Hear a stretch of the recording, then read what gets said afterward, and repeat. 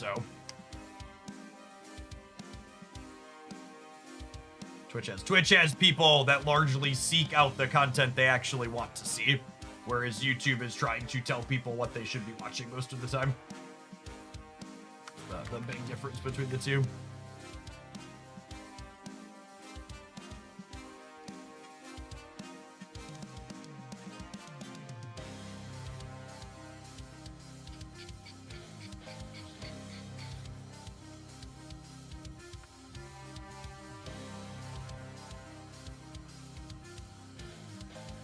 I think I found the correct use case for astral protection. Can I donate it before Clea comes out? Absolutely not, my dudes.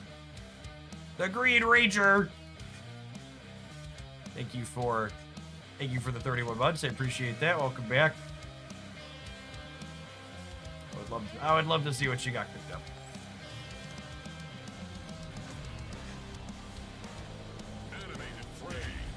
So, I've talked about this a little bit. But if I'm gonna be honest, I think even if Pocket hadn't flubbed their drops, the way content for that game is trending, I'm not really sure it has a solid content future. I do have a referral code for FlexiSpot. Yeah, let me drop that for you. Your stuff's great. The handful of people, their drops implementation was really mediocre all around, and they didn't even promote the drops like outside of Twitter. So the 7 people that got drops didn't really have a super meaningful viewer boost outside of the very first day, and even the very first day it was a worse viewer boost than like what snap drops give typically, even 2 years later. And then outside of Twitch numbers, despite the drops still being bad, like the 3 or 4 biggest Pocket YouTube channels that are still like posting daily content, they're all down like 50% or more in terms of view count month over month, May into June.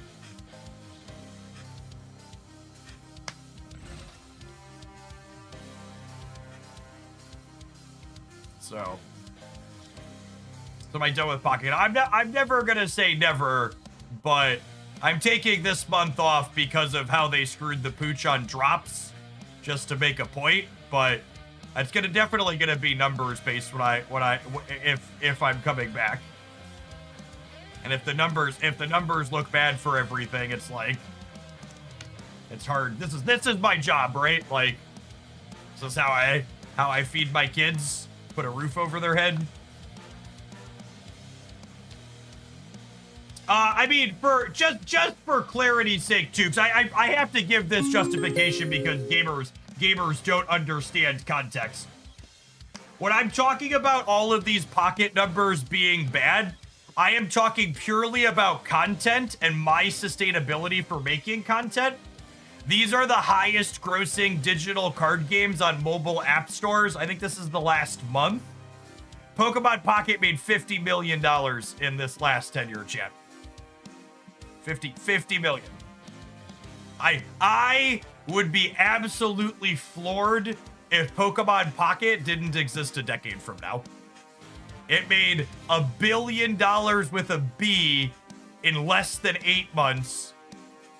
The fact that the content ecosystem is really struggling and doesn't look sustainable for someone like me, like that's one thing. But like the content ecosystem is not remotely.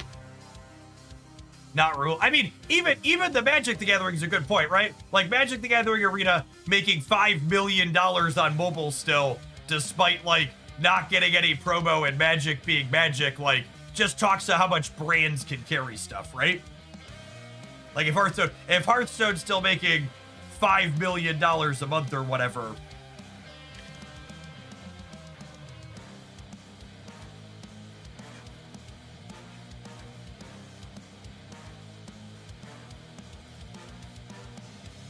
There is some App Store data out of China because, like, Shadowverse made 20 million, and this is Shadowverse NetEase, which is like the China client, made like 500,000 logged.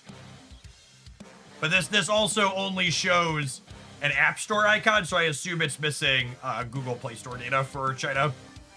And so it's harder to get numbers out of China, though. You are correct.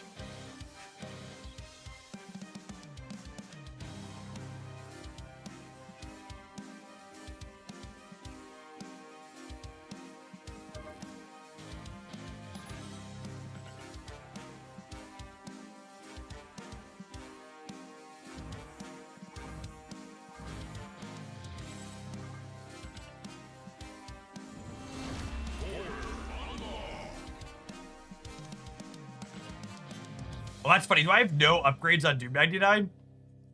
That's very funny.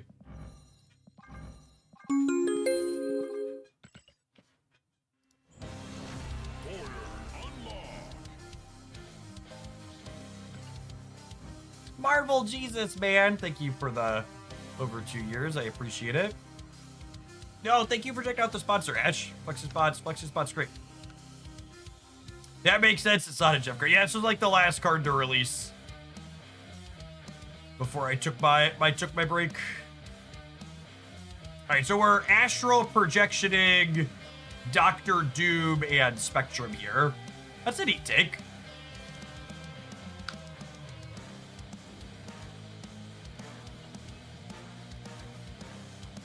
Yeah, Paper Digimon and Paper Naruto are supposed to get digital implementations this month. Which I love Digimon as a child. I think my only apprehension about digital implementations of paper card games is usually means they don't do balance passes. So like, I like that Shadowverse is looking to like do regular balance passes is nice.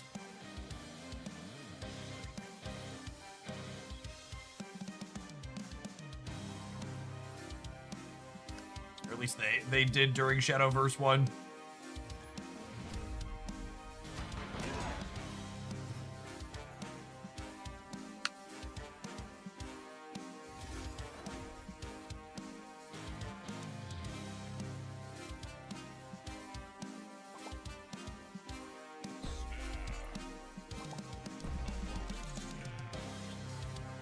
Can confirm, I have a Flexus spot in my office, and I dread ever having to move it, but certainly not going to tip over with my stuff. Yeah, I've got a monster. Yep, there are 72-inch bamboo top with three monitors across it. An Ant-Man mirror match. Wake up, sheeple.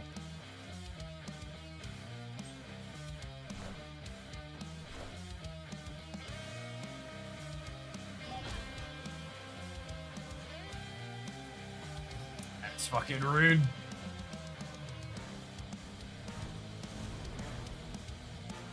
They must be playing Zoo, yeah?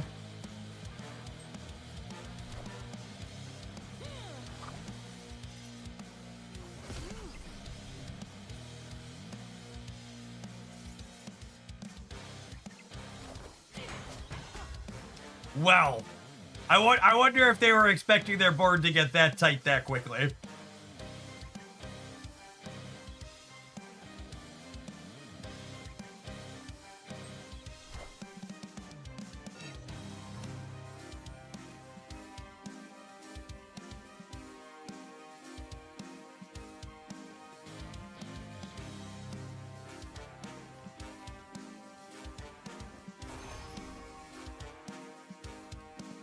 I think it's this. Knowledge is power.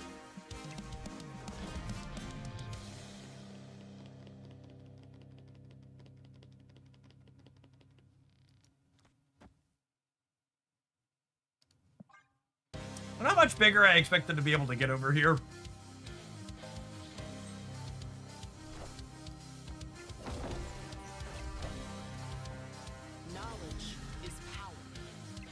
In theory, they could have a spectrum of their own, but that seems unlikely. Dubot is lovely. We can flip power 50% to flip a blue Marvel out here, too. Kazar could get them some more, yeah. Hey, and there are bummers. Does Iron Man left always just win? Oh, for fuck's sake. They have an Echo on the left, gamers. Cursed Echo blindness. All right, cool. Despite Rogue getting a little handsy there, we came out on top.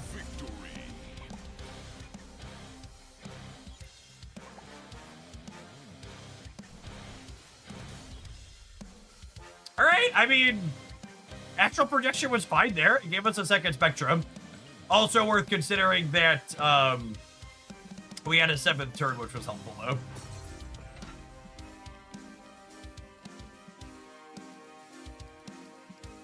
What do you think about the Sanctum rewards compared to the previous limited time game mode? I think The Sanctum rewards are exactly what I expected them to be. Easily accessible, and everybody got the new card basically for free with a nominal amount of play.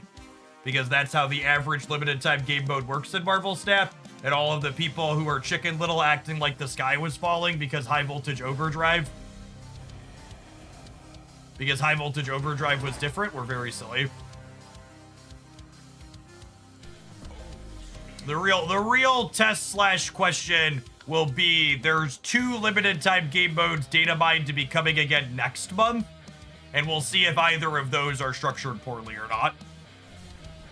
But once is not a trend, despite what everybody freaking out was making it out to be.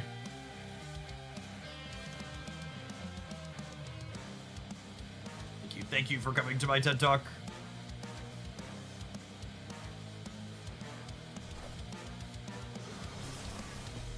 What a game!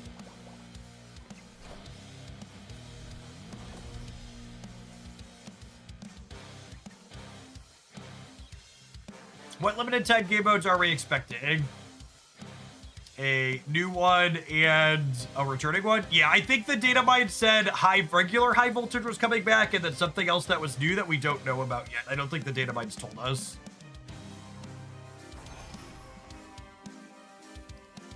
Just gonna make some Doom bots here.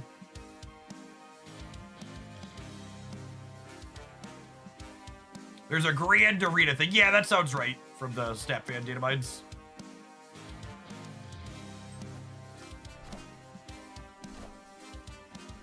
Fun fact, my video talking about how we should wait and see and not buy into the clickbait hype about Marvel Snap is dying is one of my most disliked videos on my Hoaglandia Snap channel at this point. Gamers were big mad about being told to wait and see.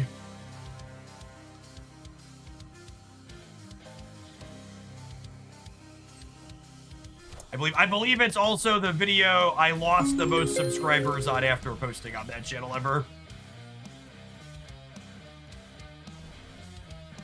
And a large number of people unsub from being told to, hey, maybe don't freak out just yet.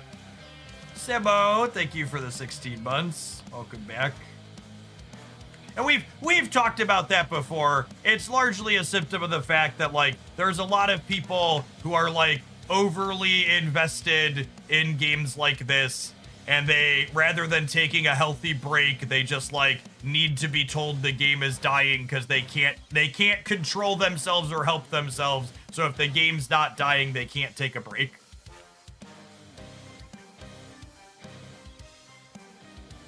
People invest so much time and money into live service games like Marvel Snap that the only way they can push themselves to take a break is if they tell themselves it's dying and it's going to be gone anyways, so I should take a break and be done.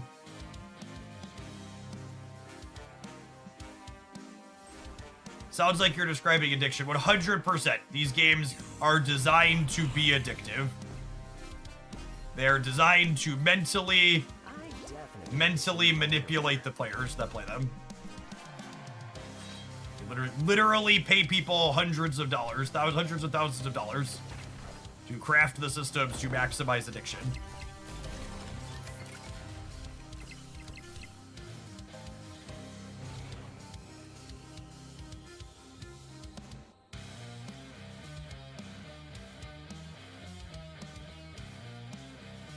Do I want a Spectrum to play for the right better, or do I want a Doctor Doom to play for all three?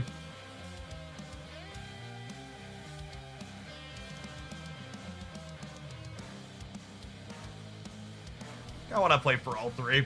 It's a coin flip because the Doom 99 bot might go center.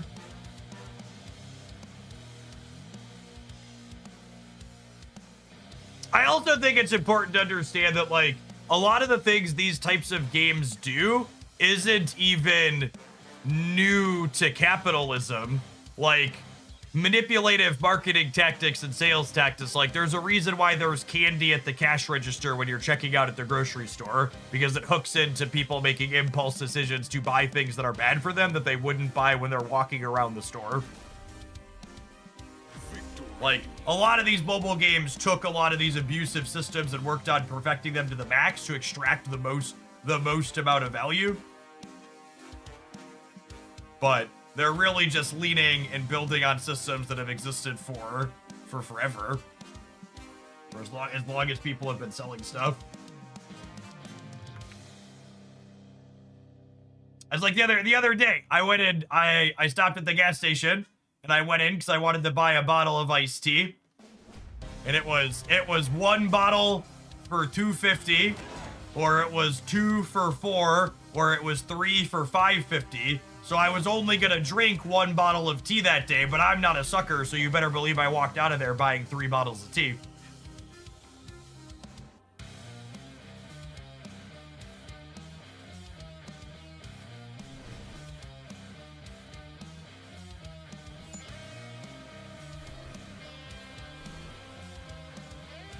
Got more value? What do you want me to do? Get less value for my money? It's like throwing money away. In the UK, they banned big food stores from doing that. That's wild. What's it like to live in a place that passes legislation that's good for people?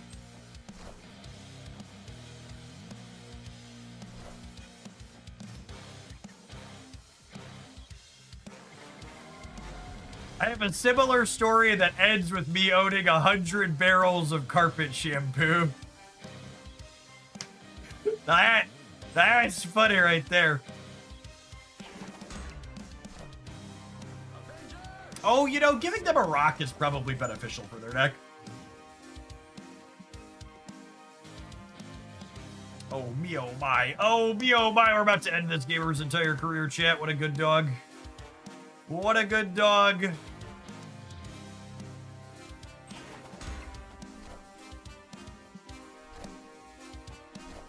Good night.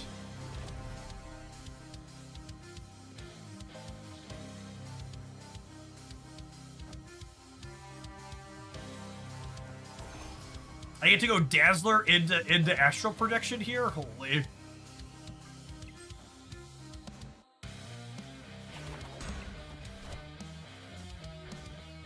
Look at this. Knowledge is power.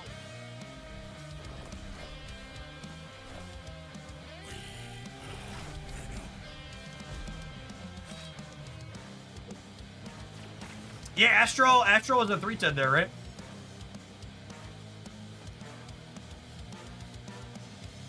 I think we just do this and play for all of it. I assume we're leaving again.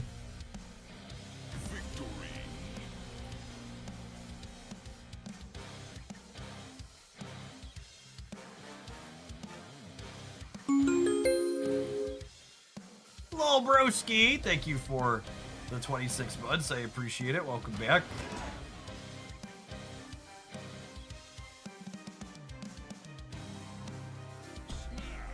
I saw a YouTube short that claimed the US and Israel do not agree that food is a human right.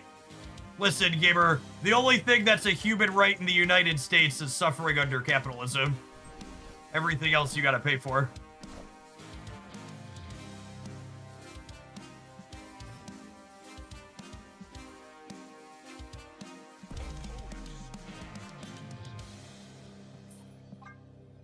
Our hands real mid here.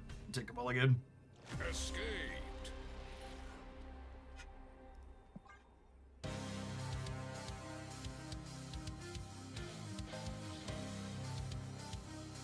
Oh, that's fair. Owning guns is a human right in the United States as well.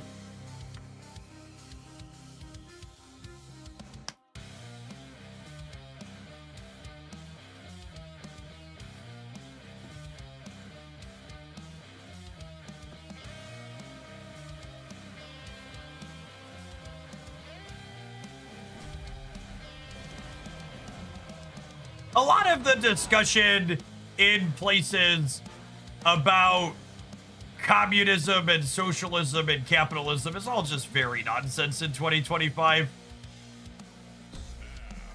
The reality is none of these systems in their purest, most distilled forms work reasonably. Like, you have to remember that the only reason large corporations don't literally abduct people to gut them and sell them for parts is because it's illegal to do so.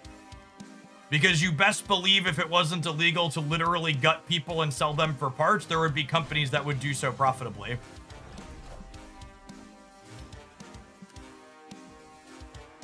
So, like, no remotely reasonable human being is telling you that we should be a wholly communist or socialist society, but, like, a healthy dose of socialism helps the capitalism go down almost assuredly, right?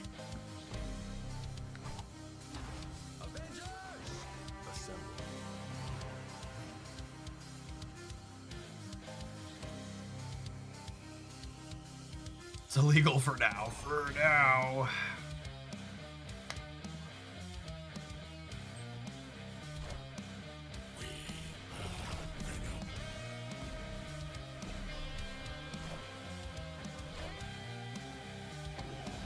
Ant-Man probably dies to a Killmonger, but for prediction still at 360 here, which is fine.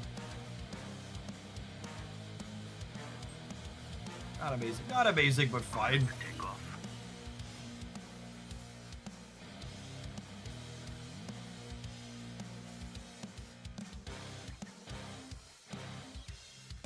Our deck doesn't seem like a very good Dazzler deck. I guess if you get Doom 99 online, she's probably fine.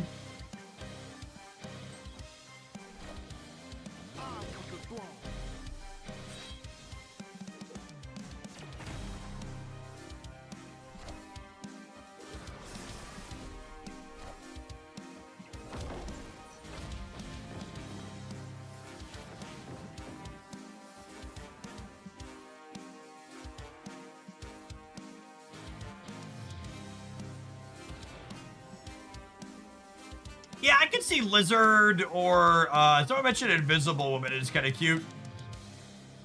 Oh, Goliath. Yeah, we should probably just be playing Goliath. Do you think Doom 2099 is overnerfed? I think Doom 2099 tends to be a deeply boring Marvel snap card that literally only sees play if it's incredibly overtuned.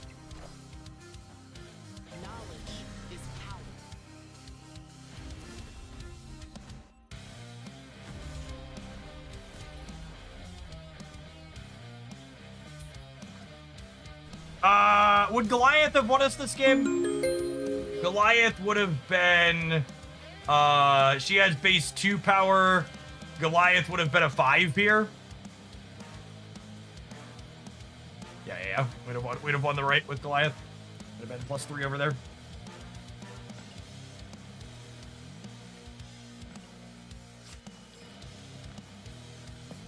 Goliath only tied? No, he would have been 5 versus 2. Oh, Spectrum's not an ongoing. You're right. Would have still lost. He's still better, but would have still lost.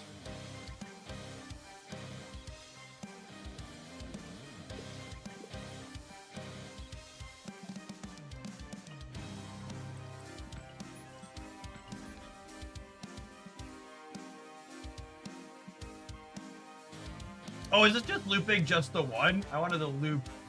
Oh, I had it on loop video. Sorry. Get some variety here. I clicked the loop button on YouTube one too many times.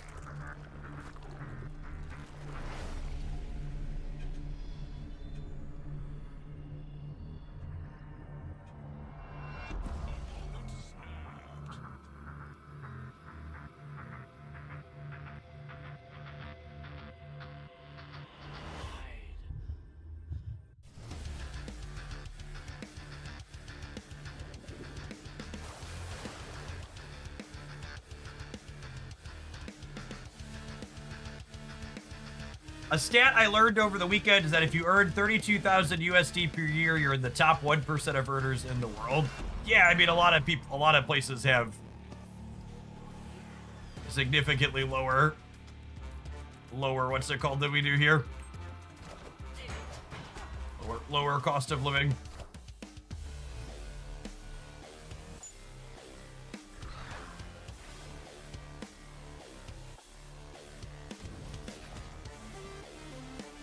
Poe's got plenty of food for their Merlin.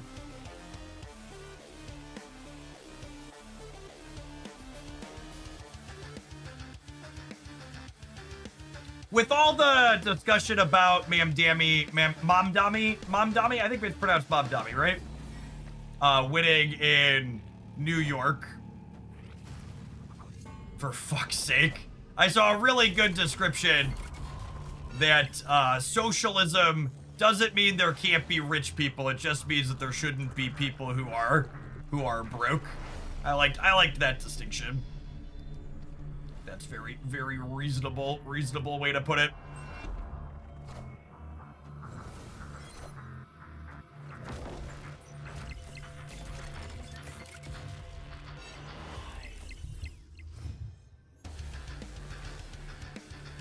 We are super cooked to Cerebro here.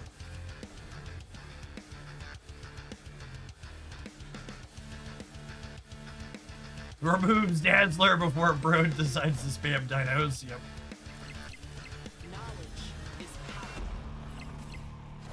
Savage Lands is up there for me for locations that should probably have different text boxes. Or be, sorry, not different text boxes, should be less common.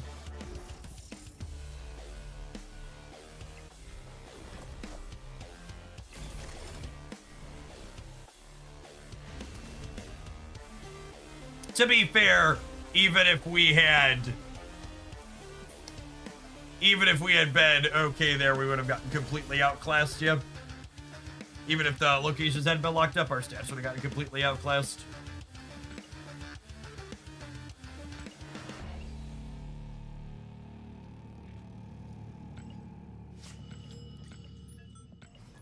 So that's what a couple more tries, but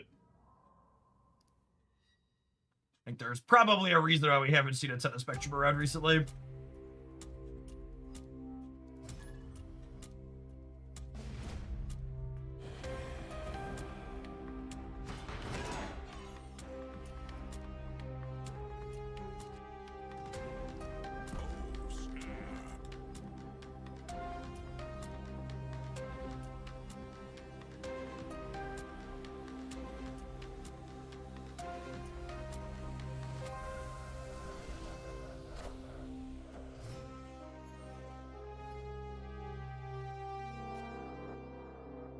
Well, I mean, we're playing a Doom 99 deck, so Crimson Cosmos isn't the end of the world for us, which is nice.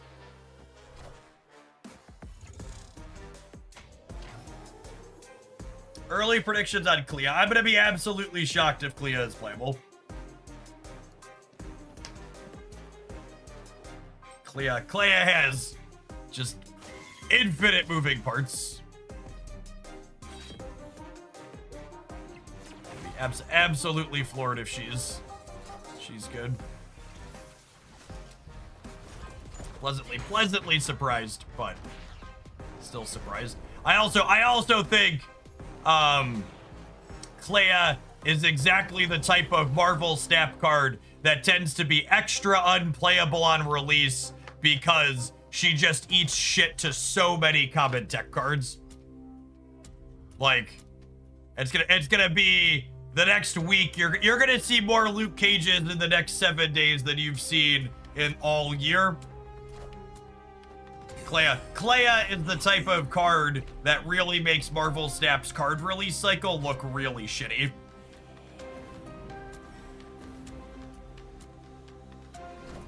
She's a really neat design that can't possibly see the light of day until can't possibly see the light of day until we have people not hard metagaming against her. Enough said, Bob.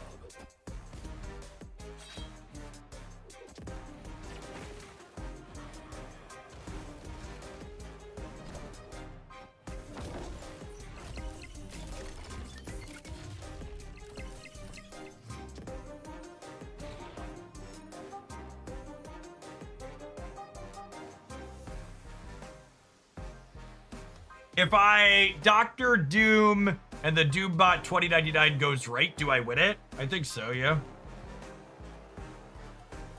I don't know, I don't want to count.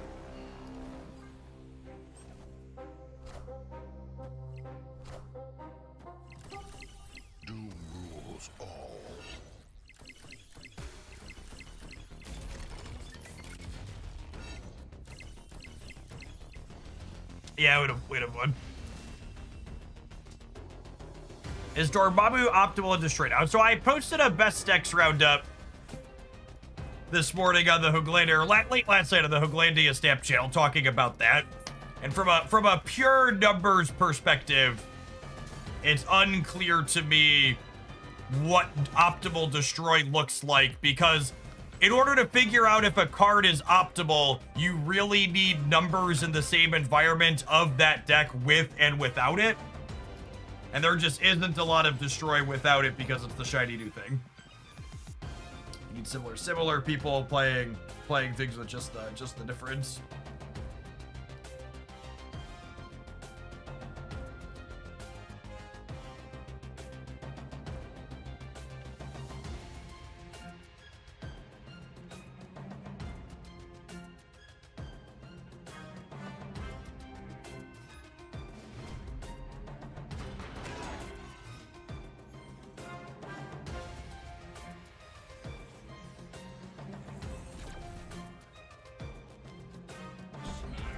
Those not the samples that I wanted for Christmas.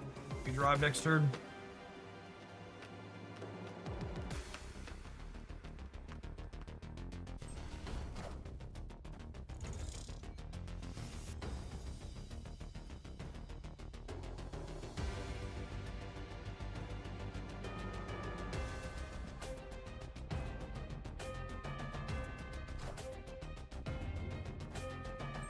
That's nice.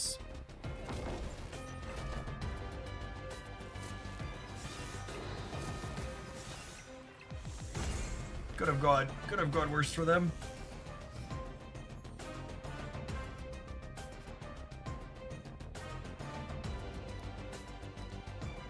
You know, seeing how this deck is playing out so far, not my dance, I wonder if there's a build of like anti-Venom Spectrum that plays Astral Projection.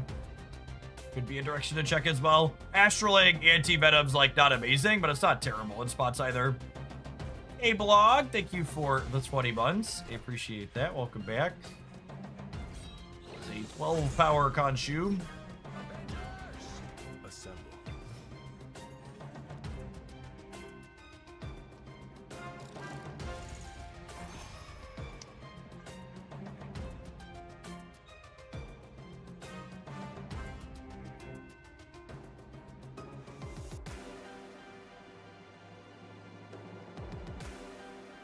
Because copying Spectrums felt genuinely pretty good.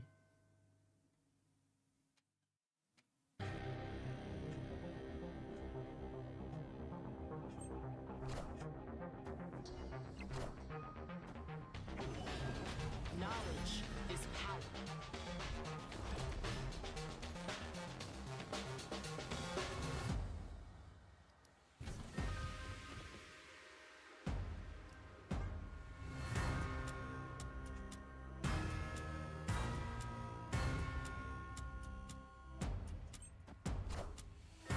I am Iron Man.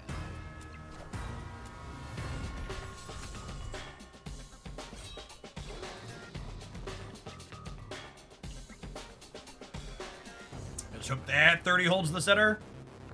A bunch of points on the left here. You have multiple auto-reveal effects as Astral Projection random. Yes.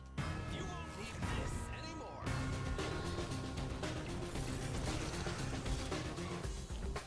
We win, yeah? Knowledge is power. 100% there regardless of where we're scored with. Victory.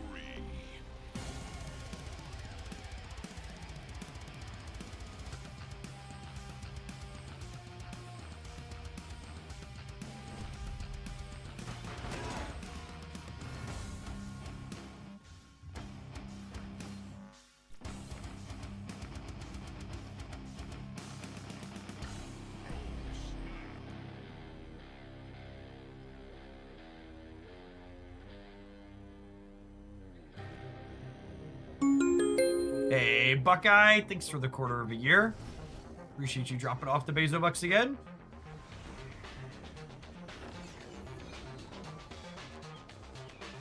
At least it wasn't an unrevealed to screw with my prediction.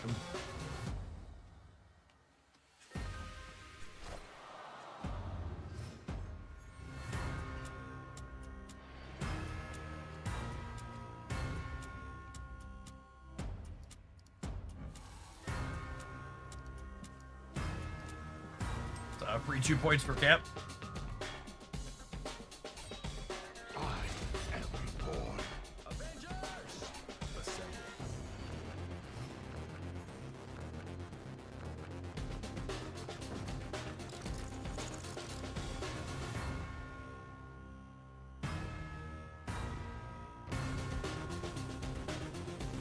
Everything turning out better than expected here.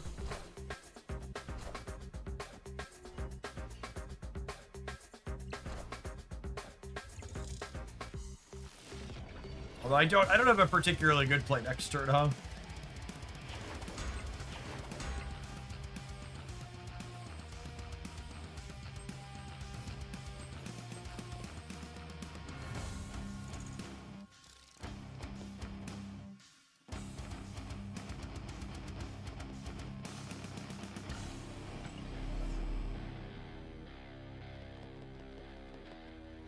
Do I want to play for here?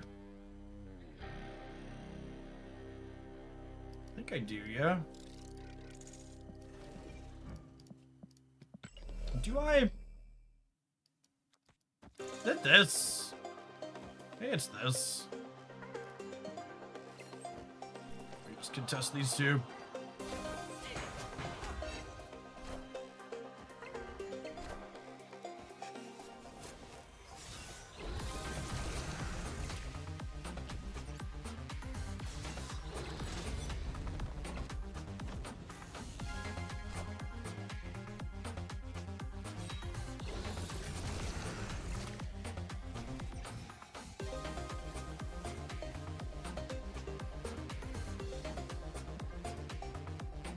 We could lose the center here. I think we risk losing whichever one we don't have the shield in, so it's kind of a flip for which one they play harder for.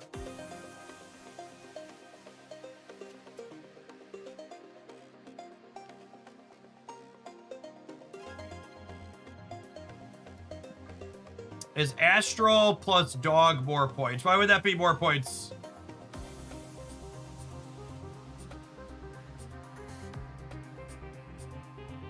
It gives Goliath +1. But Cosmo is 2 points less than this.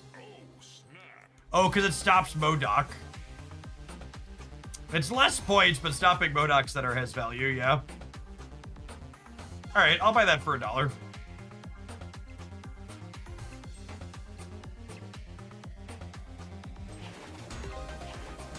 Yeah, it's one less point.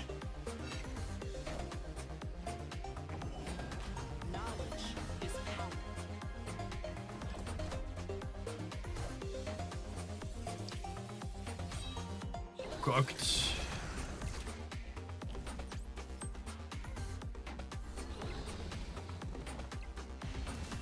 Yeah, this deck seems bad. Toss this one out.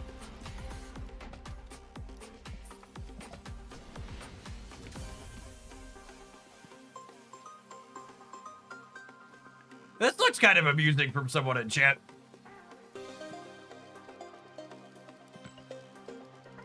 Yeah, Astral Projection wasn't even the embarrassing part about the deck. I agree with that.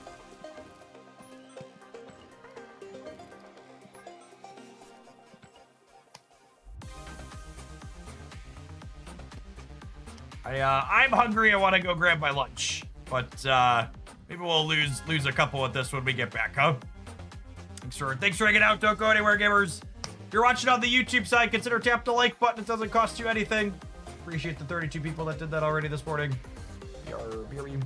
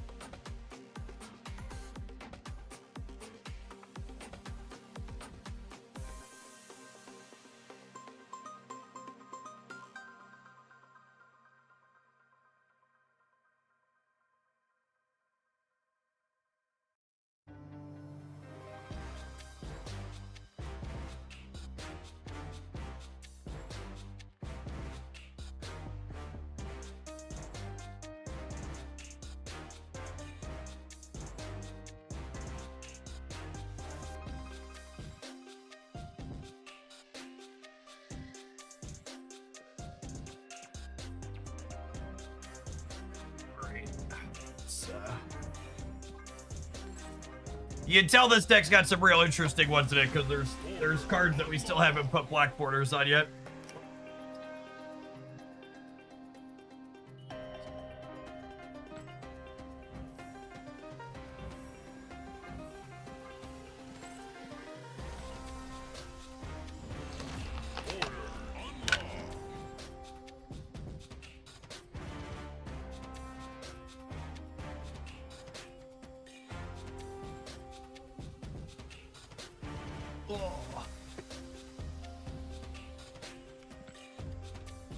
I like the idea of anti-venom with Valkyrie. That's a fun one because she resets her own power.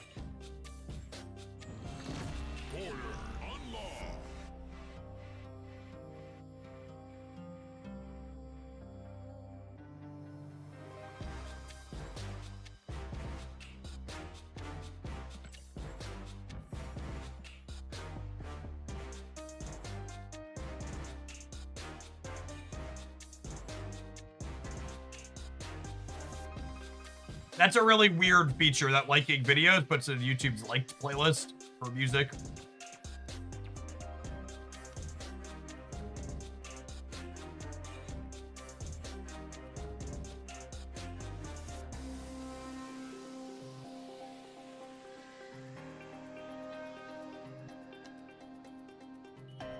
The big bill has passed the Senate.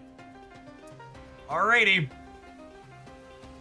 Leopards. The leopards will not go hungry. Does it have to repass the House now? Is that my understanding? Or does it go to his desk? Because they made changes to the Senate, right? So it needs to repass the House.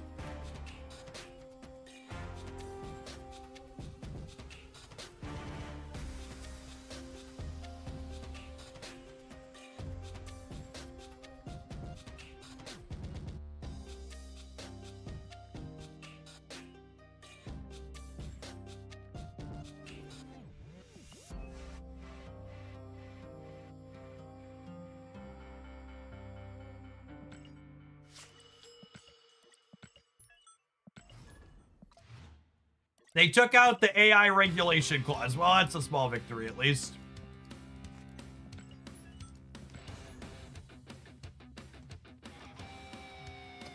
I don't know. I'm super jaded.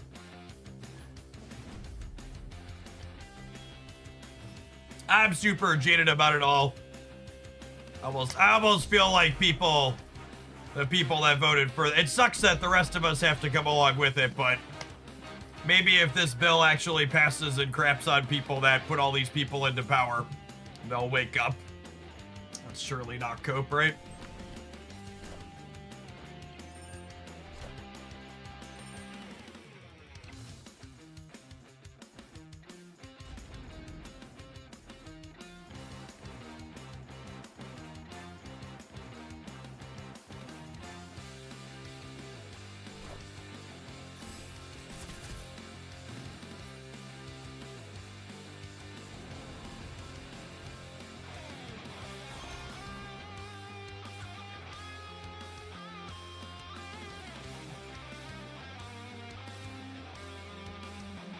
Circe and Alliance seem kind of bad here, yeah?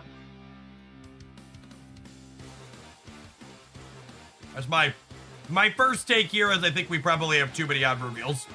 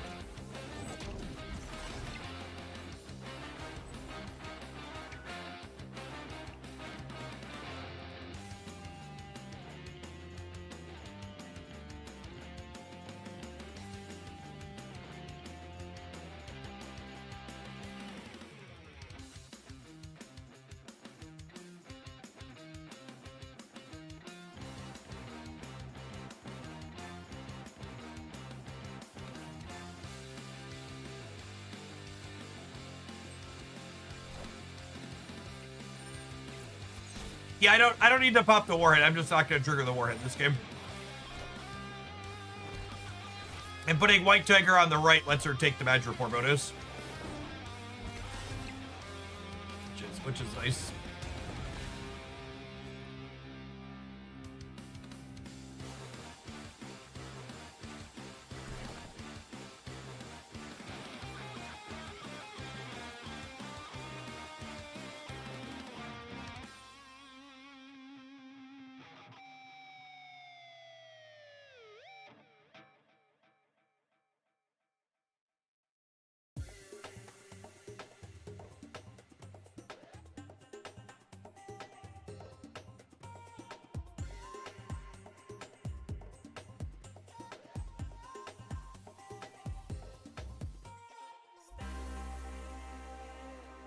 Do gamers really think they're about to cannonball my White Tiger? I mean, I guess they could. I think we're cooked either way, gamers.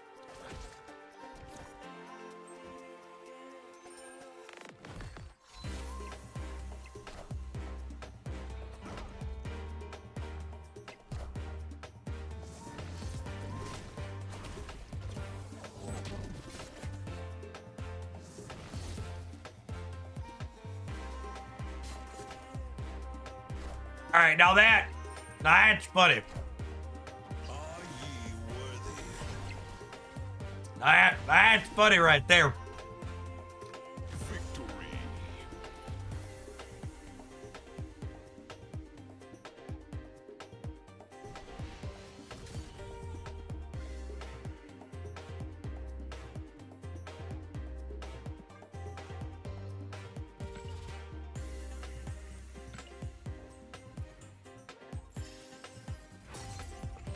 All right, I think Circe and Goliath here don't make sense. We're rarely going to have priority for Goliath, and I don't want to astral into Circe most of the time.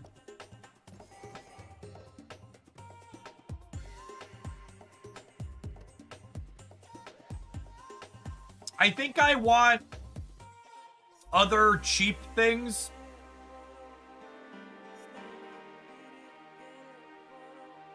Do you want a copy of Wong? Honestly, Wong's not a terrible idea.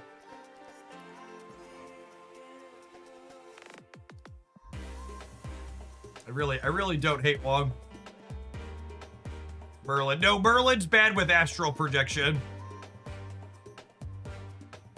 Howard's interesting. It could just be like Iron Man. Kale's a thought. I don't hate Kale.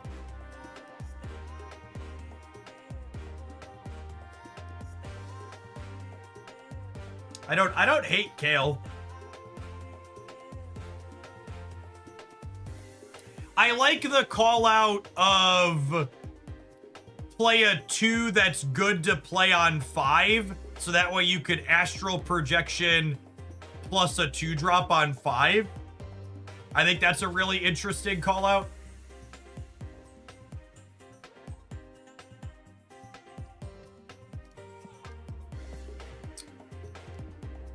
Can we just play like Mercury or Jeff?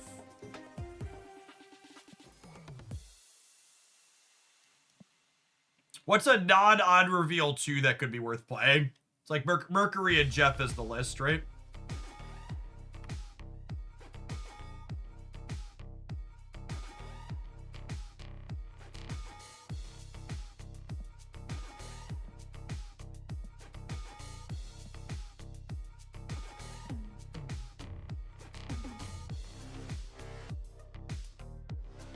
Yeah, I think I'm gonna play Mercury.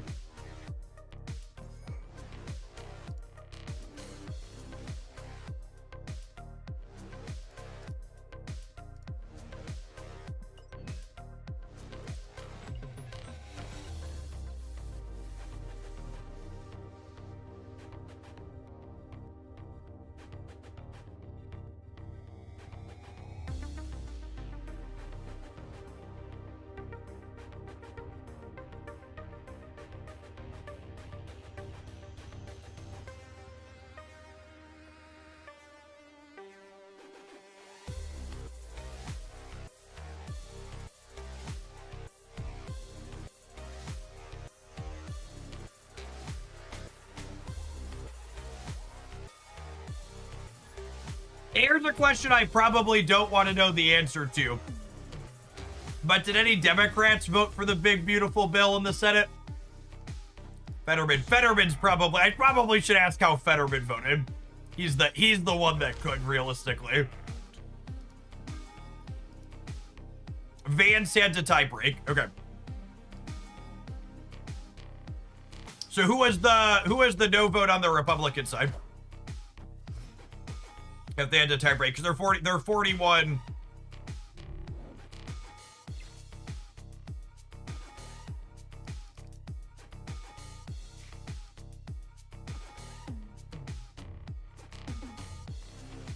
They had three.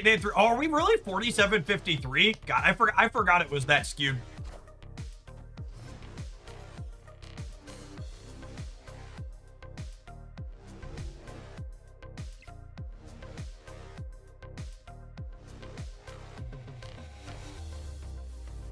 It's all just theater. They calculate exactly who can say no. I don't think that's true this time around, based on the fact that Tillis announced he's not running for re-election because of how everything's played out. In general, I'd be inclined to agree with you, but I think really weird not playing this into Shuri Slam.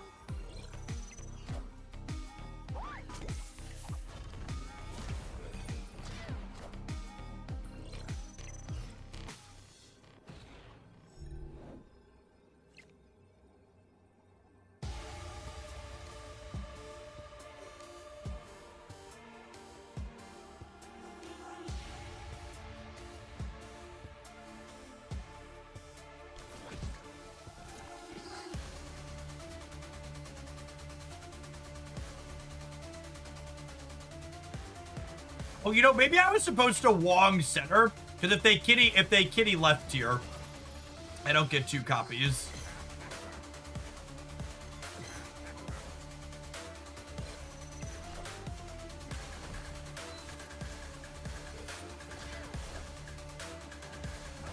Unlucky.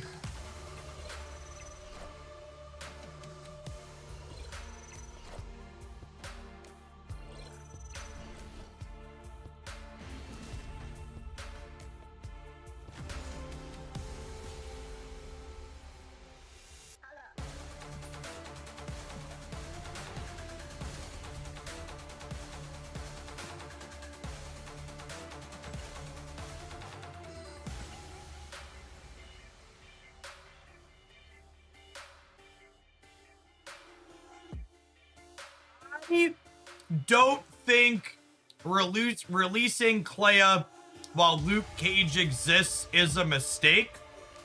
However, I think it's an immense mistake to release Clea as the only card releasing on a given week when Luke Cage exists.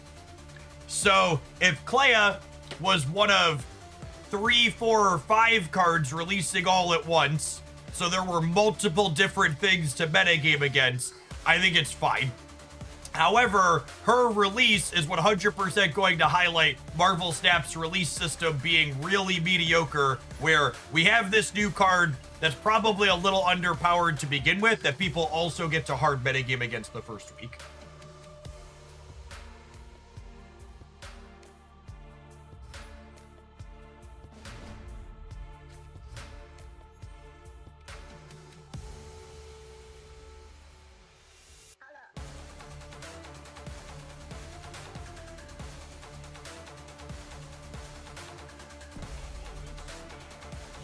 Merlin also hard counters Clea. How do you figure?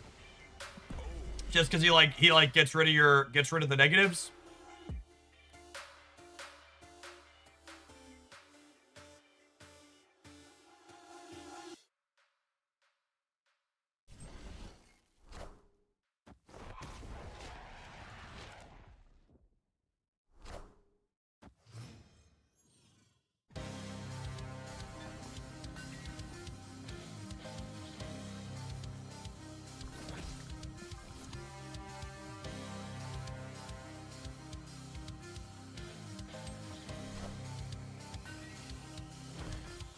The real question is, do people even bother metagaming against Clea? So, the problem is, you don't really make your deck worse to metagame Clea. She's the type of card where, like, most decks are probably better if they play Luke Cage, right? Like, how often do I say play more Luke Cage on this stream?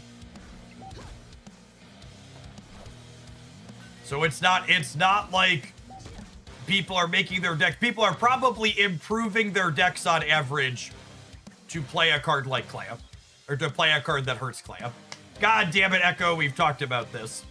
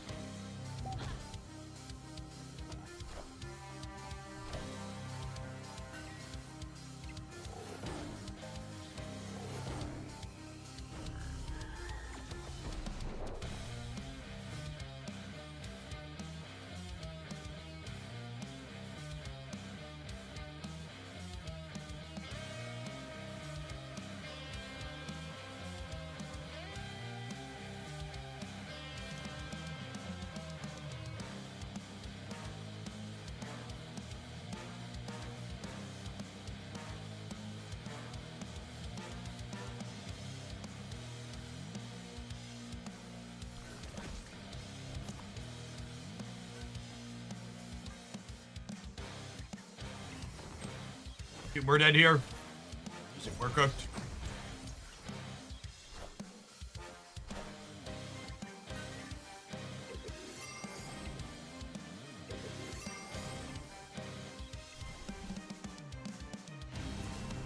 Oh, I forgot. I forgot Luke Cage was gonna stop Valk from shrinking our stuff. I should have put Mercury on the right. Bit of one. Oh, wait. It wasn't that Valk didn't shrink our stuff. She made all of these bigger. It's that this star brand had its penalty. That's funny. Luke does stop her from shrinking our stuff. We just didn't have stuff to shrink.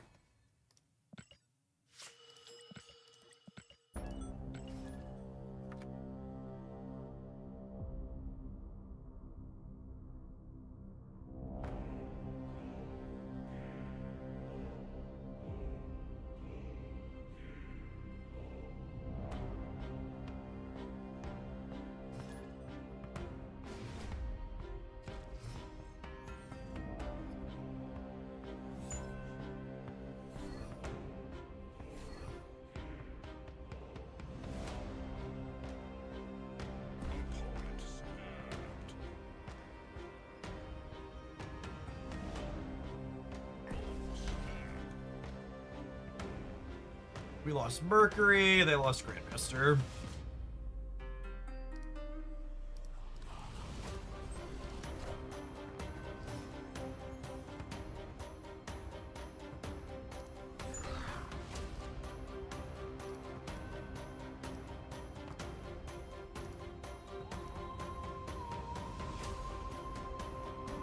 Nothing to do.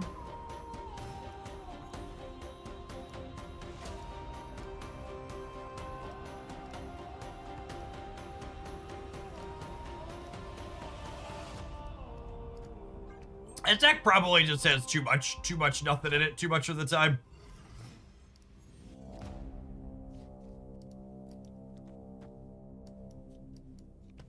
So I guess we fill the board with cats.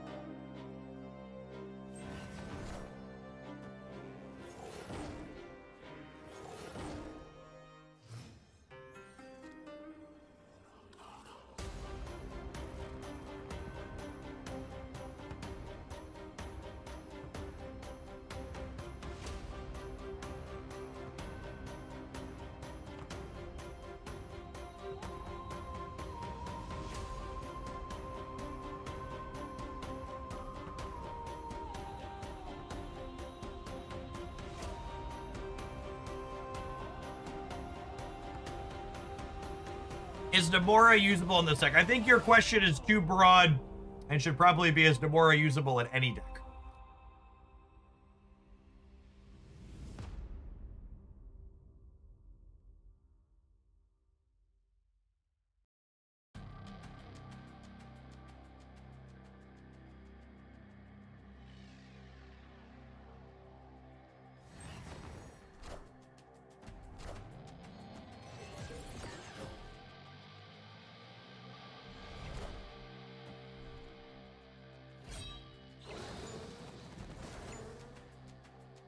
Did we lose to Bullseye with Collector, maybe?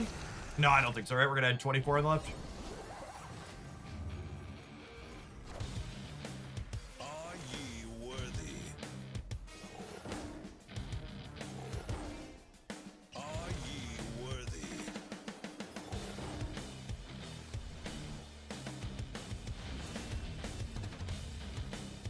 Victory.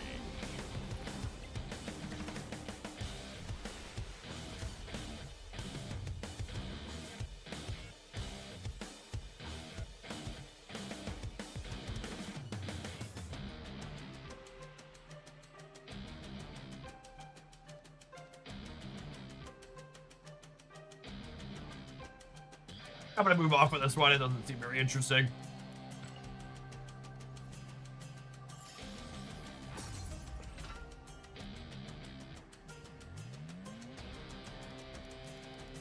All right, I imported some other stuff. I had a best X roundup for Snap post last night. I imported a few things along the way. How about we play some discard ourselves, huh?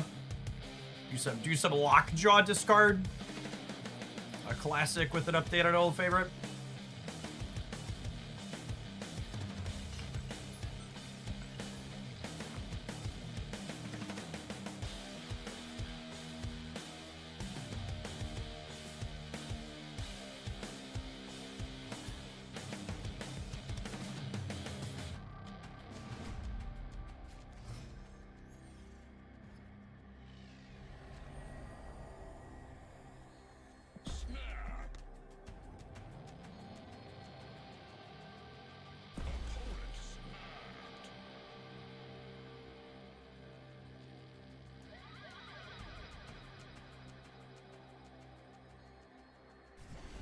Good evening, Alex.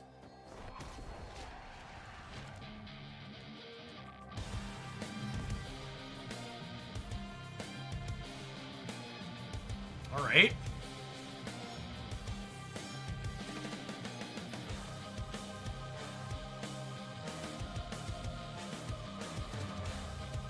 Squad's interesting. I guess we do this.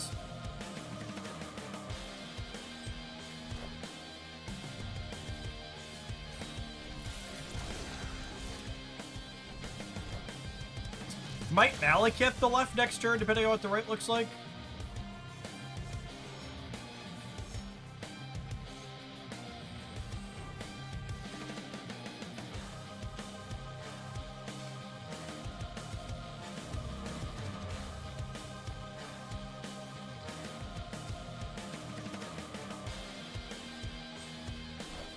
Just an idea of what we're gonna have over here.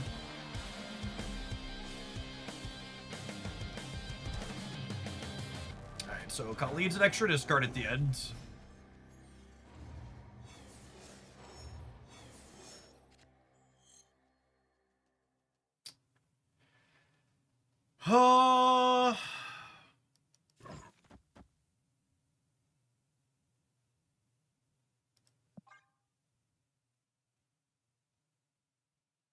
I think it's this. And we'll see where we end up at next turn. Dodge a Viper, we can dodge a bomb.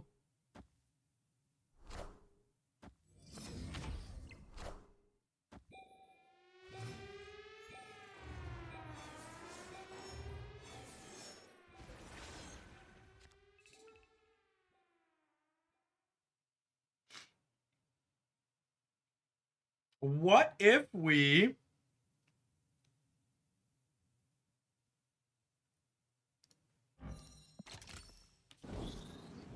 We lockjaw the Modoc. And then next turn we can Khonshu plus Scorn.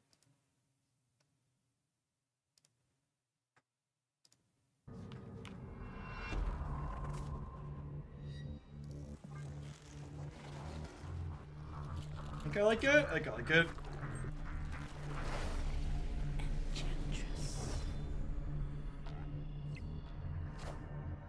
You won't need this anymore.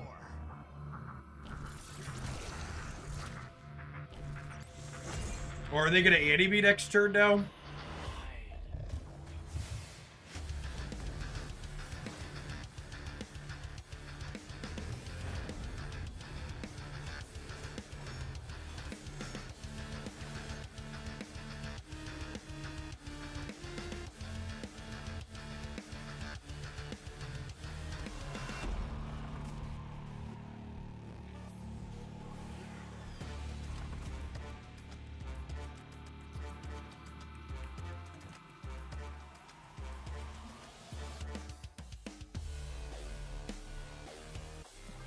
I guess this isn't amazing.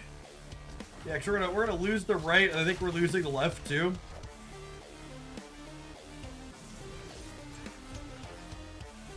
Yeah, Wog's only bringing back one card. We're not winning the left. We'll win the center by a big margin, but it doesn't really matter. Well, I guess Dracula's random too, right? So it's not even a guarantee.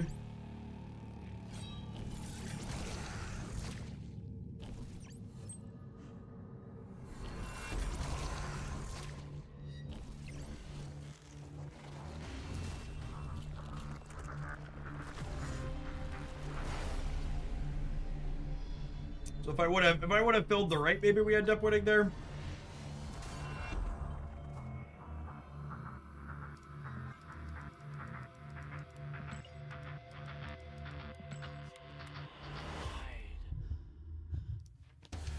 Alright.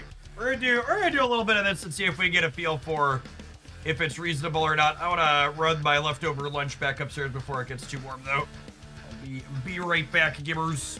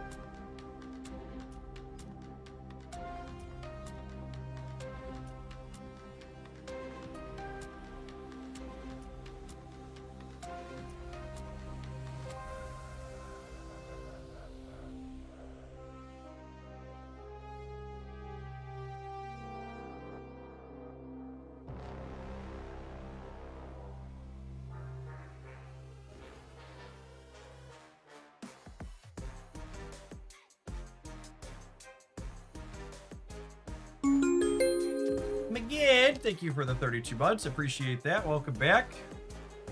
And it's music for the game. So these are looped previous soundtracks from Marvel Snap because their recent patch broke the in-game music.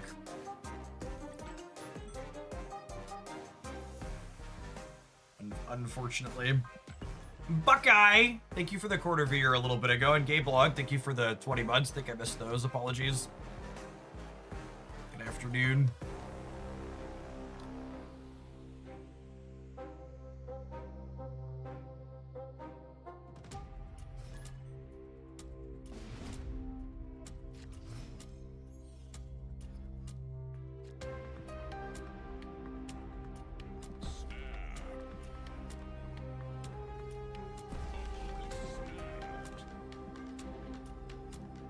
Oh, you do hear the notifications from subscribers, yeah. That's funny. Yeah, I'm sharing my entire desktop audio instead of capturing just single applications. It's not ideal. Hopefully Snap gets their stuff together here soon.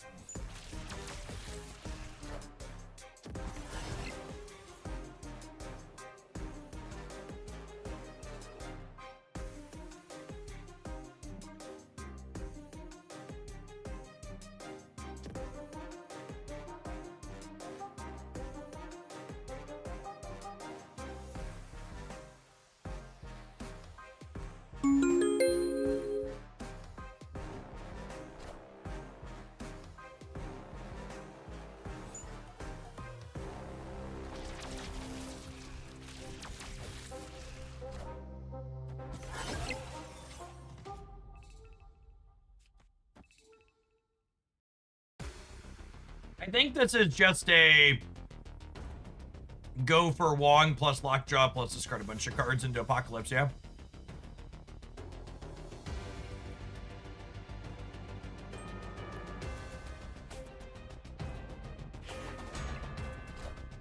And honestly, with the Corvus draw here, it's probably right to Corvus plus Glaive. Uh-huh. Now it's this, right? We do this into these two.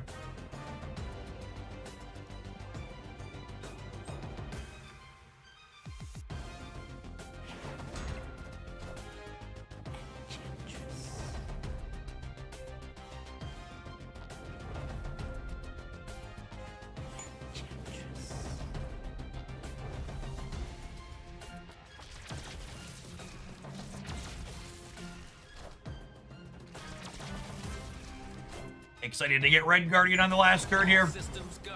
Hey, we're beating Enchantress. We're not beating Red Guardian.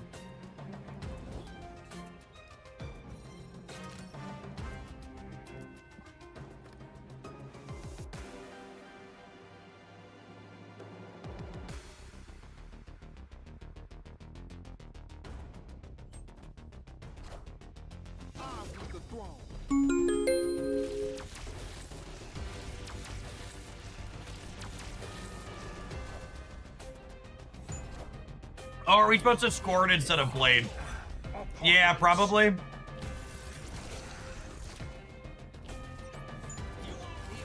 That's a good take. Scored could mess us up.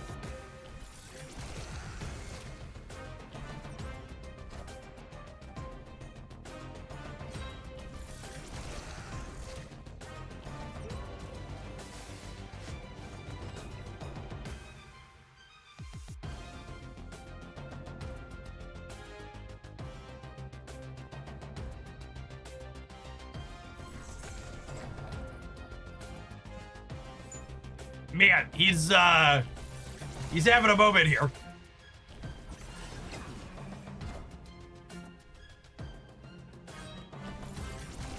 I think it turns out that the score is going to be big enough, gamers. That was a really weird chug, yeah. I am reborn.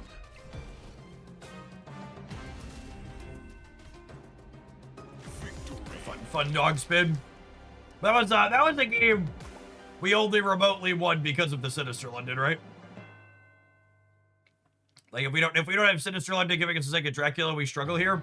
I guess we could have had Mobius or Morbius, but he would have gotten Enchantress, right?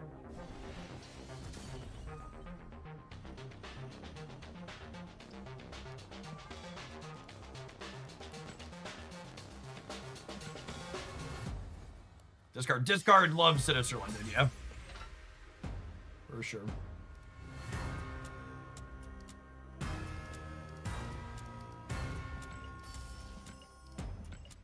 So folks asked about the timing on Malekith reveal versus Dracula. Malekith and Invisible Woman reveals always flip up before end of game effects happen. It's the timing you saw there in effect.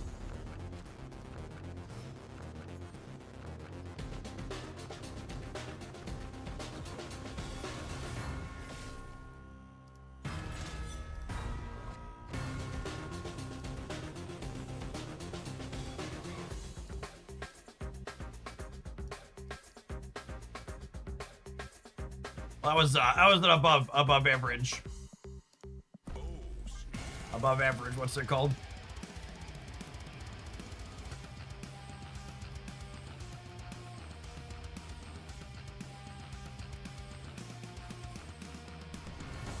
If we fill the Sanctum, Apocalypse still gets +5 power. Really? That's an interesting interaction. That makes sense thinking about it, but I don't think I would have realized that without you saying it.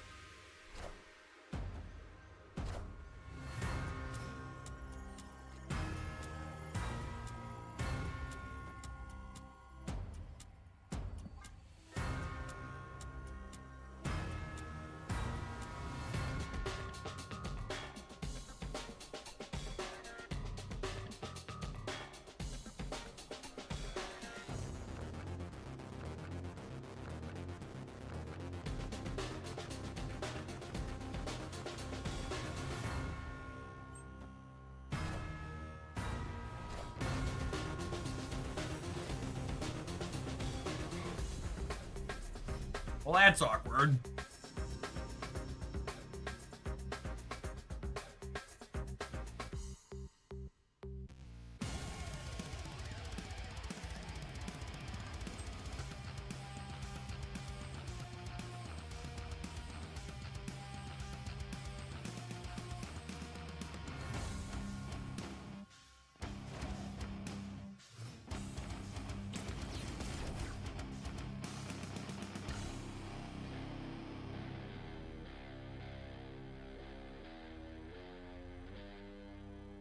I mean, this is guaranteed to get Scorn plus Malekith, yeah?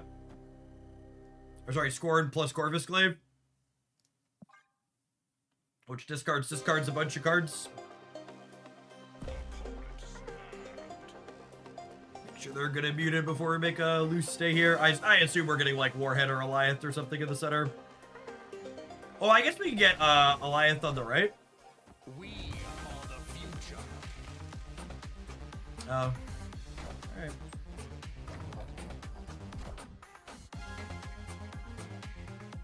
And was this Warhead on turn 5 then? Because they had Daredevil? Cool, cool.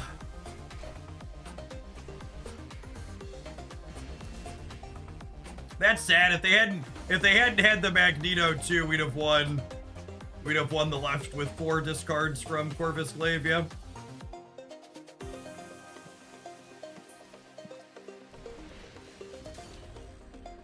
This deck is feeling like one of those moments where I looked at it on Untapped and it like had good stats on Untapped, but playing with it, it feels like the people who had good results this deck must have been playing a completely different game than me. It's like, this is just, it's not, we have just gotten pushed around and had our stuff interacted with aggressively in every game that we've played so far and not felt competitive. The only game we got on the scoreboard, we had the assist from Sinister London.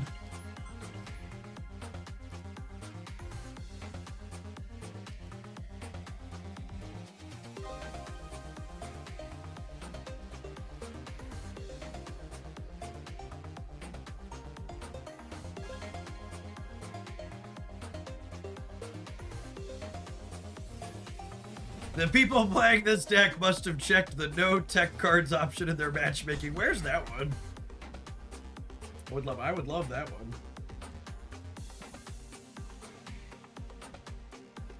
Do you think Clea will make Joaquin Torres viable?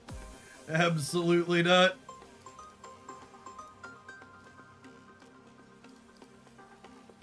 Oh man, I don't know that Clea is gonna be viable on her own, much less making an unplayable card viable.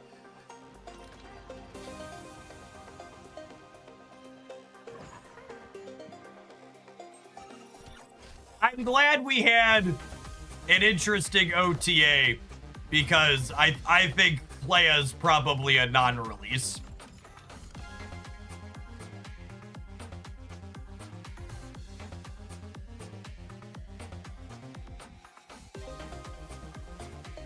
We're gonna spend the afternoon trying some stuff out, but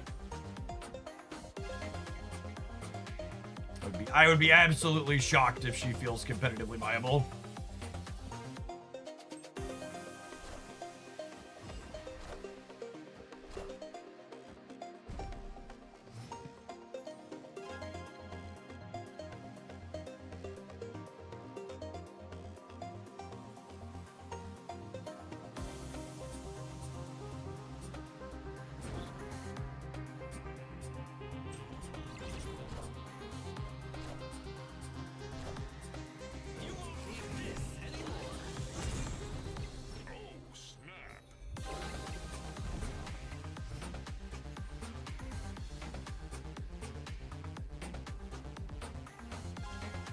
Right, scored's a pretty good draw. Second only to Apocalypse.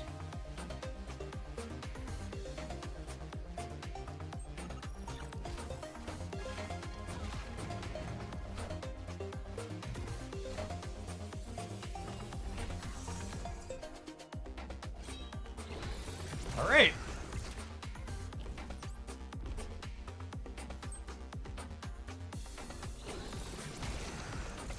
Opponent mostly tried to race us and was not good enough here.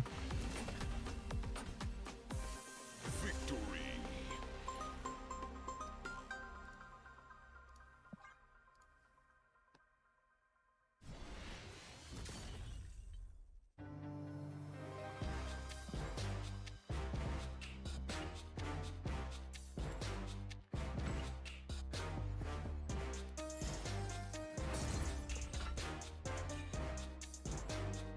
Clea has Toxie-Doxie synergy.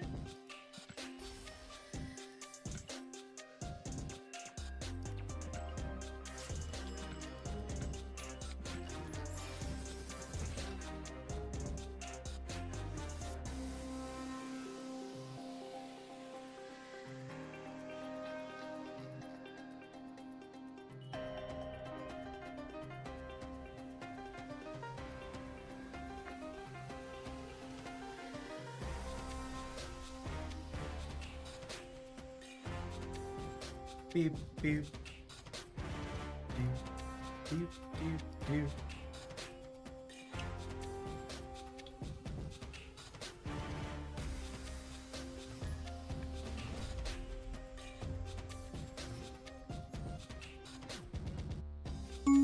Hey, Chaos Gregor. Thanks for 19 months. Appreciate the year and a half. Welcome back. Our fellow Lockjaw enjoyer, perhaps.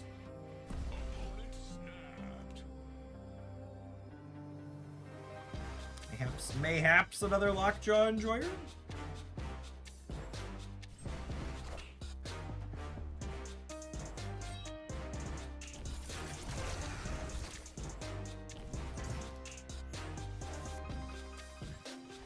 Beep, beep, beep, beep, beep, beep, beep. Are 1-5s good, chat? Eat your heart out, Hydra Bob. You wish you were as good as my blade.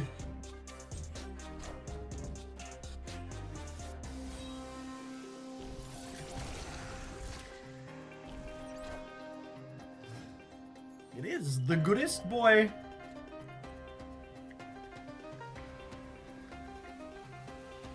Is it crazy to play scored here?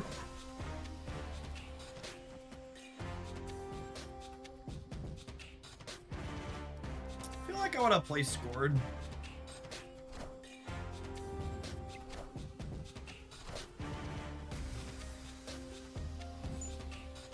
Black Cat. Are they hella?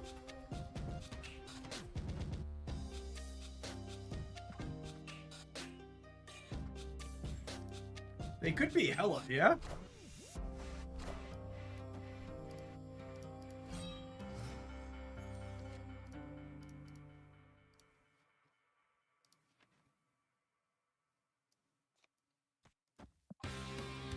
Yeah, that's a Scar. They must be hella, huh?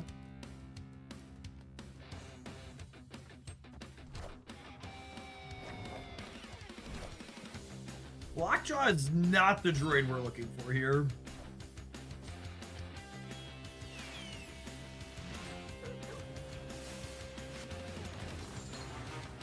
All right, MODOK.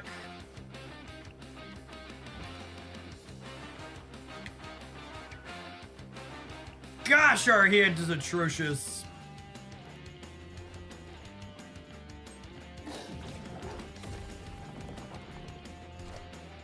Minions to me.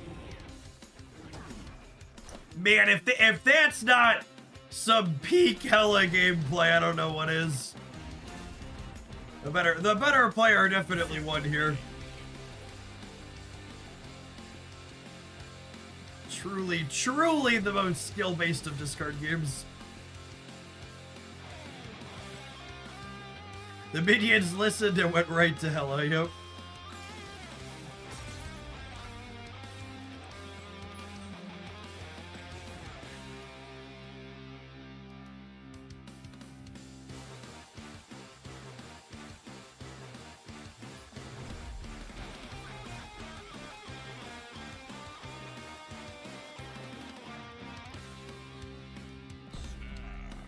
To me! Wait, not like that. I'm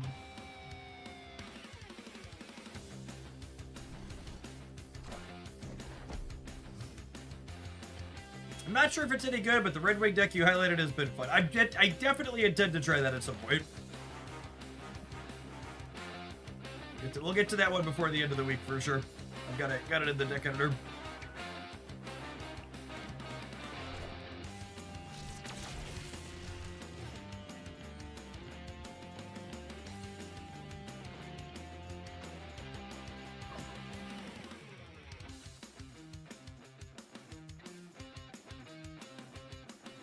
Has anyone tried Lockjaw C2? I would be surprised if that's good. I feel like you want to be disruptive in that deck whenever possible. Now I could see I could see a world where Red Guardian's good in C2 as other disruptive elements.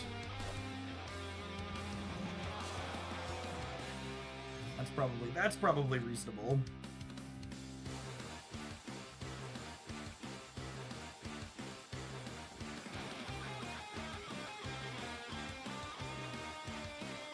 Could be a good Lockjaw game.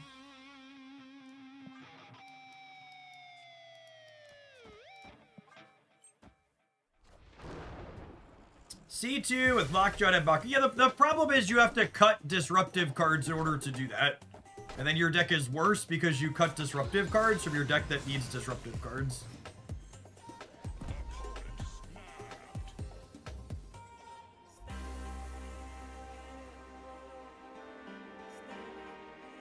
Those were not the droids we were looking for.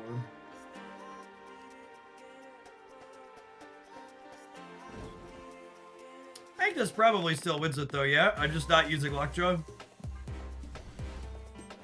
Or just not playing for the right.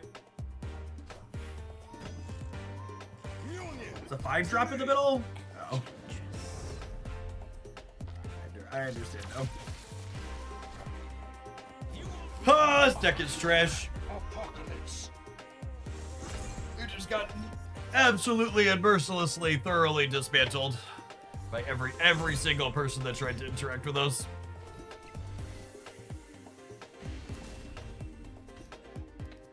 We didn't even get Red Guardian on Dracula that much, and we still just like couldn't keep up.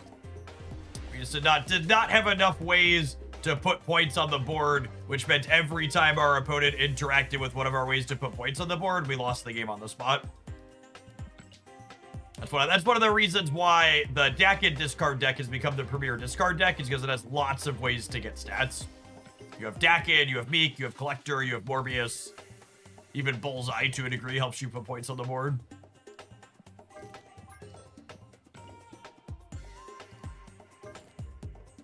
All right, gamers. How about we do some of this?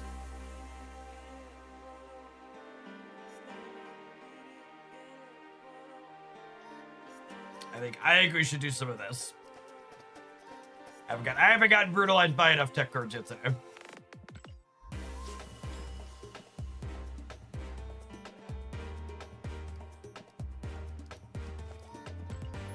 It's a classic. It is a classic.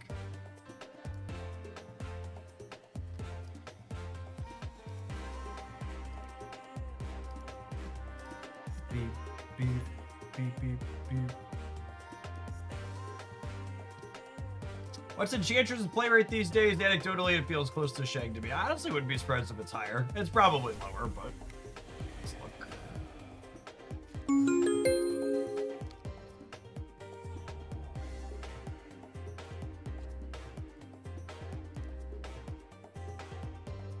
She's about 50% of Shang-Chi's play rate. Shang-Chi's 30 to 35%, Enchantress is like 14 to 17%, depending on the slice. My favorite part of being here, and yes, I remember meme Mondays and diaper streams, is watching you evolve into peak dad energy over the last 8 years. Oh, me too. What's going on, Kyle?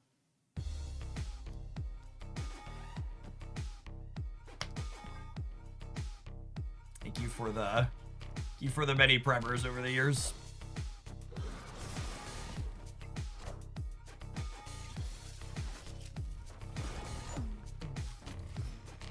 Dormammu with Maria Hill. Interesting.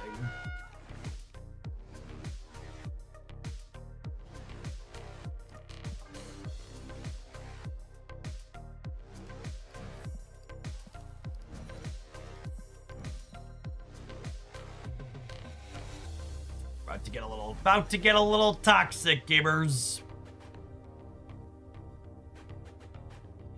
We gotta get our hazmat in before Clea releases and everybody adds Luke Cage to their deck.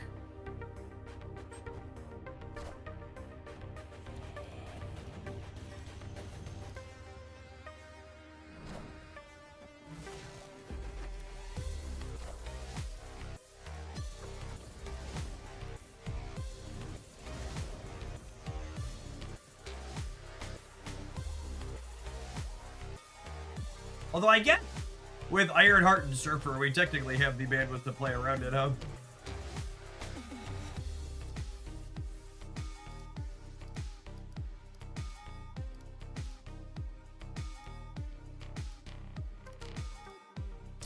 This deck is not all in on just the hazmat plan, which is nice. This is one of the few things you can be doing.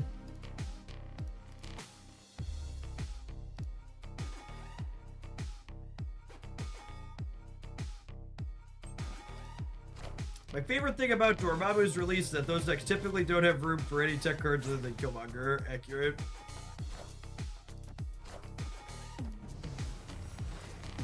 Oh, they're playing Mill. Sure.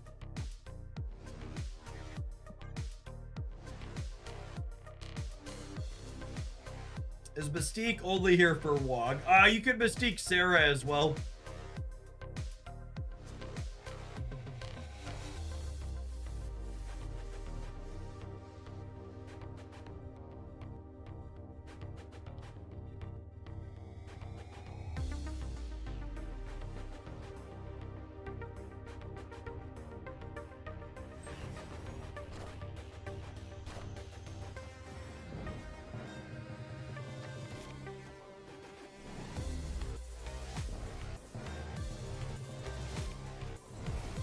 Wow! Holy.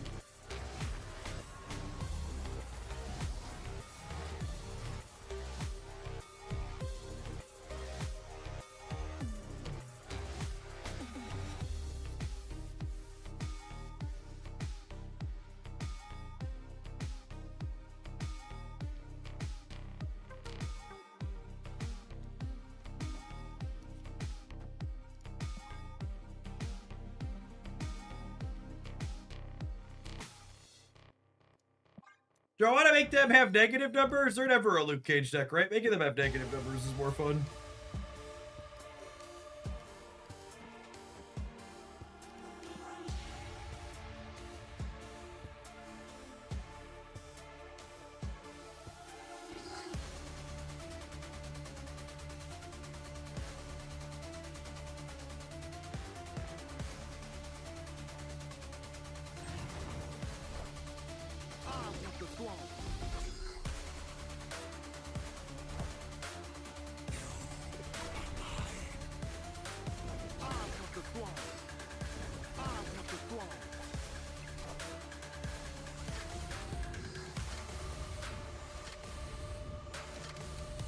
Sugar, we're going down.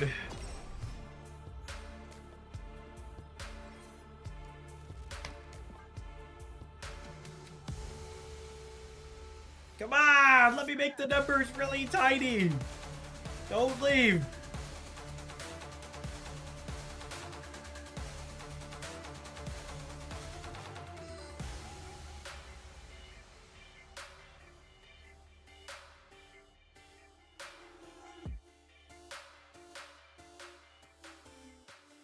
Luke instead of Surfer, so you can Odin on 7. I can Odin on 7. Why do I need Luke Cage? I want all the numbers to be real little. Are ye worthy?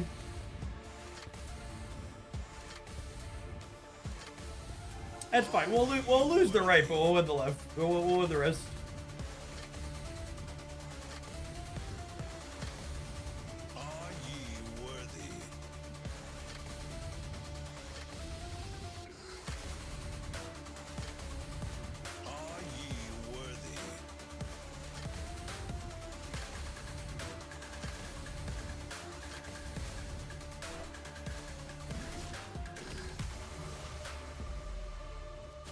Oh, that's funny. They failed to summon Dormammu because the rogue was indestructible and couldn't be destroyed.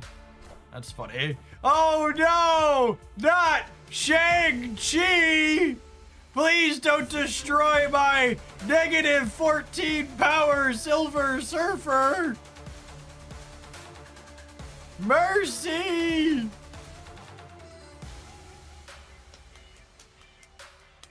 We found the perfect deck for your win a location with 10 power or less. We've nailed it.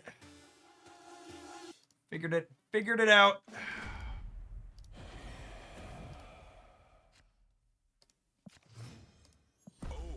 Also win a location with 1 card, yep.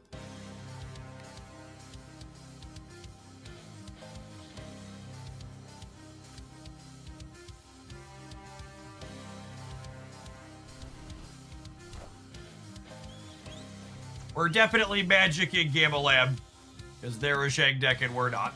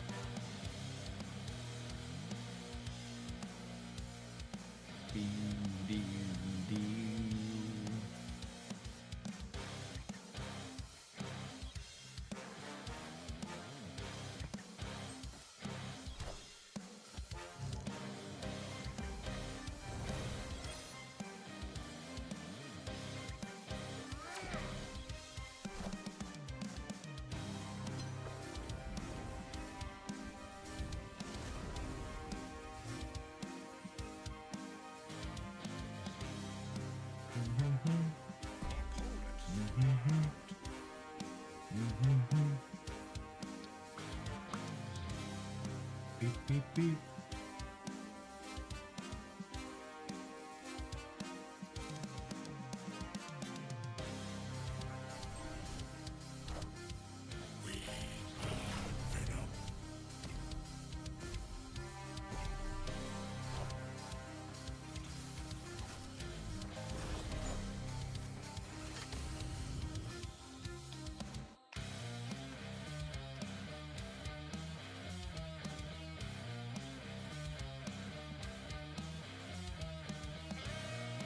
So now we'll go Wong into Mystique, Cage into Odin.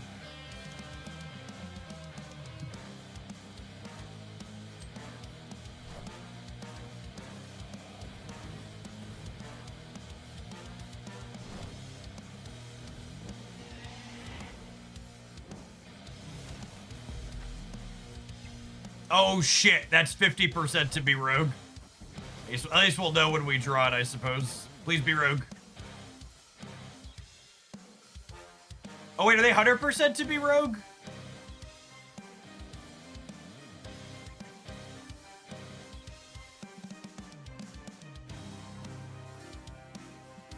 Yeah, that must have been what they snapped on, yep. That was our second camel drop.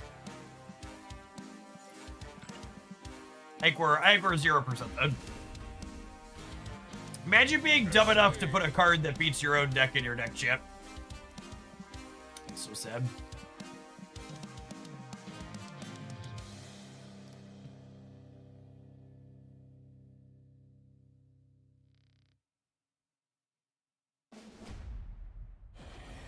Couldn't be us.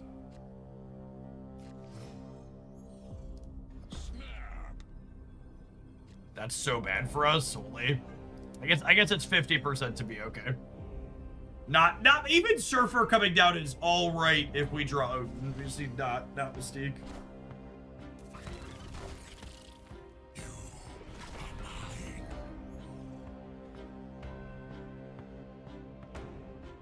Ooh, that's potentially a fun one. Oh, August.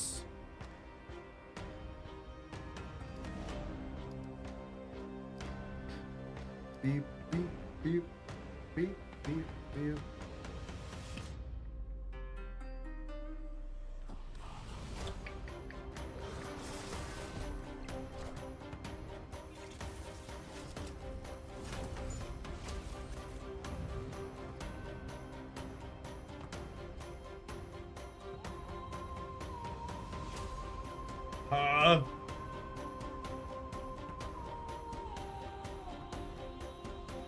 Is Titan ever relevant for me? It might be, I guess. We'll put magic on the left.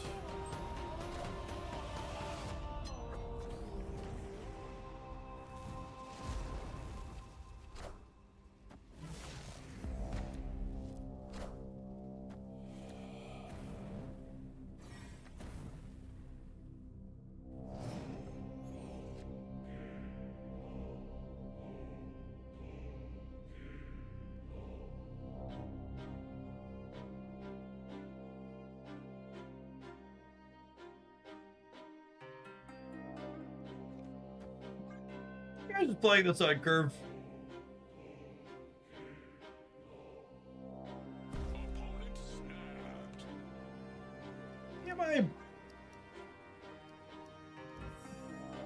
Yeah, I'm saving it. I'll put Sarah on the Citadel, yeah.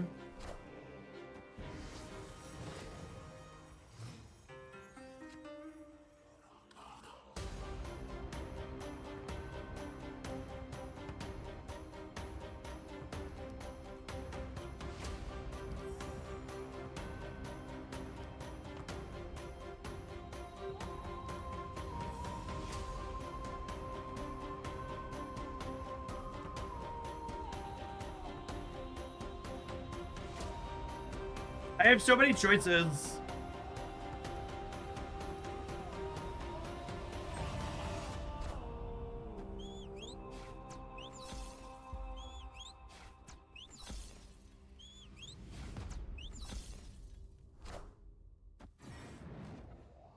Oh, they're killing it. Yeah, that makes sense. Yeah, that makes sense.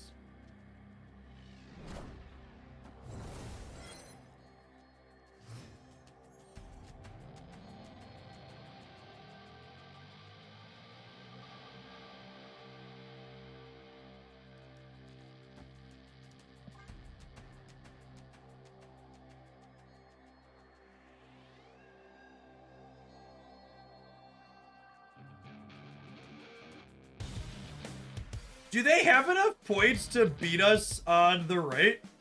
Or the left. Like, their only thing that makes a number is Dormammu, right?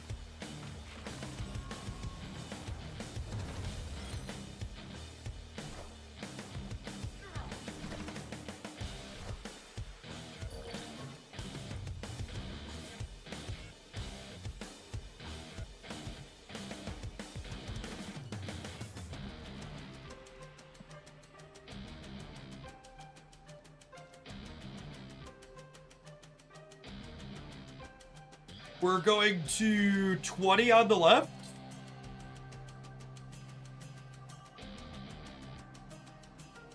Oh, yeah, we're definitely staying.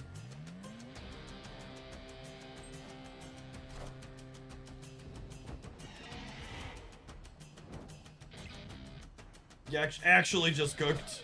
Nice deck. Imagine! Oh, right! I forgot about Luke Cage giving us +4 over there, too. We're going to 24, actually. Imagine putting cards that add points to the board in your deck instead of just things that break your opponent's shit. Couldn't be my opponent. Wait, I'm supposed to make points, Jeff? That can't possibly be true.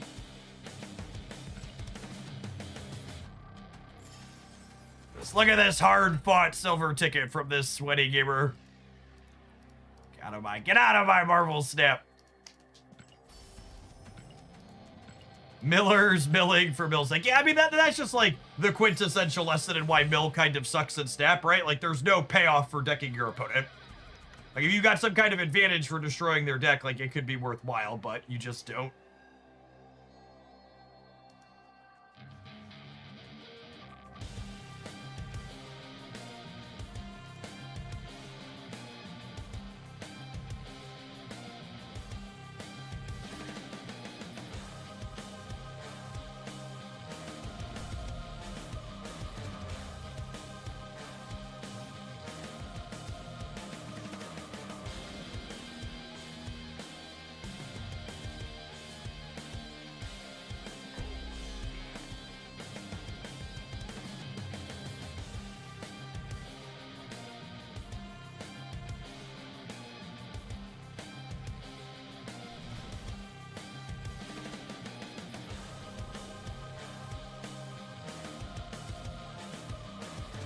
Oh, cards get 5 power. That sounds lovely.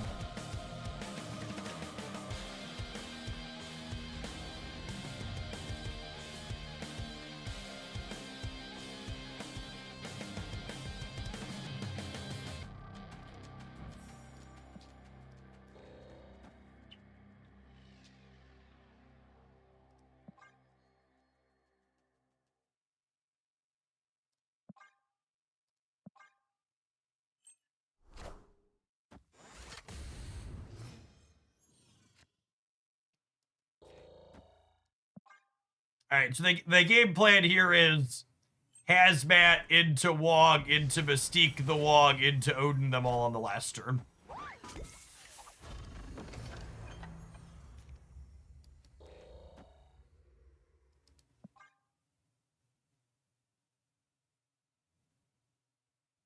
I suppose there's a chance we take... I should have played these into the Starbrand crater for the sake of not having priority here.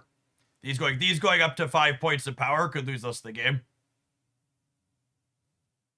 We need them to play something into Danger Room and have it live here, but that seems unlikely. Or for them to play 2 things here, so we're tied, and then they're winning the breaker. But these should have all been here, so that way I'd be 0% to have priority, and then the Odin with the Hazmat would beat him. Okay, that's perfect. I accept humbly and graciously. So now they do their thing. And we get to do our best Britney Spears impersonation. Opponent's never an Enchantress deck. Right? Never in a million years would my opponent Enchantress me. I'm not even sure why you would speak her name. Why would you put that energy out there? Why would you hurt me like that? Victory.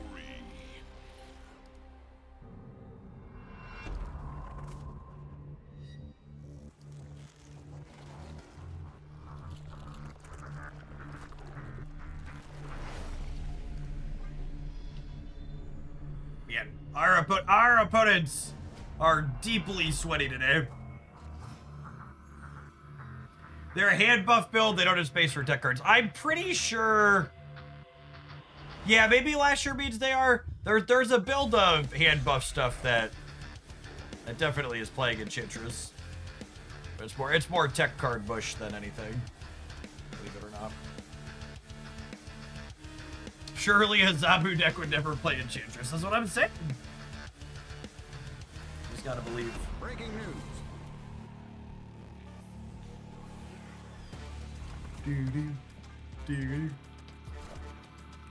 Okay, cool. Yeah, they're probably not on tech cards at 30 Kia.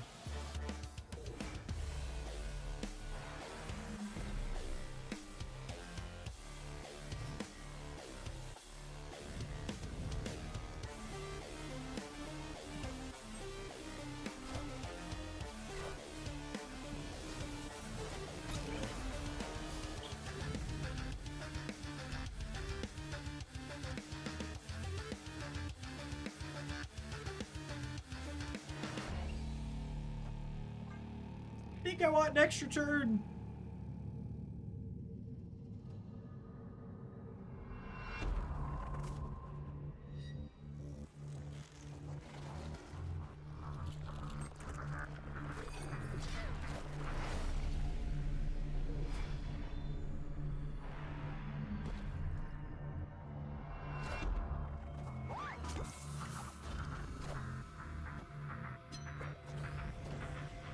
Typically wouldn't expect location interaction out of them. Maybe they have a copy of Nico Minaru.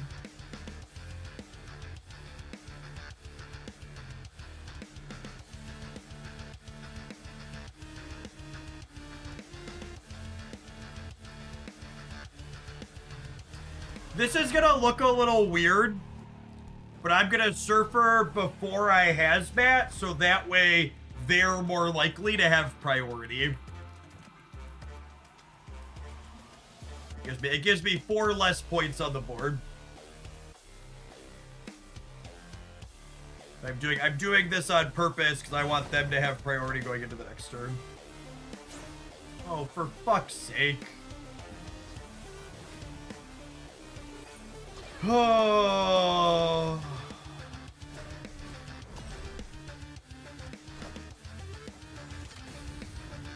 It's incredible how mercilessly we've been dicked over by having a copy of Rogue in our own deck so far this set.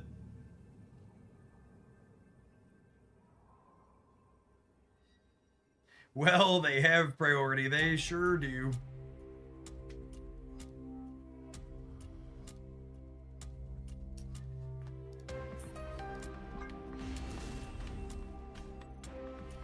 What are your thoughts on the tech card soup meta?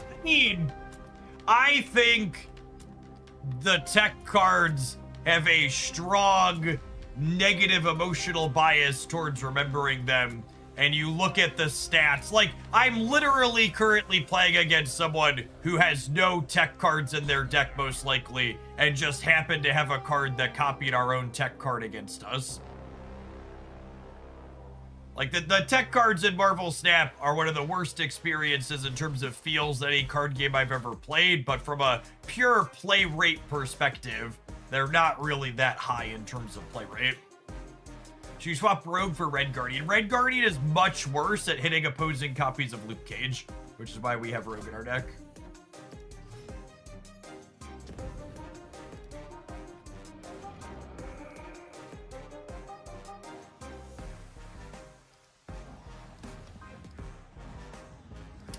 Interesting design.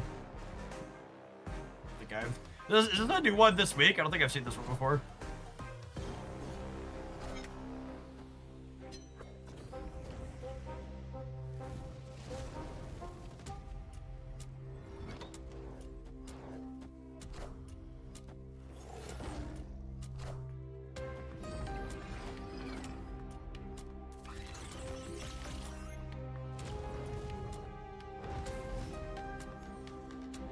I accept, humbly and graciously.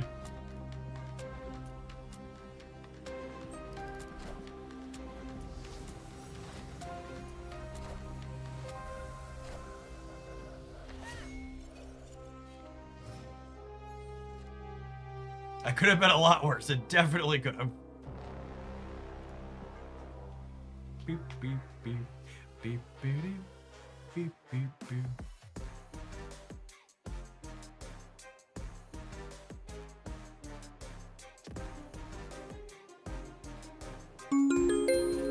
Previ, thank you for the 2.5 years and for the very generous tier 3. Welcome back.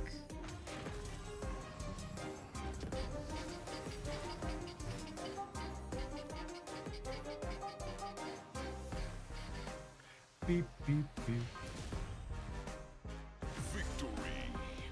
My opponent's deck is our deck. Our deck is really the reason people play tech card shit. Our opponent basically can't beat us in any game where our deck actually gets to play the game. Our opponent has to hope our draw bricks, because anytime we make numbers, our numbers are significantly better than any of the numbers our opponent can put out.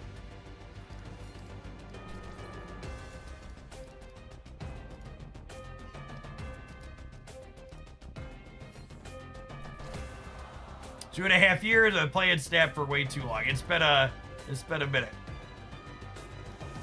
Insert are we the baddies?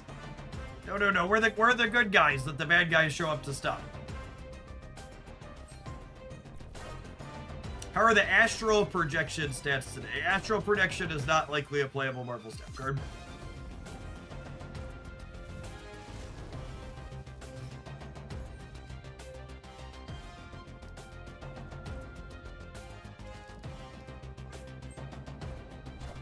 I expect astral projection will have its energy cost reduced before the end of summer.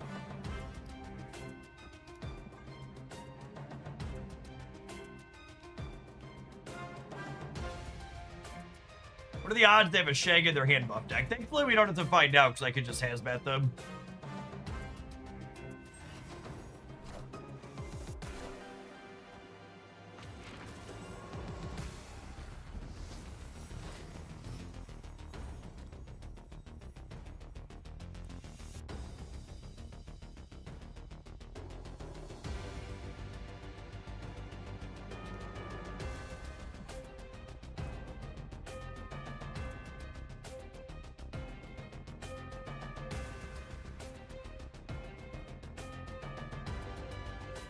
We'll play Sarah here so maybe they can talk themselves into staying, but I assume they're gonna leave again. I assume we're gonna grind out a bunch of 2-cube retreats assembling our combo.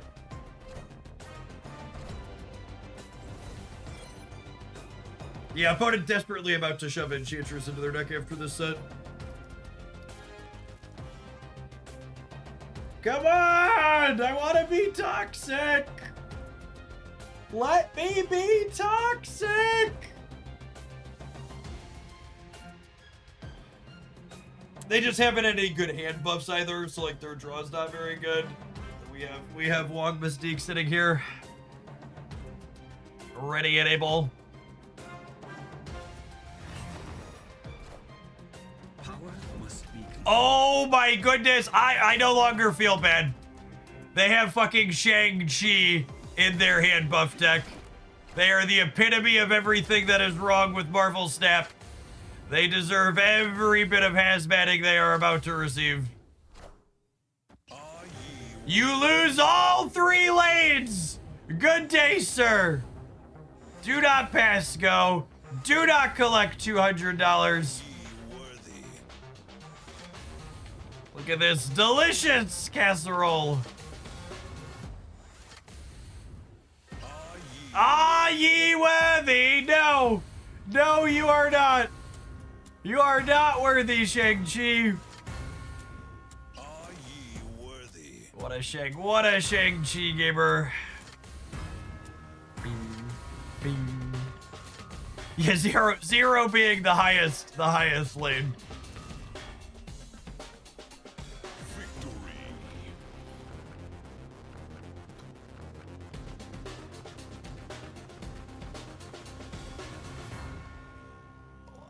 I'll post that one, I think.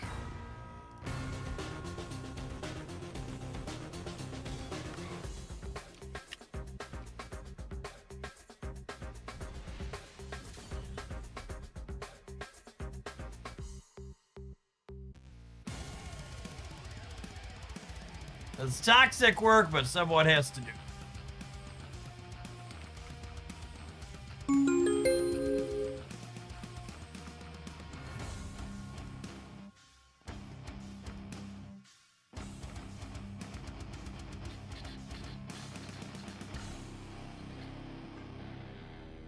Where is Ajax? You don't need Ajax, chat. Their cards have no stats.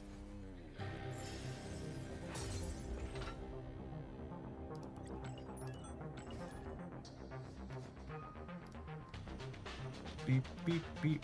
Beep, beep, beep, beep, beep, beep.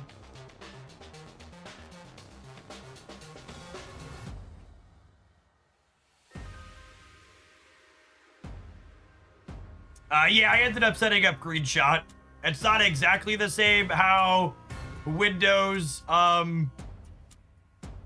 snipping tool used to work for me, but the Windows snipping tool doesn't work at all, so, or almost at all. The Windows 11 built-in screenshotting tool just randomly decided it was no longer going to copy snip screens to my clipboard or open the editor application after I took a screenshot, so it's just like actually unusable.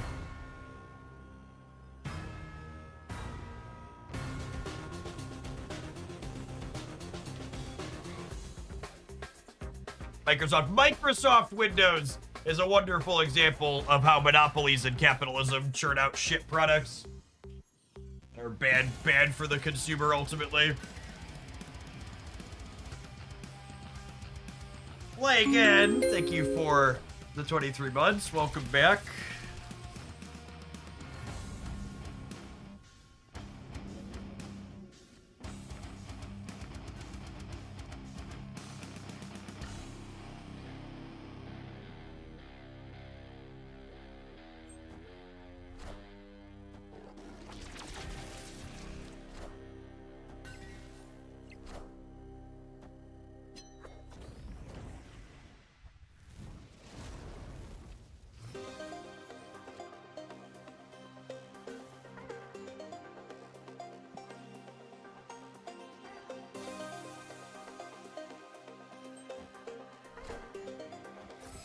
Thankfully, a Werewolf by Night deck would never play a tech card, so we should be good to go here.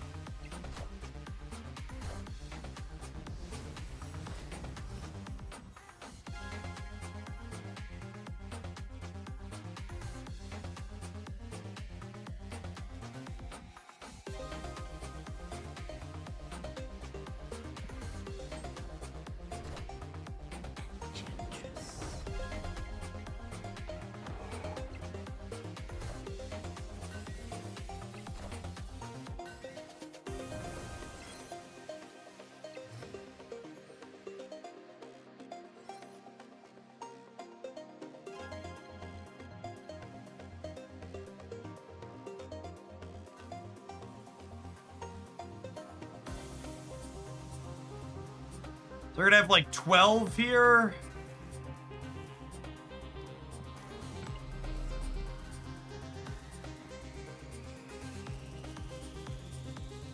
What if I do this and then we like rogue the Pim Arrow and do some other stuff in the center next turn?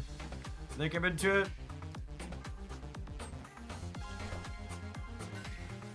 Power must be controlled. Oh, Marvel Snap.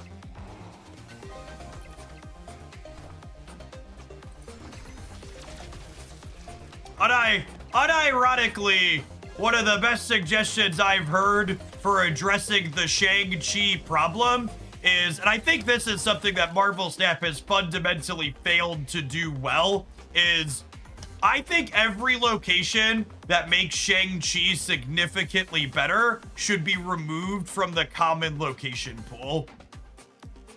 A significant part of what makes Shang-Chi too good of a card is that even when you build your deck like this to completely blank Shang-Chi, there's like 4 different common locations that turn Shang-Chi frequently into an auto-win card.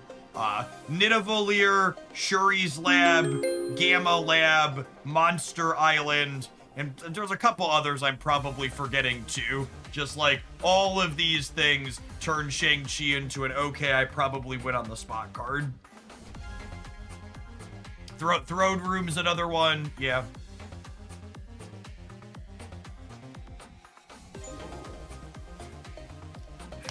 We actually need to take an ad break. I didn't check before we queued into this match, so I'm gonna bail on the break all my stuff deck. We'll run an advert, we'll play one more with this, and then we'll have a new card release this afternoon. Thanks everybody for hanging out. Don't go anywhere. What a fucking chode.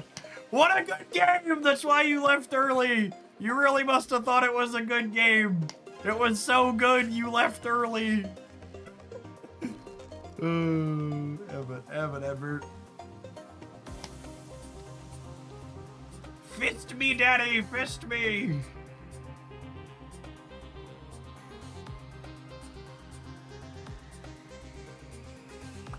I gotta go fill my water bottle. All this hand goes, beer me.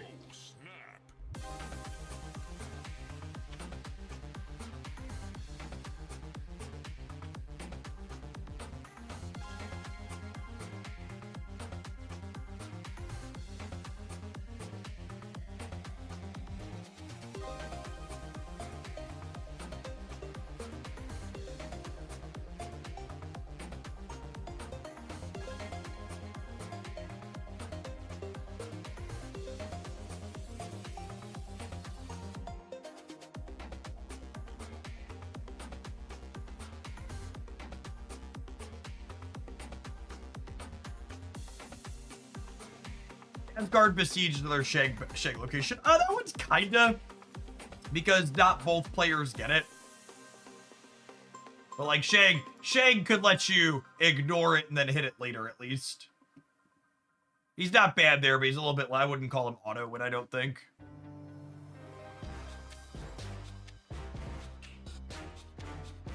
What are the odds Jeff gets a third 5,000 collector's token refund on a snap pack? Asking the real questions.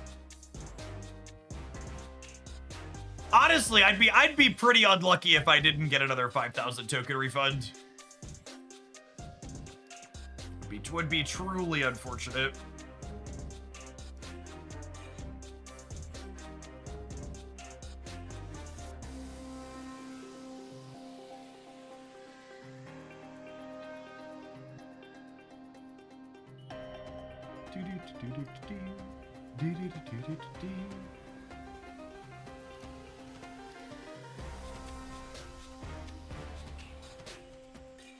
By the way, as we dive right into another match or two with this one, I'd also like to give a shout out to one of my longtime sponsors, Into the AM. They've got a sale going on now through July 7th for the 4th of July. They make all the fantastic graphic shirts you always see me wearing on stream and a range of other premium clothing. In addition to their 4th of July sale, you can also get a little bit extra off by using my code HOGLANDIA at checkout.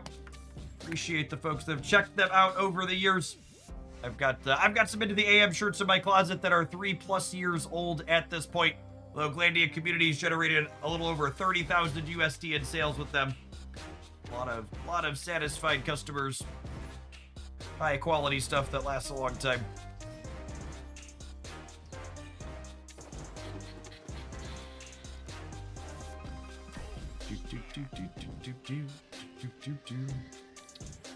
But it has 16 cards in their deck. That's Agamotto, right?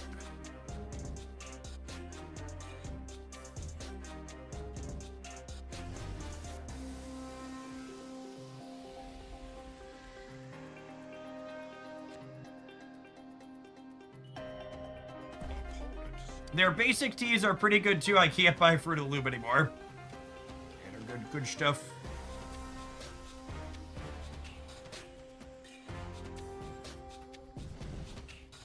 So I was going to go Brood into Absorbing Man Brood, but with Morag here, that becomes a little less appealing. Although now it becomes more appealing.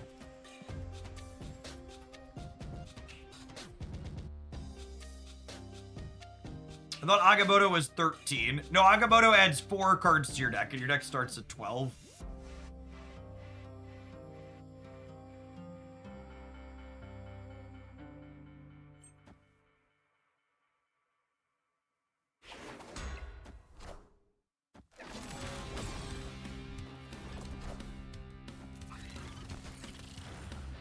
Can we get a reminder of what today's new card does? Dies to Luke Cage.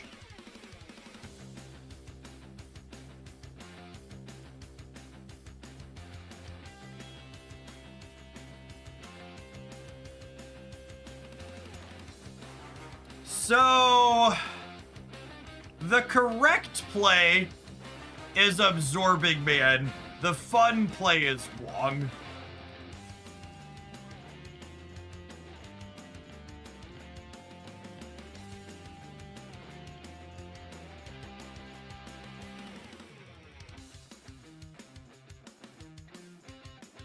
The new card requires you to jump through 50 hoops for a marginal effect that ultimately dies to Luke Cage. Yes, that is unfortunately an accurate description.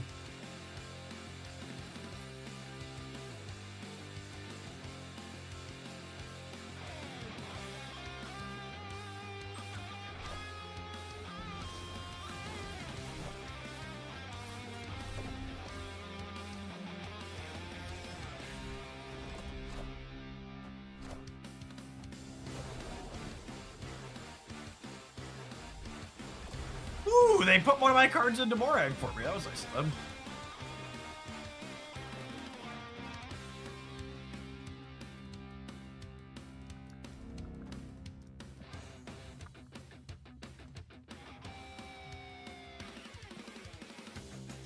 Is it Sarah or is it Magic?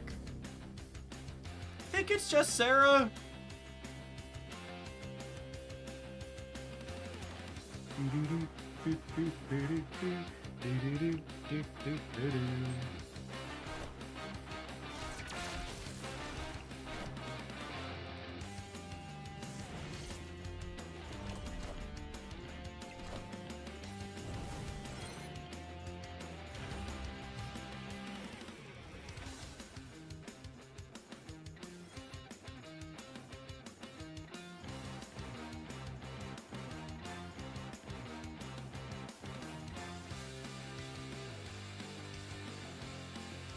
Oh, I forgot we didn't have a turn 7. I was thinking I could hazmat. And Odin, but I can't. Or Ironheart and Odin, but I can't. It's actually awkward.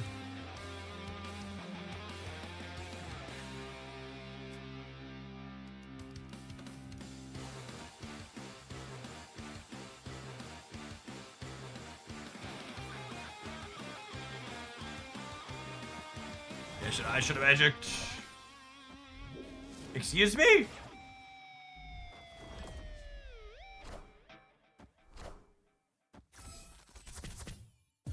I accept.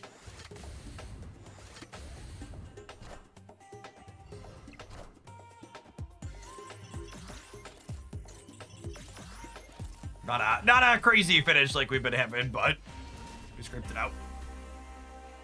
Victory.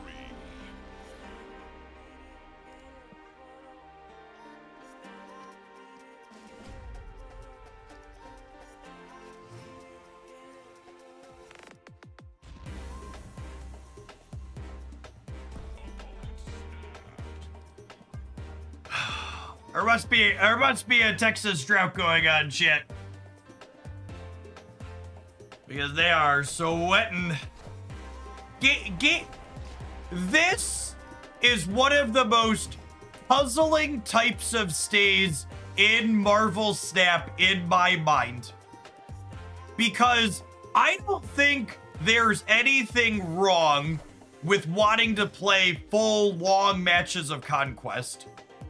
But it is truly baffling to me that you would stay in a game like that last one where you are so unlikely to win if your goal is to sweat it out. Like, if you want to play a full Conquest match, play a full Conquest match, but like retreat the 8-cuber where you're deterministically dead. Like they died to my mediocre draw even.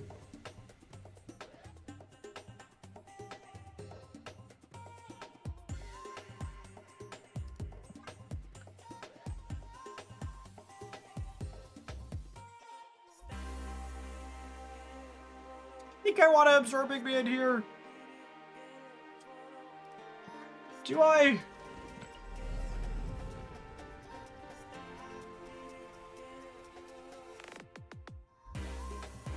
It's currently 30 degrees Celsius at 8 p.m. in the UK. We are sweating here. Coldest summer of the rest of your life, gamer. Yeah, I think I'm gonna magic the left. I really need card draw here. I need a Hazmat or a Silver Surfer or an Iron Heart. I don't have any of my payoffs.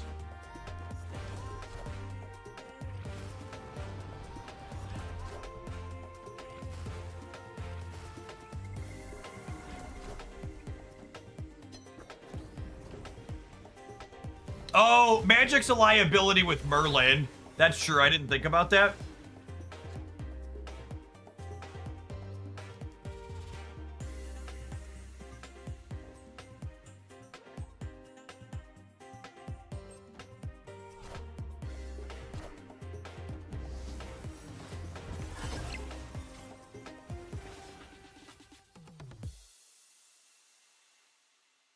That's fine. They have to win 5 in a row. They hit their 1 and 3. They hit their 1 and 3. Are we dead? Me thinking about the future. Yep.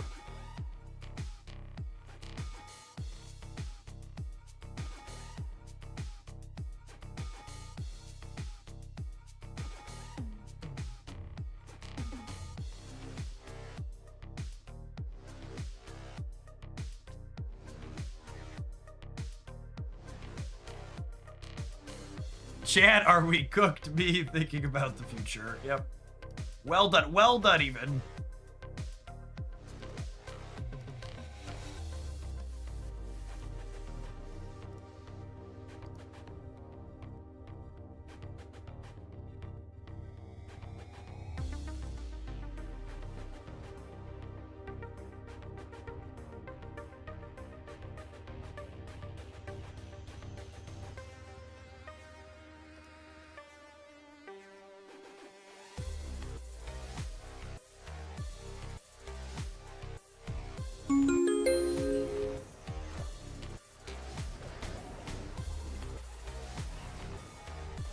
Well, that is not a card that gets rid of Limbo.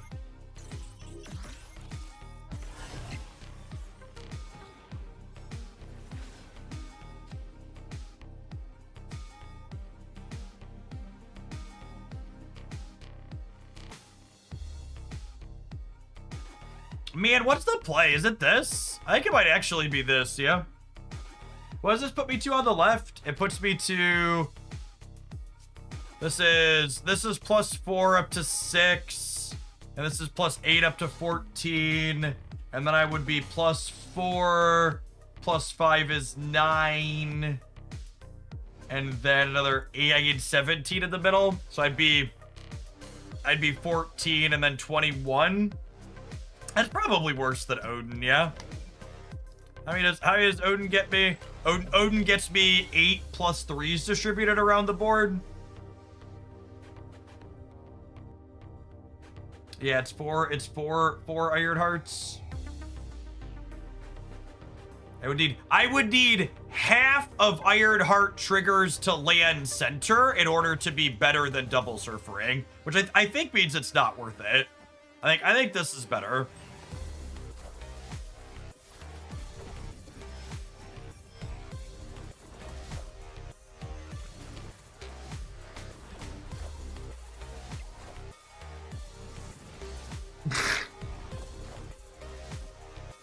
I think this is better.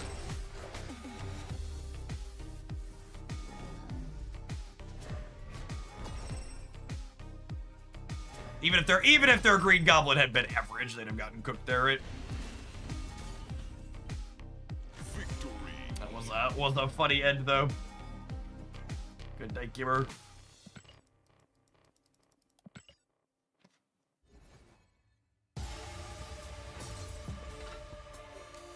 This deck is fun. It has solid stats on the untap tracker. You're actually not that cold to Luke Cage with this deck, which is nice. Your bigger problem are the Cosmos and the Enchantresses and the Red Guardians that beat up your Wand can be a little annoying.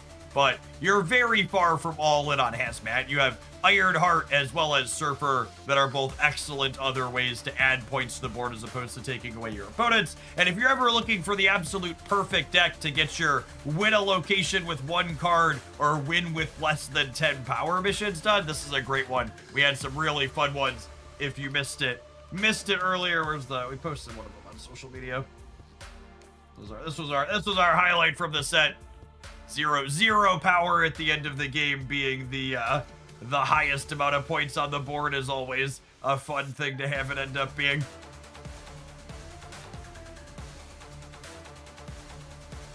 All right, I'm gonna tap a Twitch ad. The rollover is gonna happen. We're gonna Clea deck put together and we'll go from there. Thanks everybody for hanging out. Don't go anywhere. Let's see if this card can do stuff.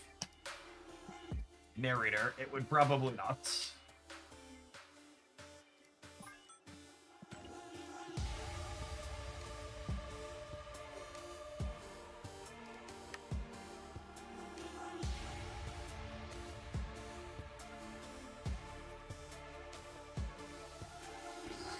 It can do stuff, but can't promise it's worth anything. Yep, that's fair.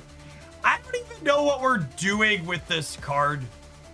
Like, is it just a weird werewolf enabler? Like, what's the best way? What are the best ways to even put extra points of power on her? I guess in theory, Kahori triggers her a whole bunch of times. Marvel Boy is probably the singular best one, yeah.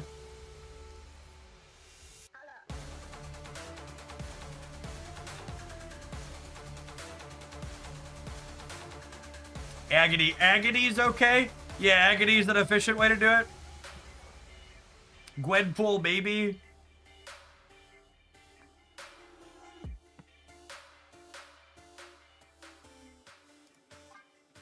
You can play her spells into the Professor X path. Sure can.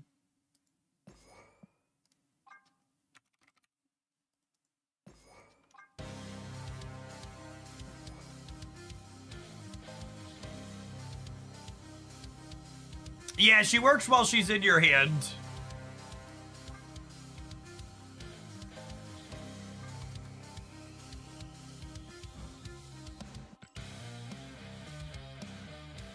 Not while in deck. Yeah, Okoye doesn't work with her. Doesn't work with Surge, doesn't work with Okoye, doesn't work with Fastos. Works with Toxie. Get some help, gamer, you need it. Get some help, gamer, you need it.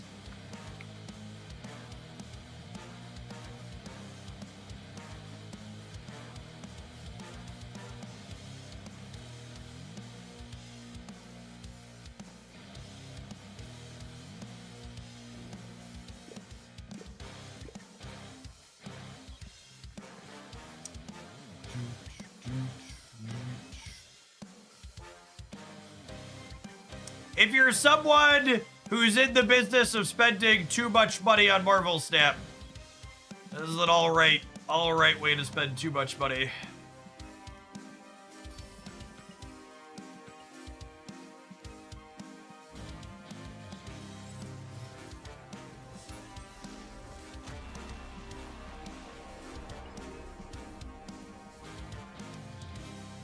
Premium mystery variant.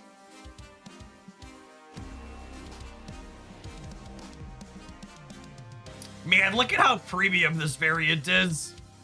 It must be an Echo variant. Or maybe Drax. Nice, I have that one too. Alright, well, I guess we'll restart the client. Invisible Woman, surely. It shall remain a mystery. Fine. Keep your secrets.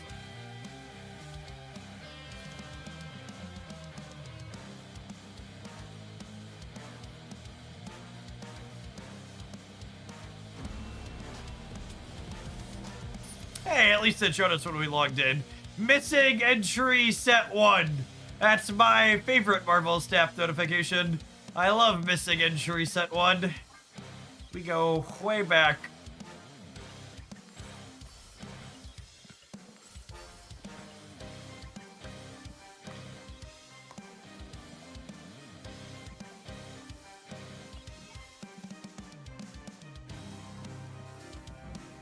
Split through the snow. Infinity.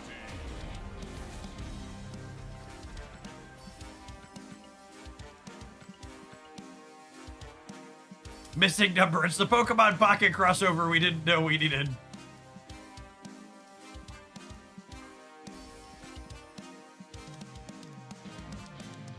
There she is. All right. Hit me, dealer. Clea is gonna be a pass week for most people. I would be very surprised if this card is very good. Pleasantly surprised, but surprised nonetheless.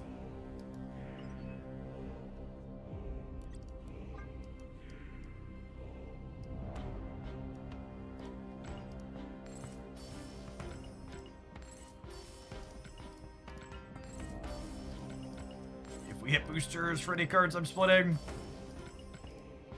I didn't get my 5,000 token rebate. Unlucky.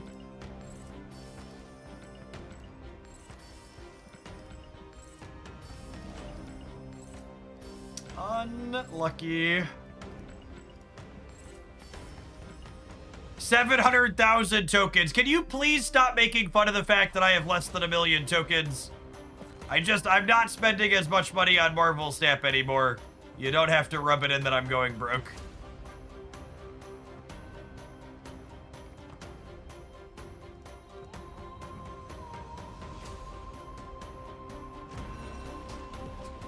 Still no gold for Luna.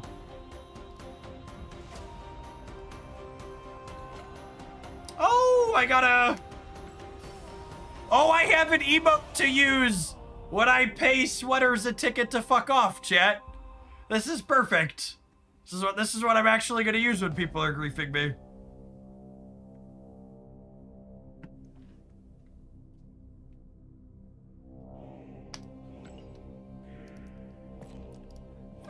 Gonna give you this here ticket to Pound Sand, gamer.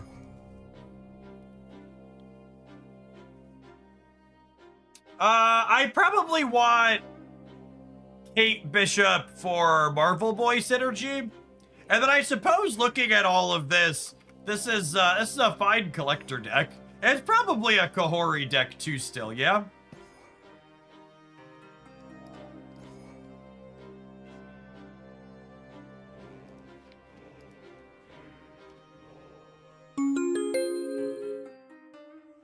A Scruff McGruffin!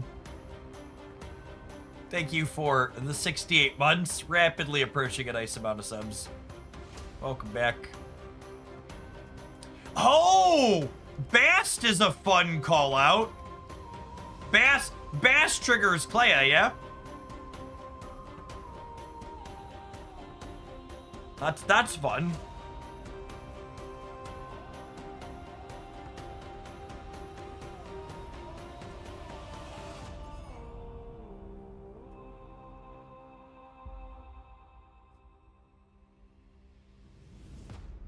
Are there any other playable cards that trigger Clea?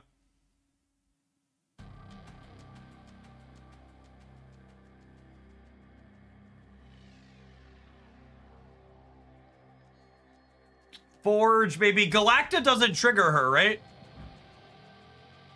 Does it? Maybe she does? I don't think she does. Surge doesn't.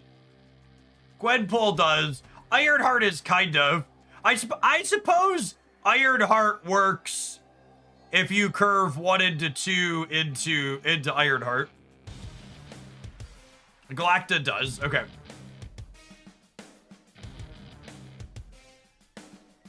The last slot probably needs to be a tech card, huh?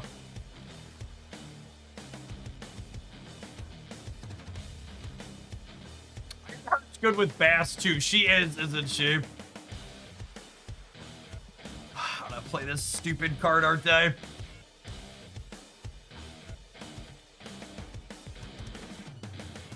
What do we think of Iron Heart versus Agony?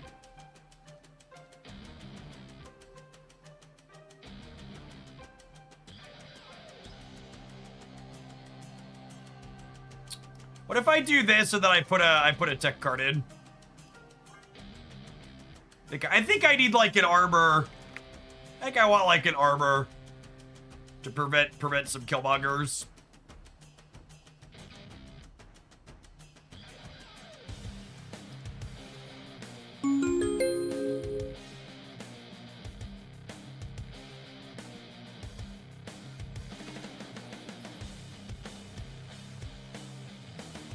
Do we want Kyera?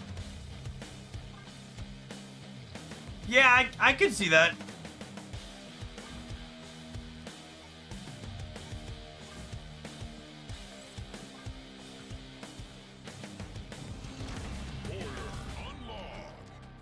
Says all the trappings of a true Jeff Hoagland deck is Crimson Cosmos dumpsters you.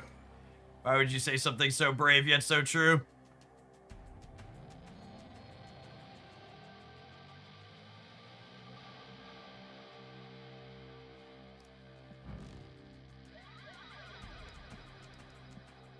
Do I want to continue splitting Kahori for Gold Crackle?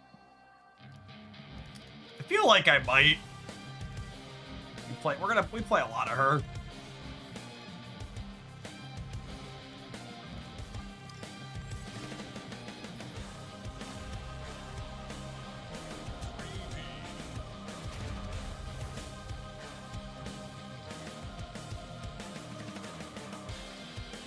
All right. This is your reminder to grab Alliance missions. 2 mystery variants this week. Oh, baby. Oh, baby.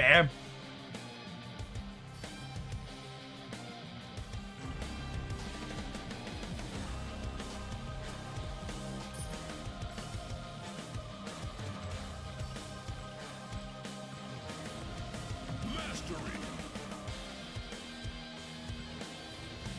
Mastery.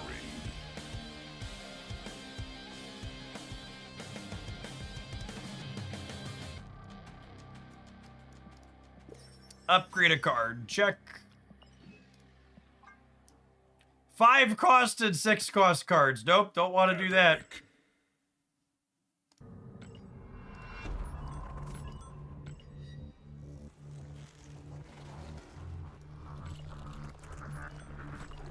No, that wasn't the button I wanted to... That wasn't the button I wanted to click. Epic.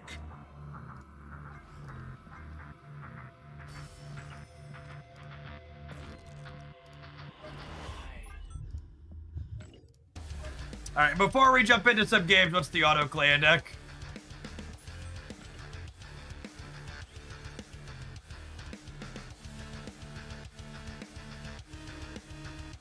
I mean, this is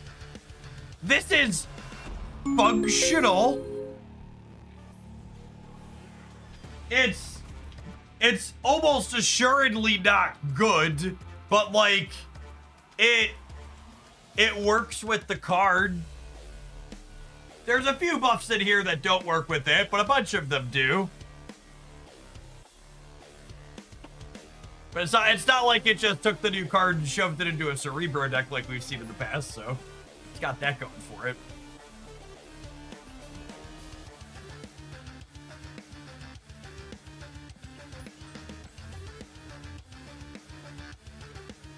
Yes, Chavez and Surge do not trigger Clash. She only triggers in your hand or on the board.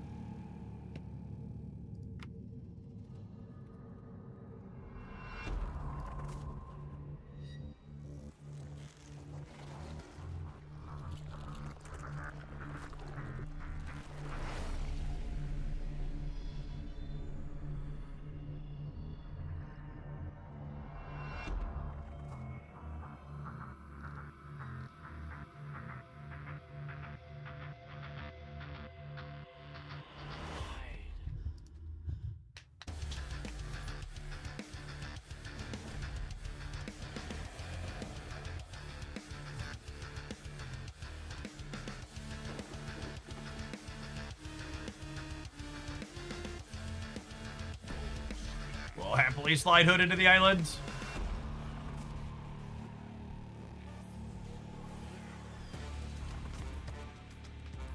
My number one piece of deck building advice for people who are trying to work with Clea is that playing a card that's likely a little bit underpowered with another card that we know is underpowered probably isn't good deck building.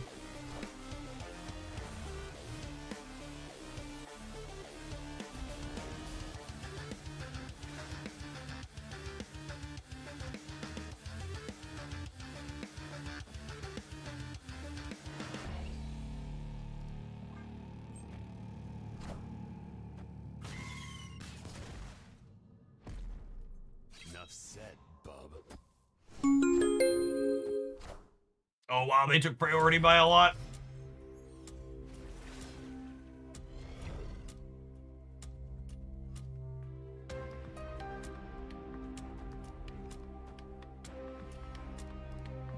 We're gonna try and get her down, but would not be surprised if we get no Killmongers. Sweet.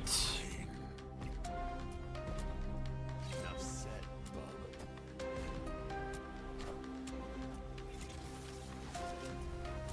Apparently, Bass doesn't work with Clea. Well, that doesn't make sense.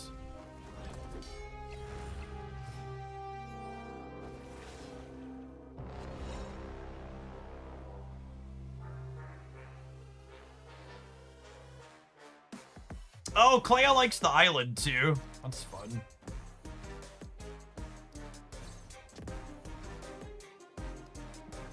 Because Bass is setting power. It's very silly.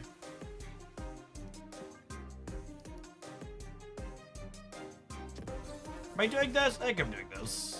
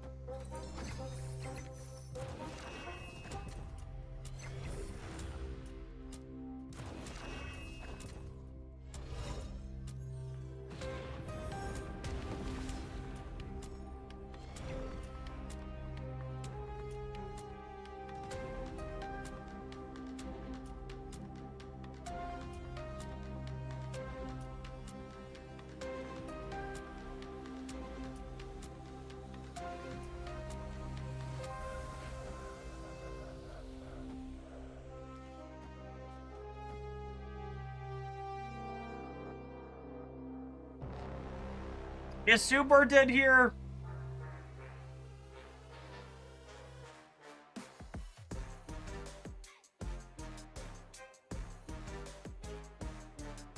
Is Polymorph on average better than a Flame? Yeah, on a 3-drop, absolutely.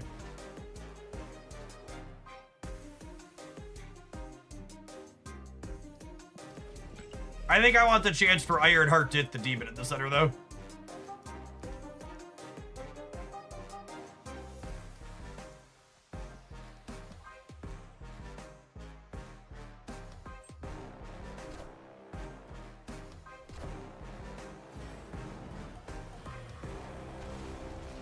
Oh, I forgot Dormammu was as big as 23.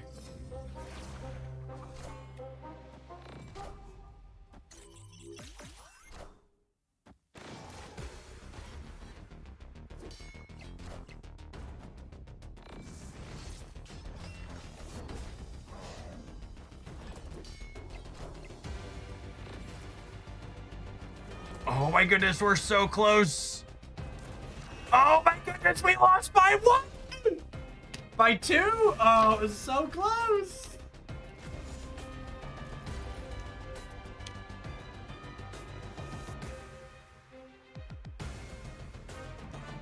I needed, if both the Ironheart triggers would have landed here, we would have won. Or if Ares hit. If Ares was +6, if we won the Ares, or if both the Ironheart triggers went here.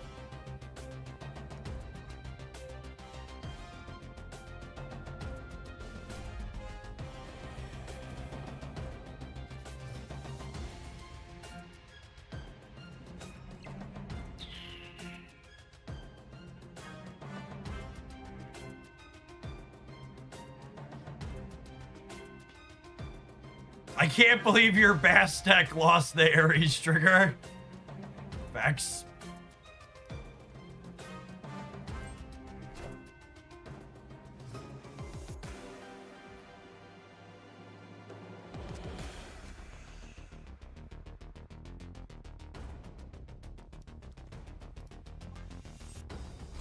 I don't think we're winning Sinister London most of the time, right?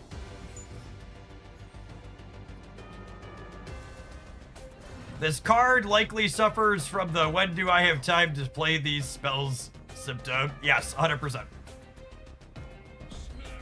1000% do you have time to actually make the card work is...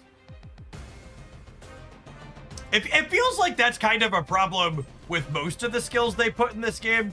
Like, if your name isn't Merlin, it kind of feels like you don't have time to make your stuff happen for most of it.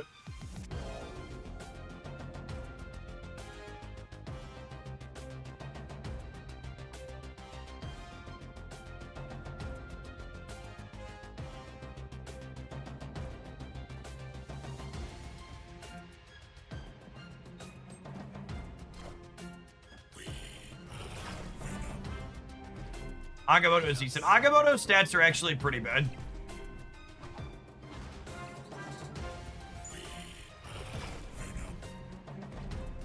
Enough said, Bubba. So we lost the 1 in 3, followed by the 50-50 with the Wolverine.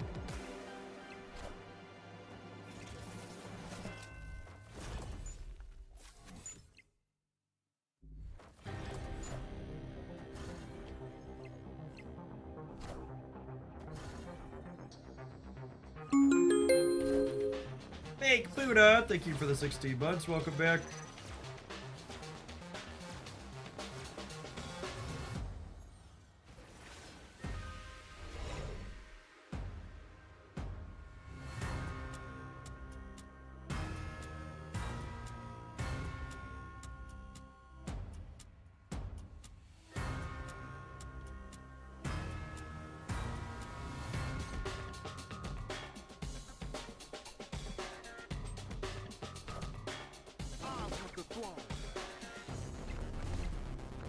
Oh.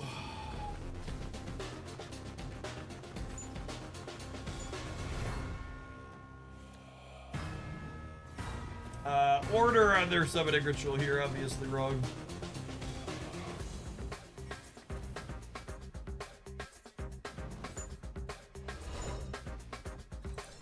Do Hulkbuster and Spider work with Clea? Absolutely.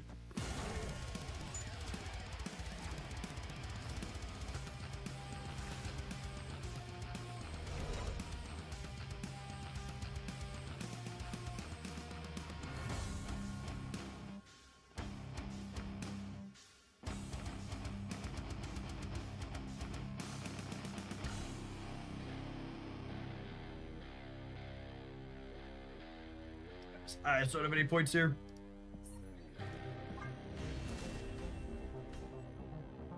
Escaped.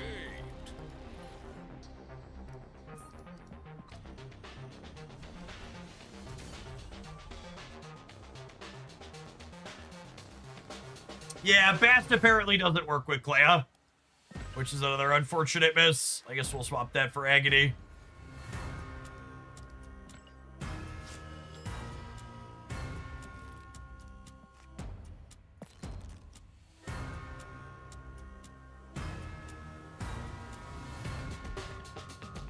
It makes Ironheart a lot worse, too.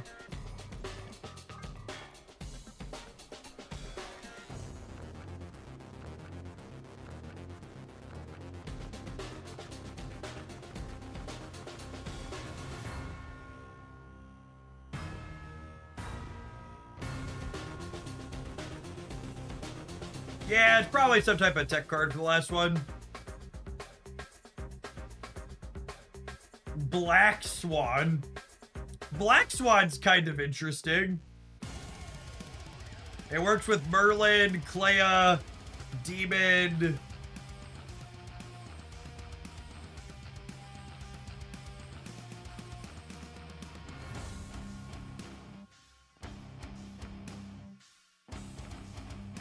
Yeah, it works with Kate arrows.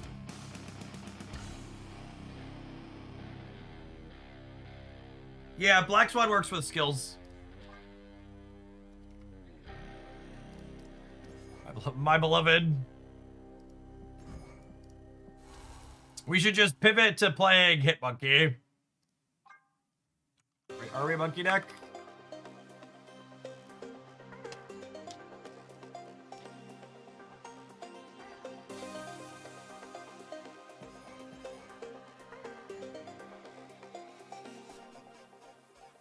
Fuck it. Let's just raw dog it with no protection chip.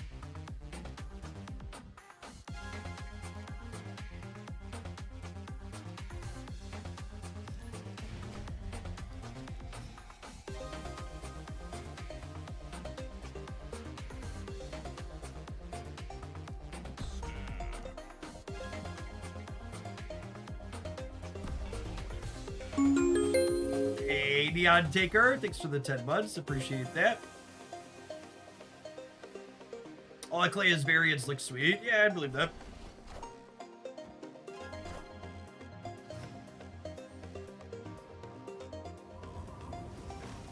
So rude.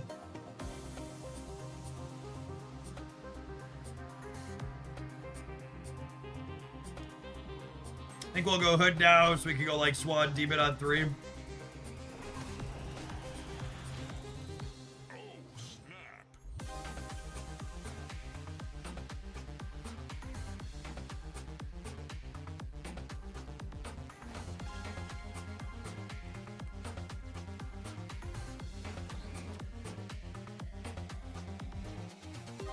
No.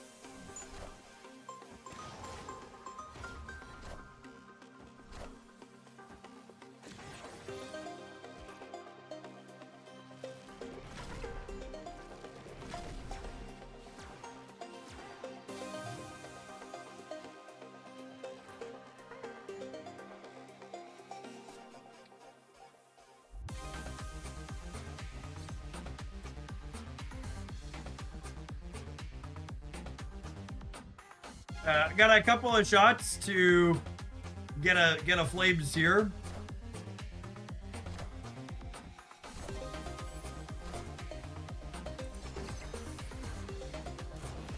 I got one! Mom! Get the Mom! Mom! The card did something, Mom!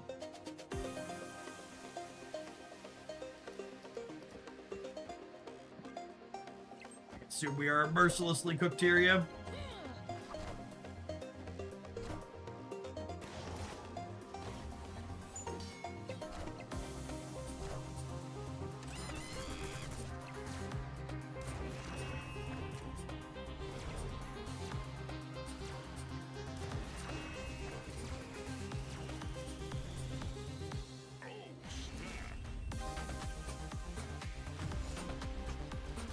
She's just gonna be a one-drop you shove into Zoo, isn't she?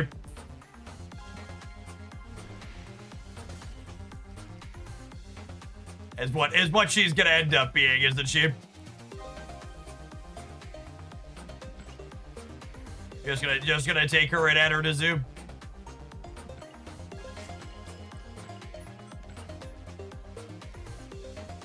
Cause you wanna play Marvel Boy there anyways?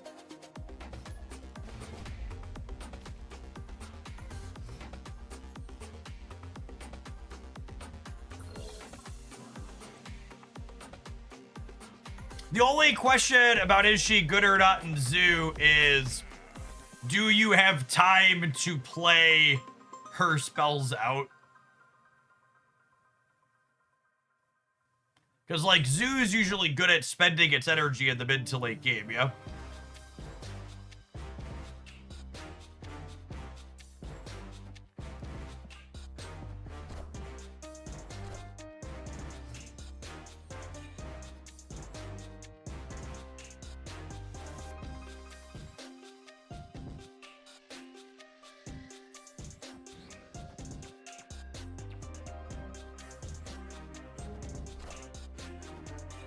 You're almost never going to want to play Flame over a Body and Zoo. Yeah, I think that's probably likely, unfortunately.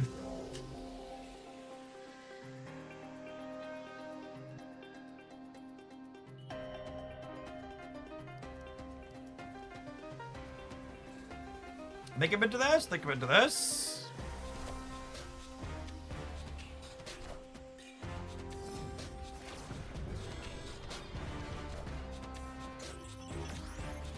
Whoa! Look at chat. They're doing a thing.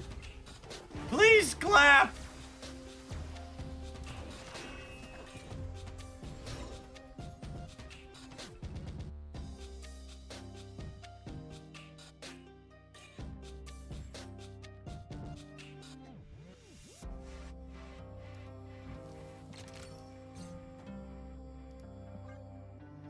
I think we're holding the flames for next turn with the monkey.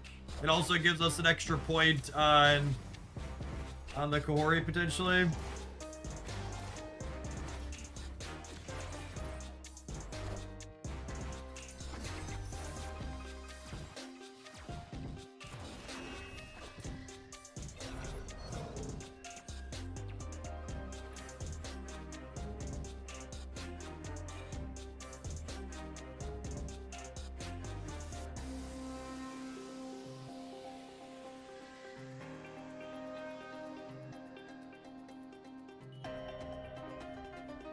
They don't have any more flames in their hand, right?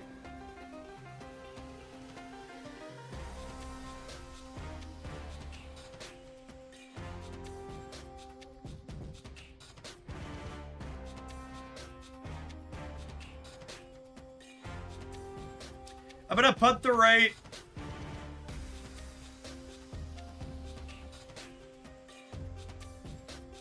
And then I think it's this.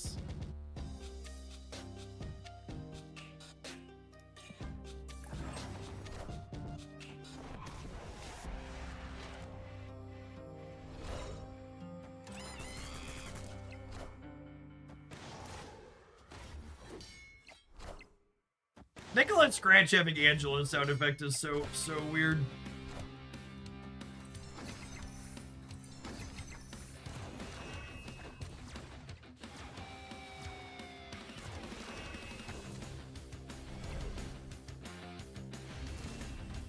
Clea confirmed has 100% win rate in the mirror.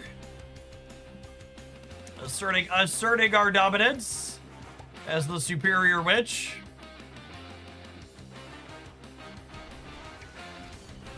It is neat play patterns. I think it would be sweet for Marvel Snap if Clea was a playable card.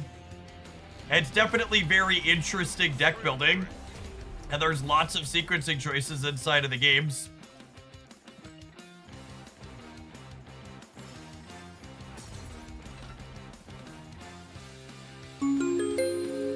So far, Kahori has not felt particularly good.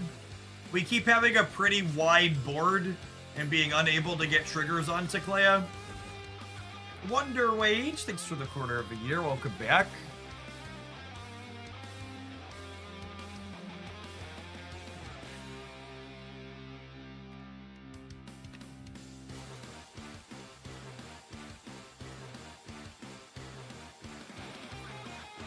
Misery. Why would Clea be good with Misery?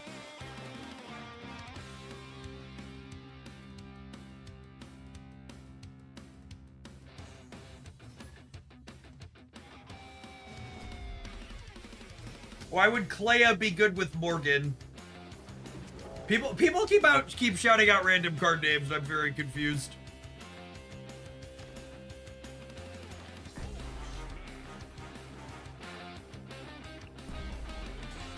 I think I'm actually not going to Agony the Clea because I have Marvel Boy.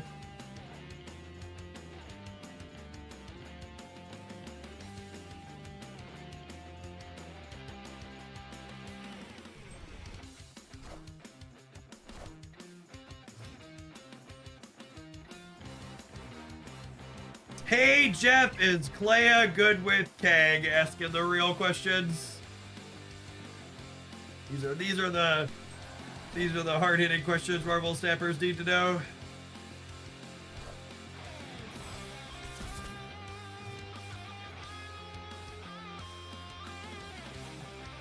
Is she good with Firestar? That's the real question.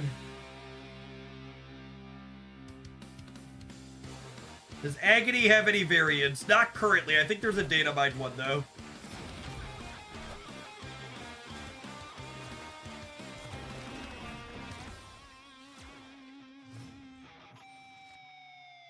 Mojo World is gonna go away. Good call.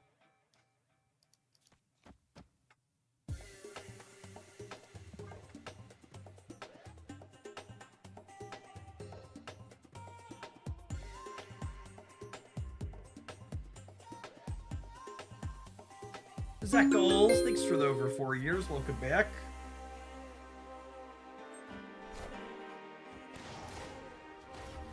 Her animations are so good.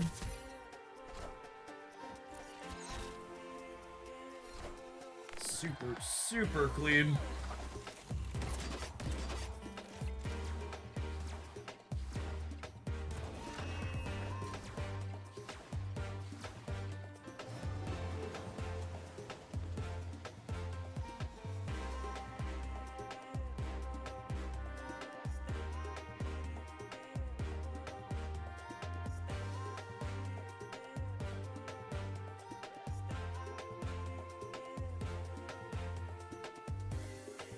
Ham is activate now for people in chat confused by him.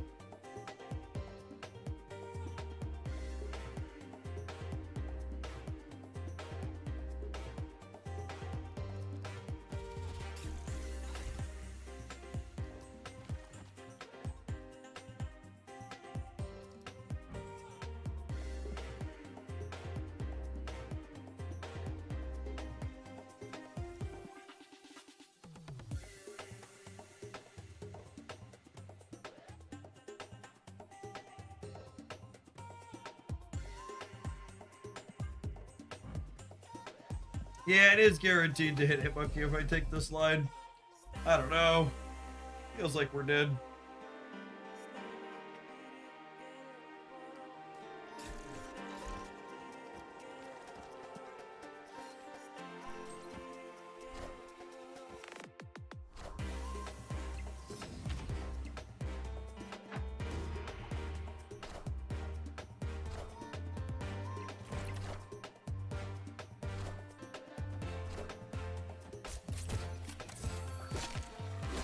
Alright, can we win the left somehow?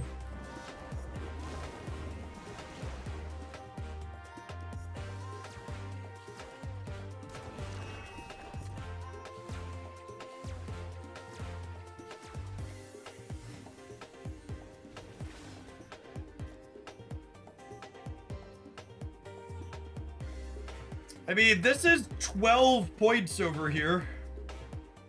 And I'm gaining 2 over here. And it'll come down to some Marvel Boy shenanigans.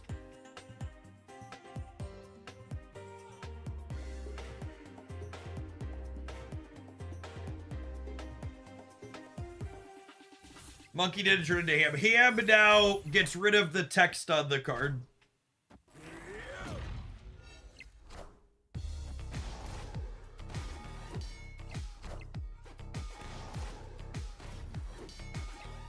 Is Dormammu better than Clea? I would be astounded if Dormammu wasn't a more powerful card than Clea.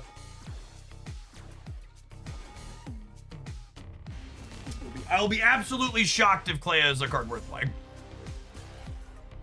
Or try some stuff today, but she is a lot of work for a very small payoff.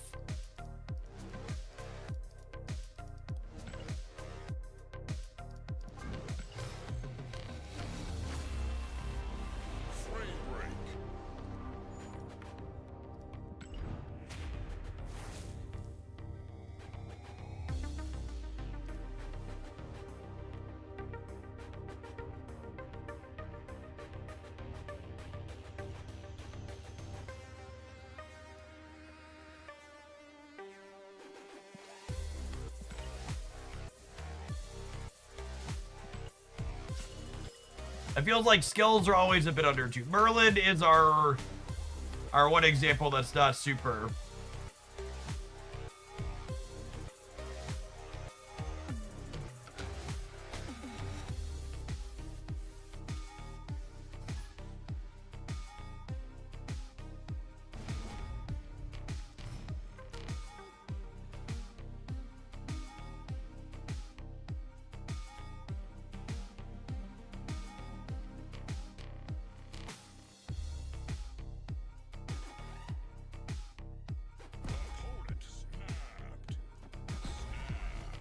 She was a 114. Well, so that's not exactly true, right? Because you spent a bunch of energy to get those extra things out of her. Like if you flames her, play one flame, she was like a 2-5 and then a 3-8 and then a 4-11, which is like, it's above rate. But it's like nothing to write home about, right?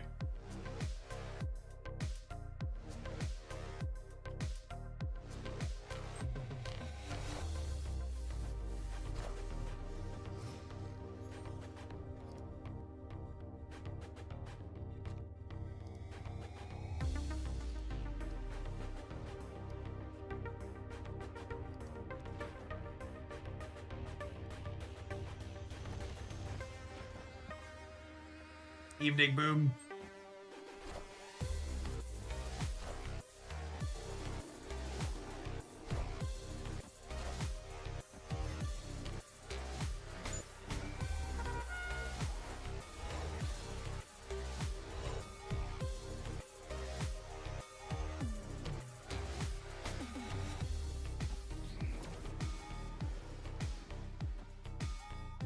I think I want to avoid playing into the Rocket Raccoon path early.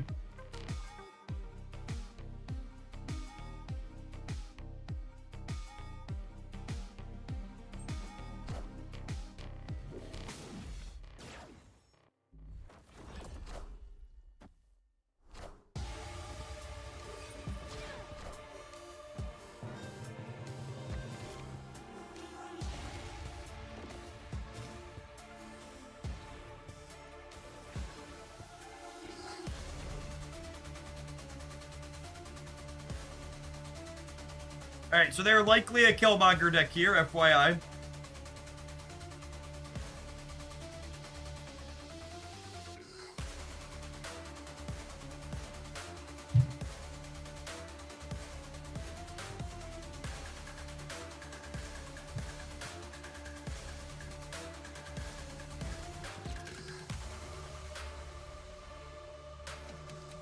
Oh, that was a lay high Zemo. Good call.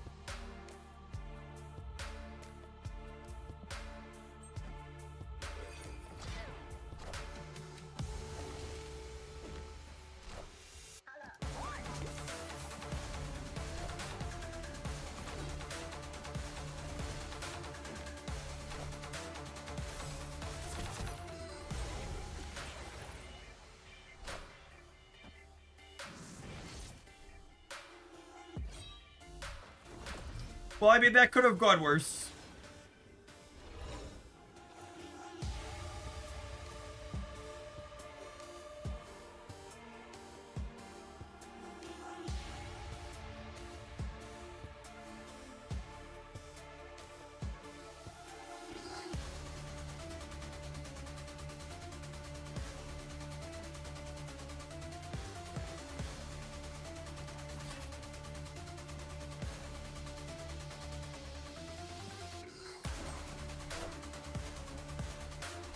So we use this to fill Asteroid End, so that monkey could go to the right.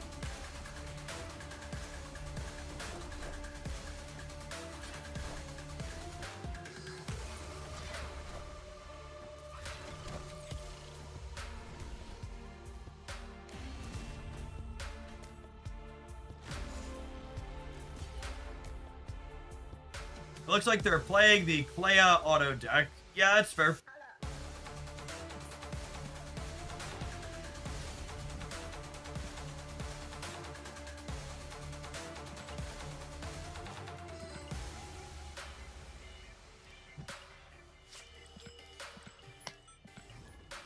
Man, this is the most cards I've ever... This deck has such a high density of cards I like playing for feeling like what I'm not going to play for very long.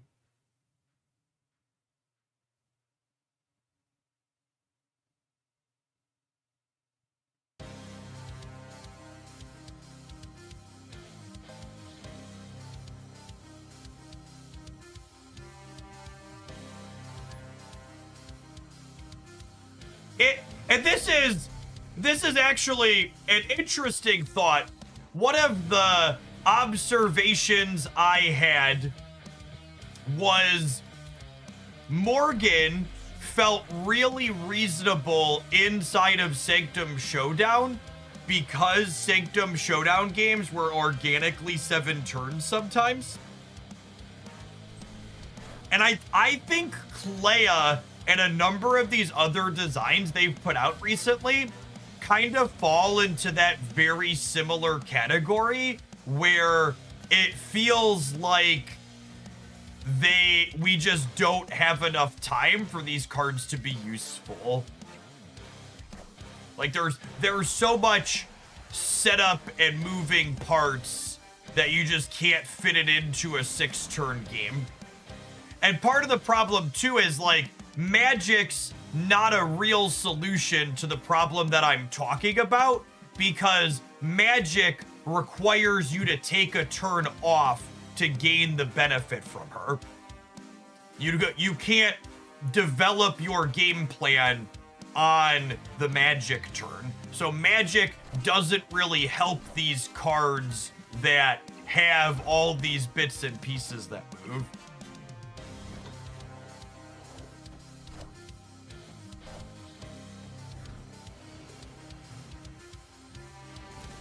I think Sanctum would be an awesome tournament format. I actually think regular Marvel Snap, where the optimal thing is someone to be leaving the game a majority of the time, kinda sucks for spectating.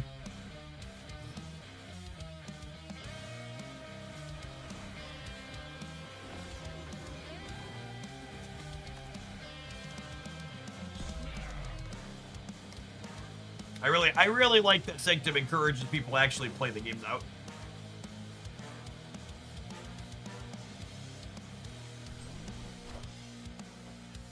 Yeah, I think I'm gonna cut Kahori for something else after this game. She, like, in theory works with a lot of the cards in this deck, but in practice just hasn't felt good enough.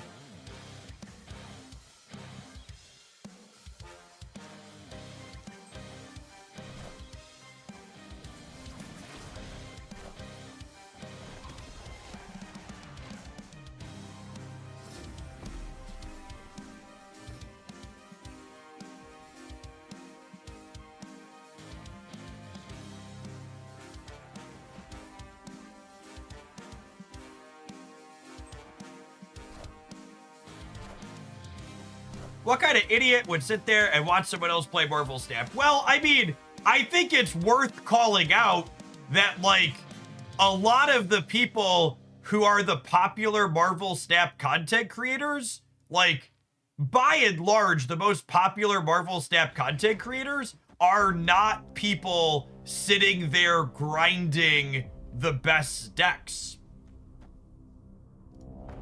Like, the biggest person in the Snap space on YouTube by a wide margin is Regis, and he's, by his own admission, a very casual focus, right? Like, he's trying to build decks that have fun.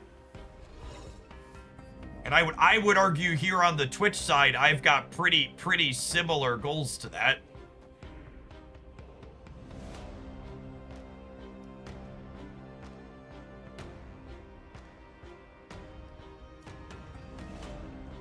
The people making super try-hard content, like, exist, but they're not the biggest creators in the space. And that's basically true of most card games, right? Like, regardless of the card game, whether it's Shadowverse or Marvel Snap or Pocket or whatever, a majority of people who watch card game content are watching content with the purpose of looking for decks that they want to play at home.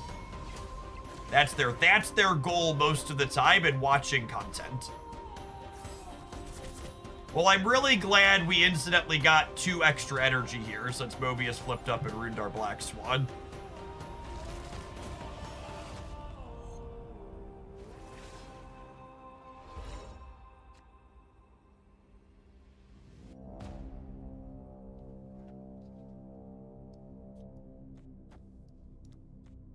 All right, I assume the dog's moving here, yeah? And we do this and spread left and right.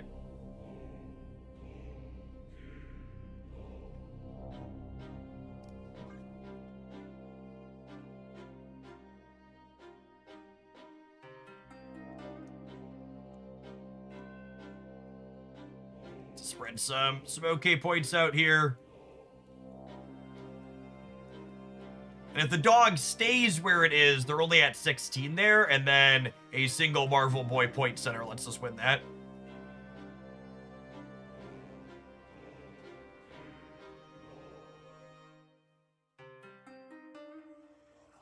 I watched you play Cerebro 5 yesterday. It's all I played for the last 24 hours. It's so much fun. Yeah, it was in my best decks roundup. It'll be tomorrow morning's highlight, too, I think is the plan.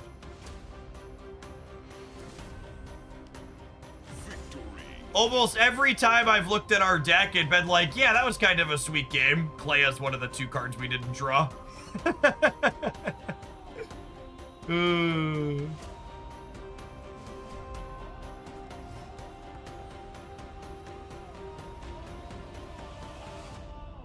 Are there enough buff cards to couple Clea with the wolf? I don't think so.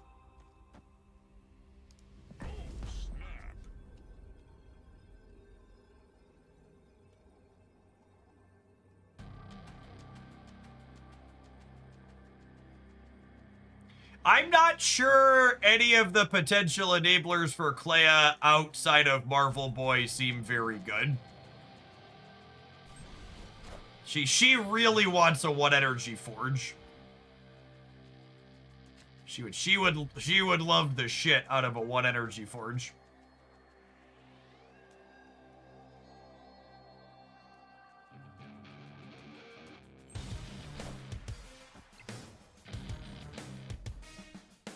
Hulkbuster, maybe?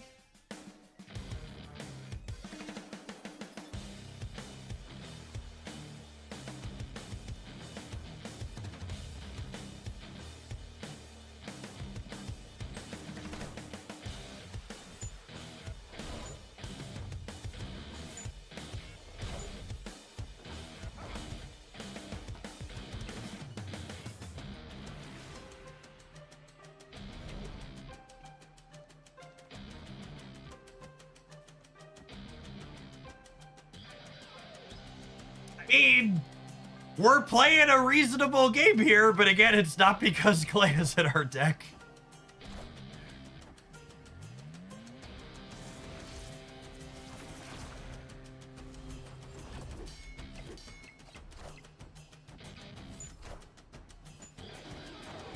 Oh, that's so brutal.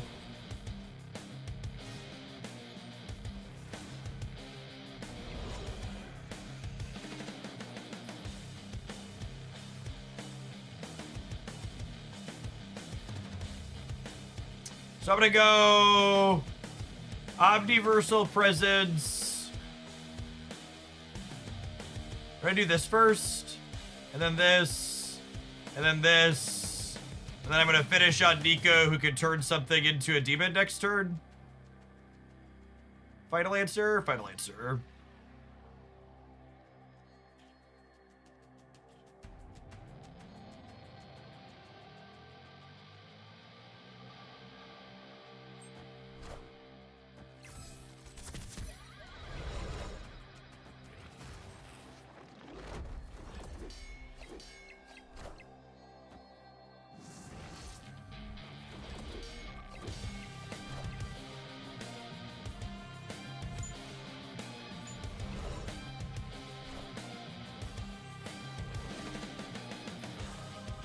Okay, this center location's going through some stuff, chat.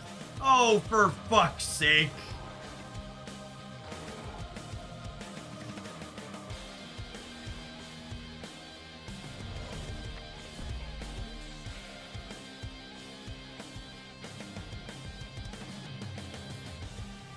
I mean, can they beat us left and right?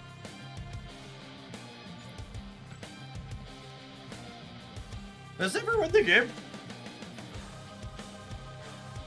It gives us +1 left and right.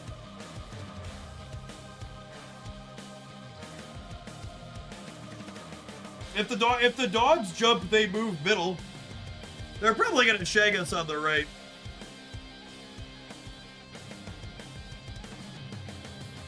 Is it polymorph better? That Nico ended on a demon spell.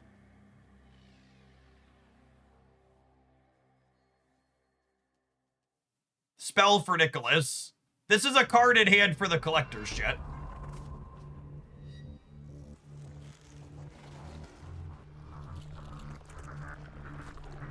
The only reason Spell could be better is because Collector on the right could die to Shang. But if they Shang the right, the dogs jump out of the middle and they probably lose the left. Do you think this long pause is them realizing they bit off more than they can chew, or because they're about to killmonger me and they're emoting us aggressively? We're winning the center. Well, we currently only have 15 in the center.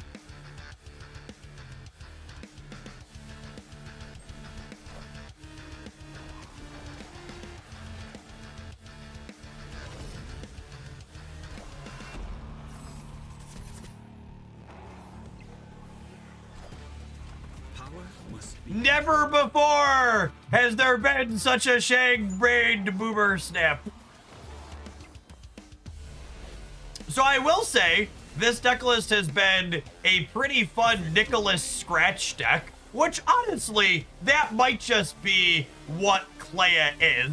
She's not a big bomb that, like, is gonna win the game on her own, but, like, as an enabler for Nicholas Scratch occasionally, she's felt fine. I think Nicholas needs more than just Merlin. Merlin's obviously Nicholas's best enabler, but he really wants at least a second, I think. Come on, Marvel Snap, you're killing me. All right, we need to take an ad break, but I want to play some more with this. I think Kahori's felt very clunky. It's probably just Forge, but I'm gonna stew on other options. Maybe it's Hulkbuster. I could see Hulkbuster too. Have some adverts, chat. We're gonna slot something else in Kahori, and we'll talk about it afterwards. Thanks for hanging out. Don't go anywhere. It's Hulkbuster, Penny, maybe Penny Parker. Penny Parker technically works with Collector. She technically works with Collector. I do have a banger Penny variant I've never played with. Is it ever Werewolf Bennett? I think I want a third way to enable Clea. There isn't. Marvel Boy is literally the only card in the deck that enables Clea more than once, right? Are there any other cards in Marvel Snap that enable Clea more than one time?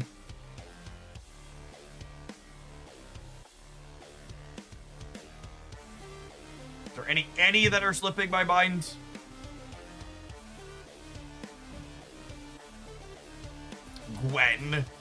Gwen's pretty specific, but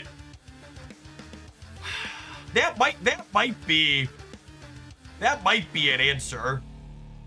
High Evo plus Misty Knight.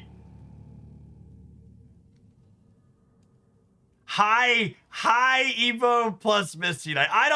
That sounds terrible, but we'll do it. I'm making that the next one. Okay. I'm writing that down.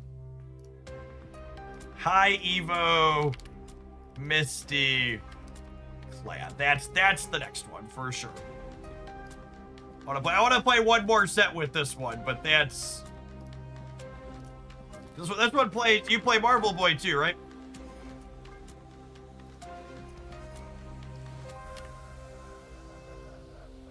That's the next one.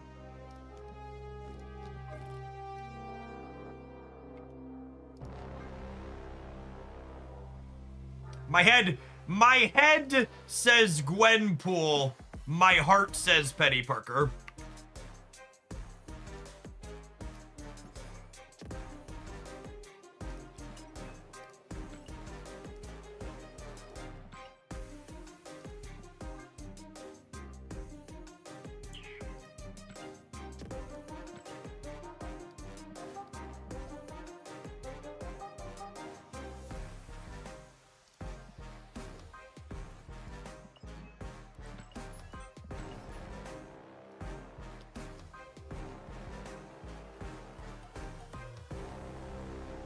I think Gwenpool is at least as clunky as Corey as a Clayable. Yeah, I think so, Gonzaboon. I agree. It's probably Penny or Forge or Hulkbuster, realistically. I like that Penny could give points to what's his name? Oh, and Penny's another card that works with Agony, which I think is bonus points for her.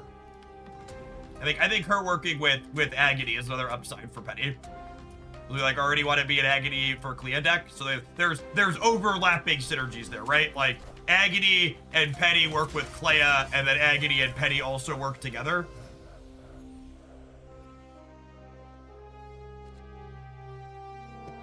Because like the extra energies, not terrible when we're going into like Hitmonkey turns at the end of the game as well.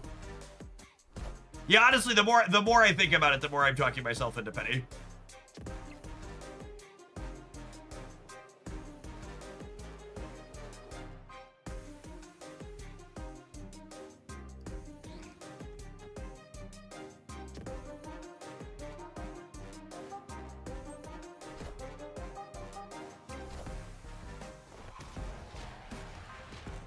How does Gwen trigger her? She buffs in hand. You get, what's her name generates flames when she buffs in your hand. She just doesn't generate flames when she buffs on the board. Or when she buffs in your deck. Holding Mr. Scratch for Black Swan and Hitmonkey on the last turn.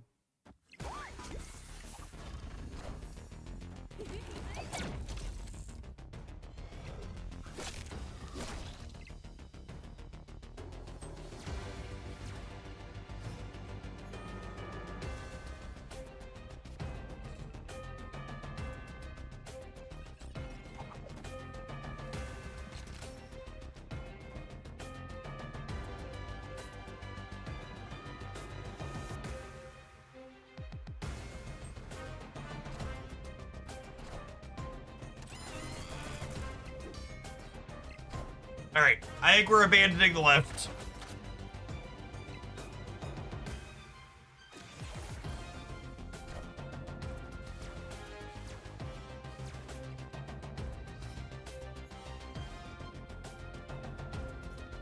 So Penny goes to 11 in the center.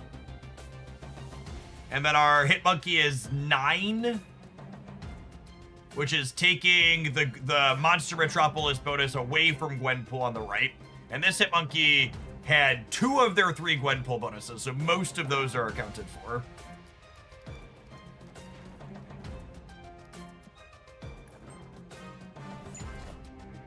Power must be controlled.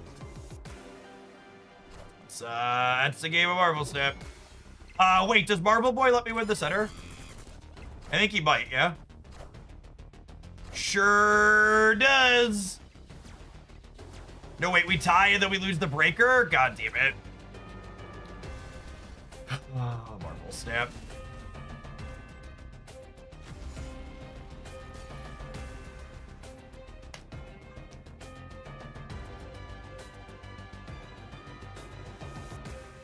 I am sad.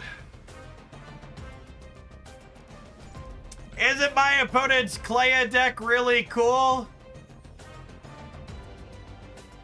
Their deck did a really powerful thing with the new card, chat. They Shang-Chi'd me.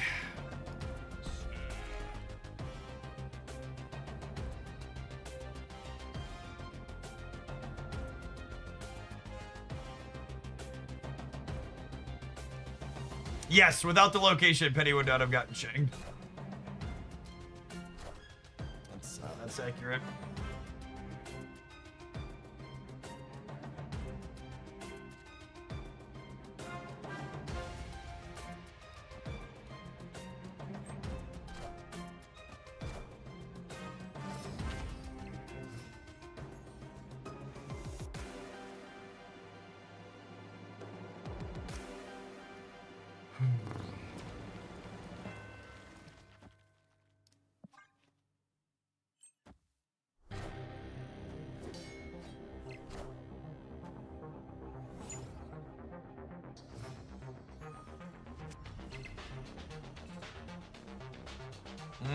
Punished for using the Ant Maze, I suppose. I'll wait one more turn because Deco could give us a way to deal with the hood. Oh, I should have played Scratch Out probably.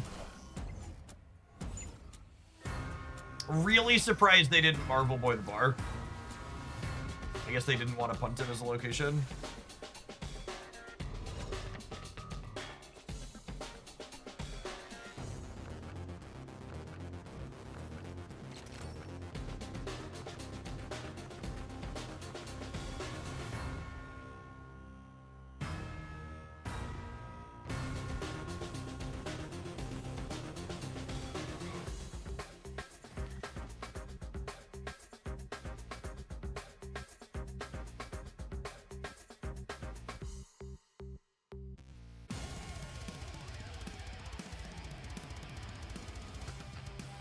Do we want to polymorph Black Swan? That's kind of fun. I think I want to copy the Hit Monkey.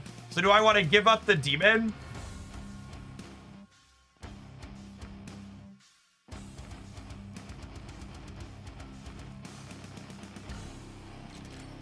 Do I do this?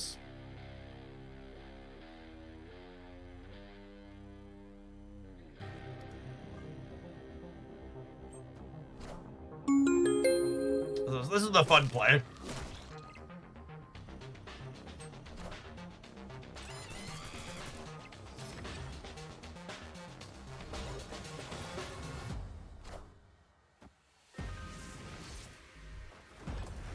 Oh, right.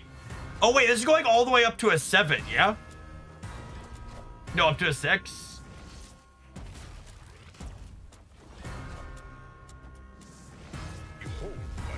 Behold my mighty hand!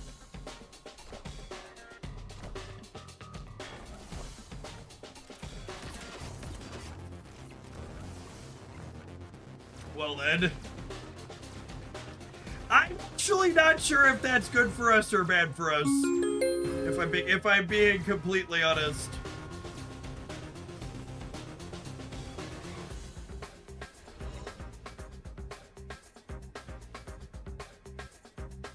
Am I dead? I think I'm dead.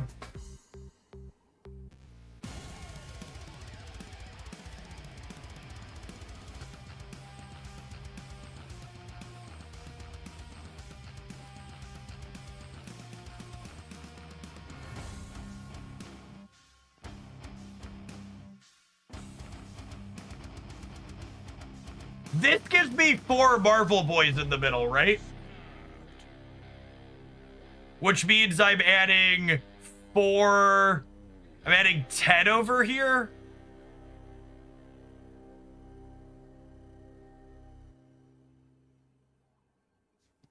Oh, and play Scratch before the future, yeah.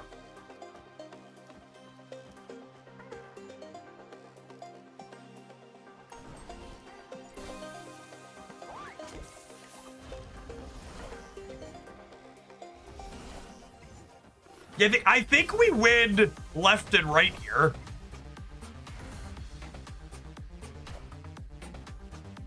Pretty sure.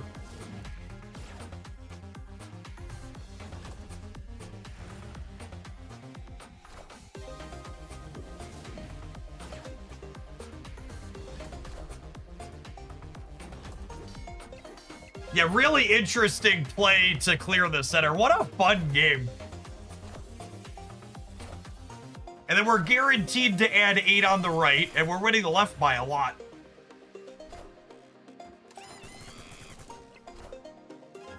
Nice boomer snap, bud. Get toasted.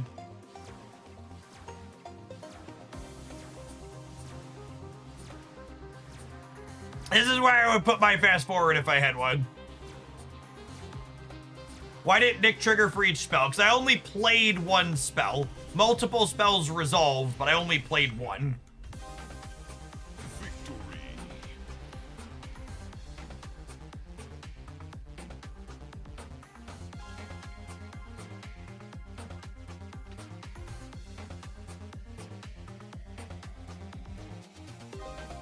Play and dip. I want to like her so badly, chat. I want to like her so badly.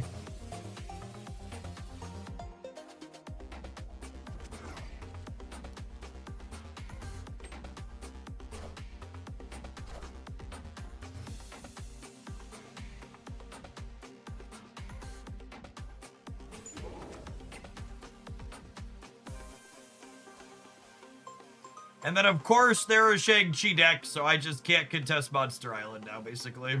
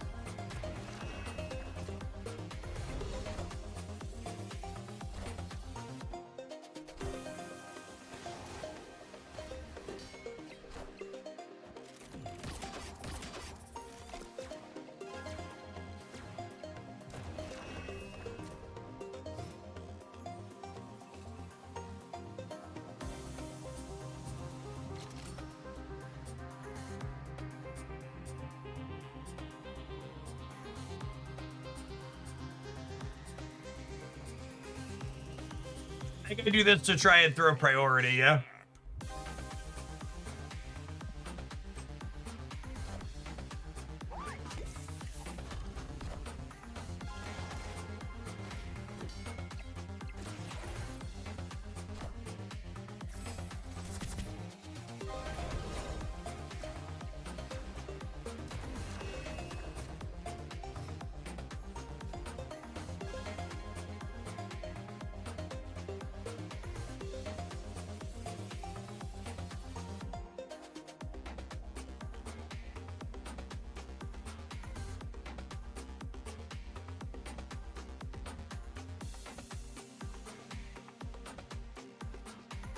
Are they gonna shake me, chat?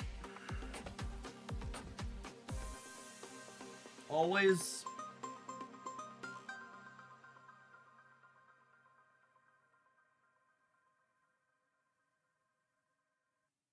Does Monkey win right if they shag? No, because Monkey's only +8. It's only 9.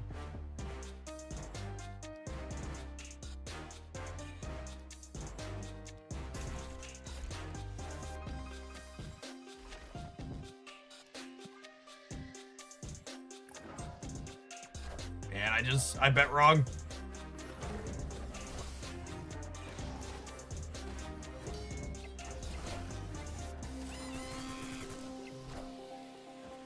So I'd have won if I didn't play around Shang, yeah.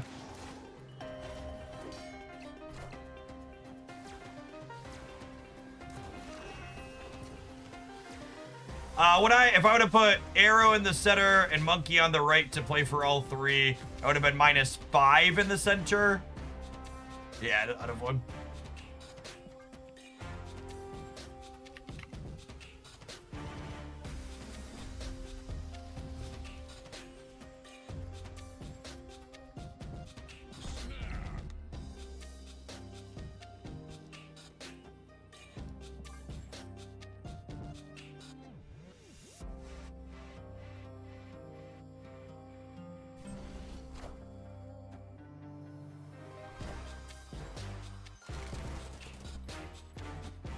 What a just fucking shit show.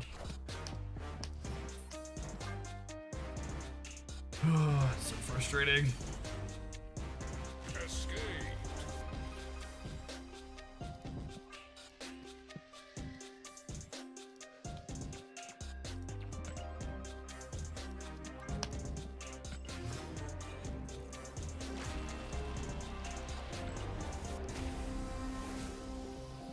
My initial impression here is really low. The card does not seem like it's remotely strong enough for the amount of effort you have to go through to enable it. We're gonna move along to play and try and something else with it, but I am currently very skeptical that this is gonna be a relevant or useful card.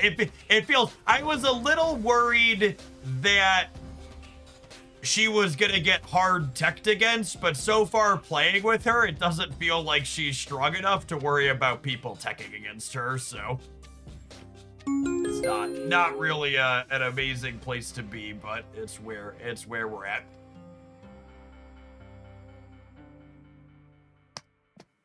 All right, we are going to fill in the details in this while the adverts roll. We'll be back for one more round of Clea Cope when we return. Thanks for hanging out. Don't go anywhere.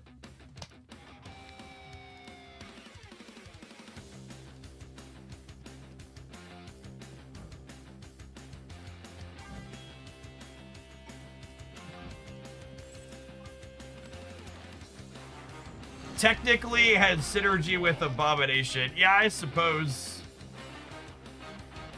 I don't know that I want to get shut off by Luke Cage that badly, though. Order unlocked.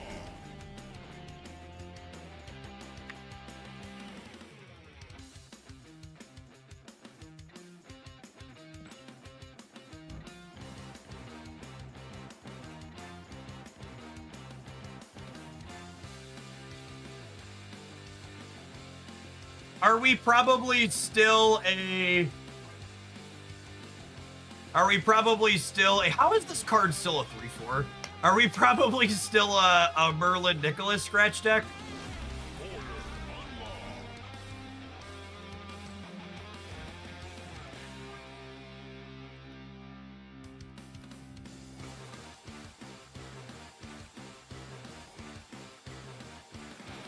How is this card still a 3-4?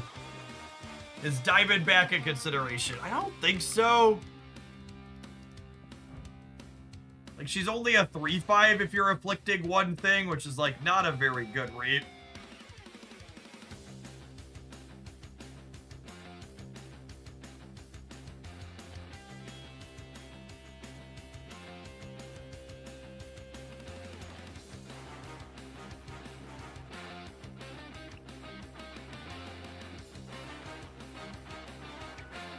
You gotta have Wasp too, right? I mean, I don't think Wasp is good enough.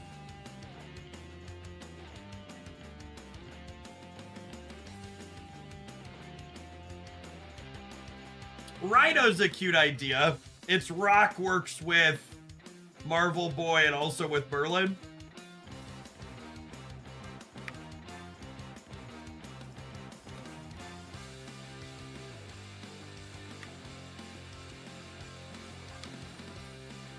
Air Eater. It's the same deck.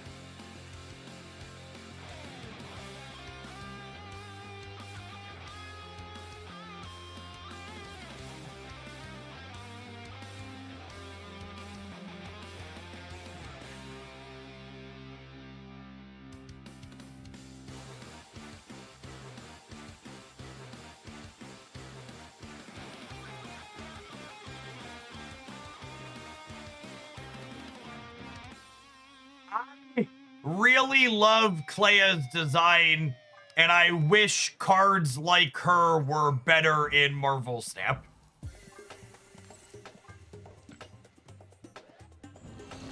Order unlocked.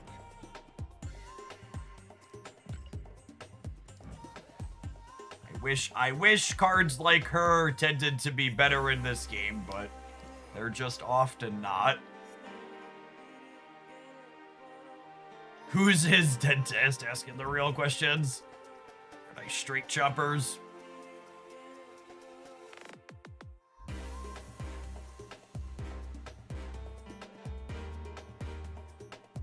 Silver Sable's another one that also works with Abomination. That's true. I don't hate that.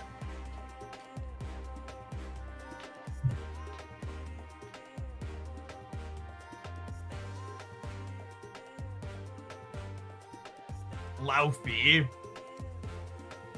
It speaks volumes to how bad High Evo Thing has been power crept that Laufey's better than High Evo Thing.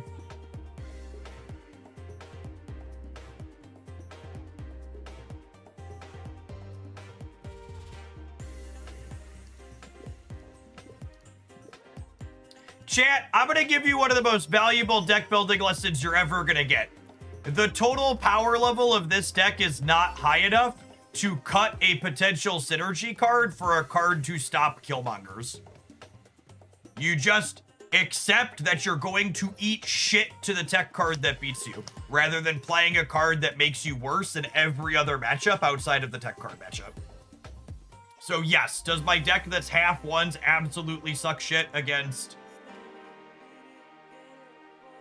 what's it called? Yes, absolutely. Should we build around that? No, absolutely not.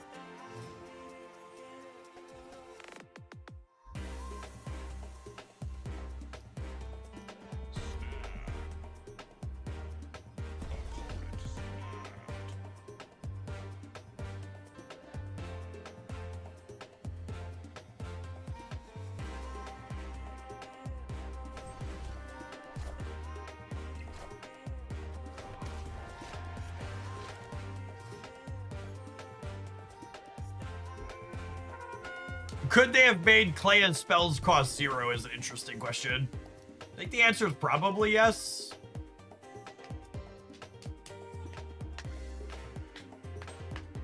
There's such a real cost to playing her spells out in the late game. Because like they take up, they kind of still take up board space, especially on turn 6. They effectively take up space.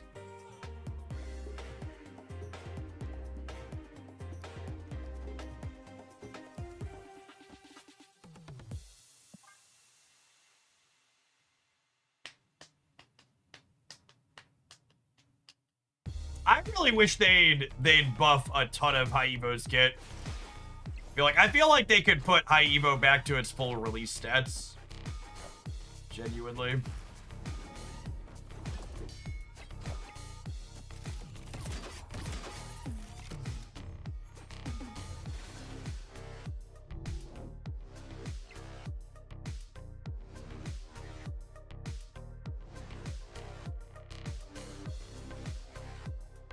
Well, there's my card, but I don't have one of my 2 enablers, so kinda doesn't do anything.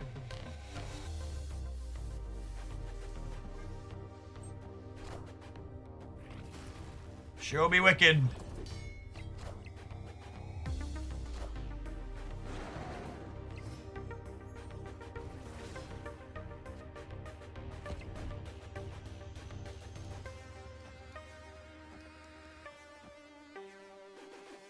Okay, I mean, I'm gonna get to enable her, but we're not enabling her until turn 6, right?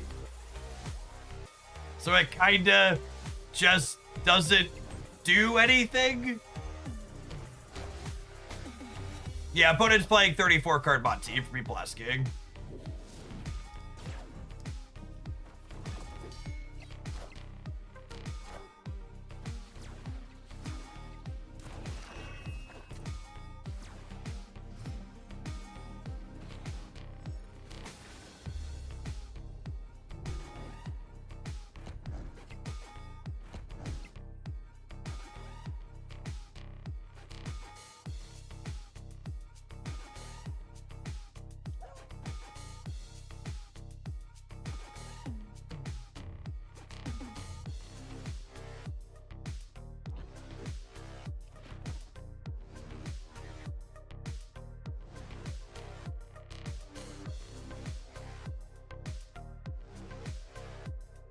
I think I put the right, maybe, kind of.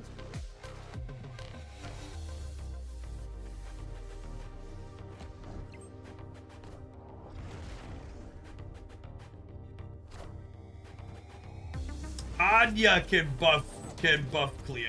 Yeah, that's true, actually. She gives you some control over the timing on it, too. It's an interesting thought. That's a real card no one suggested yet. Okay, I mean, Clea was what? She was a 2-6 that game?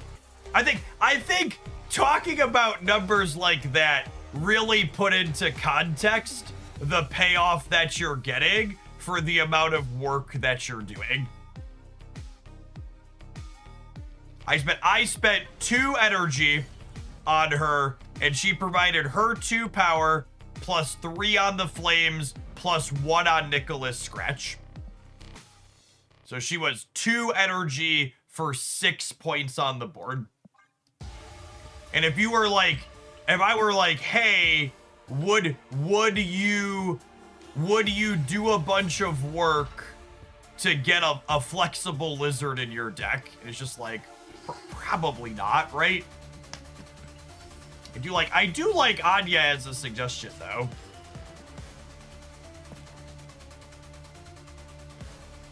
Can I fit Anya in here somewhere?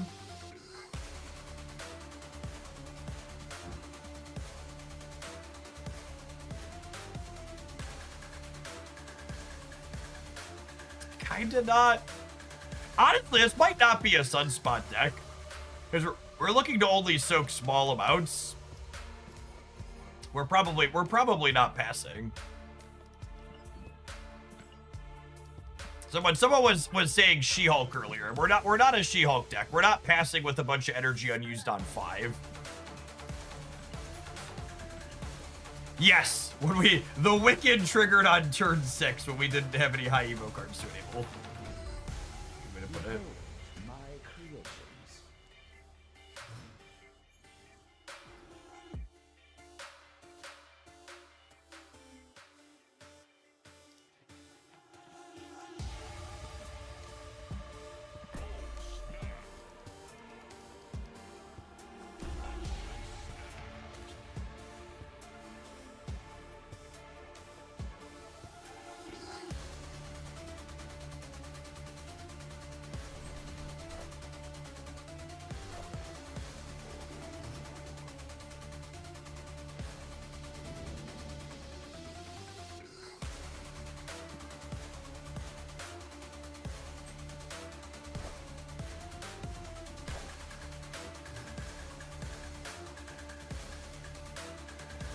I will say this.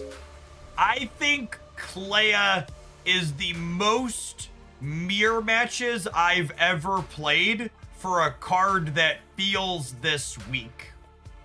Which means the fact that she's an interesting design is still encouraging people to pick her up. Which is good.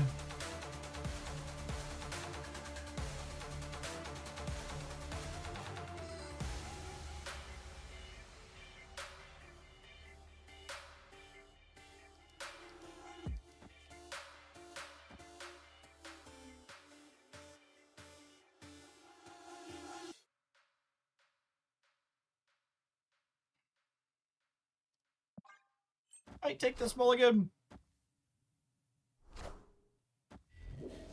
Shuffle her back in. Merlin means I technically brick a draw here, yeah?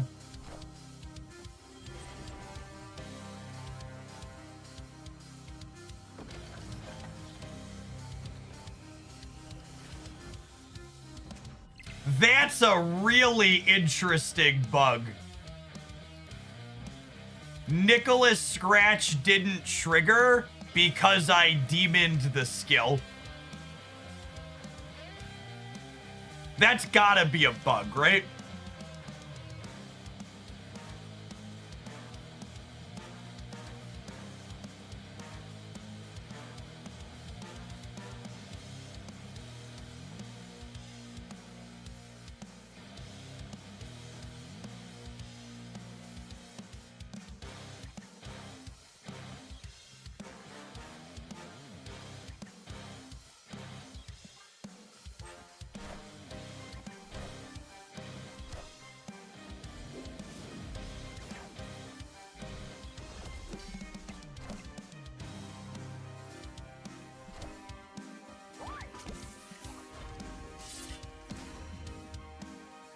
So Nico's gonna be nice and large next turn. She's gonna jump up to 12.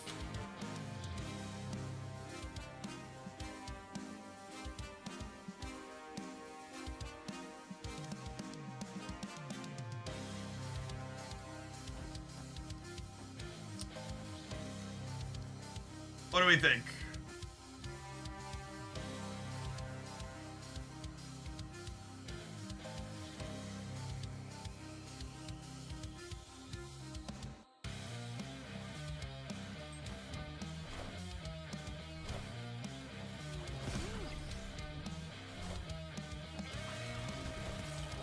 We're gonna lose the left.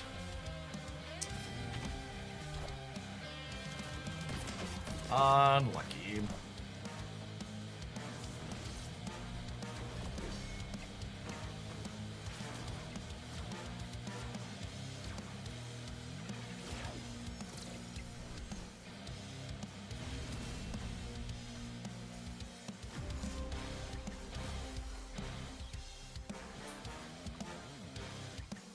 Will the opponent be playing Shang? There's no window for them to Shang anything we have on our board because they have priority.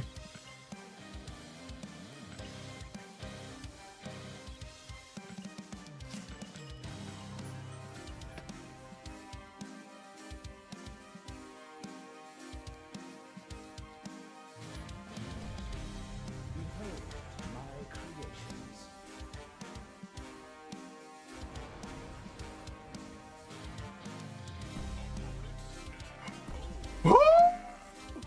A free Clea activation! Chad, it's like I'm cheating. I'm cheating. We drew her, and we get free. Oh me, oh my, oh me, oh my.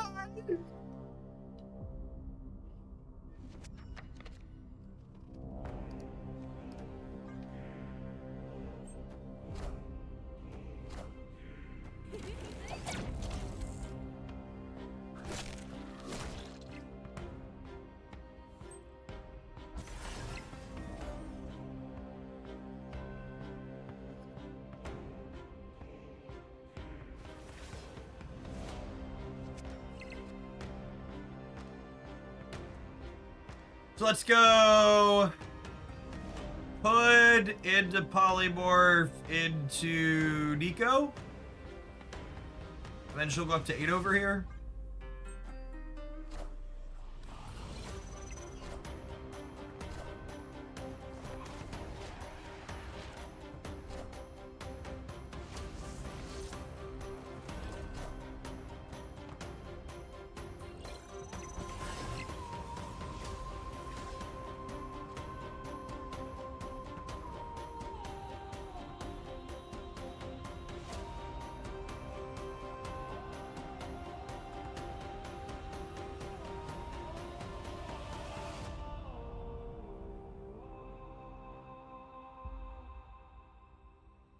I mean, this maximizes our odds of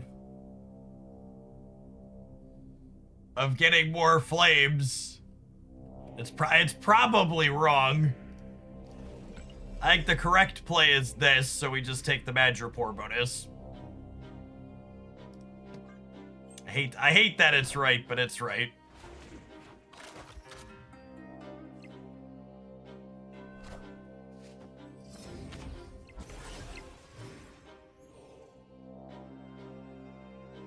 Cyclops could probably go as high as being a 3/6. Absolutely agree. Could not agree more.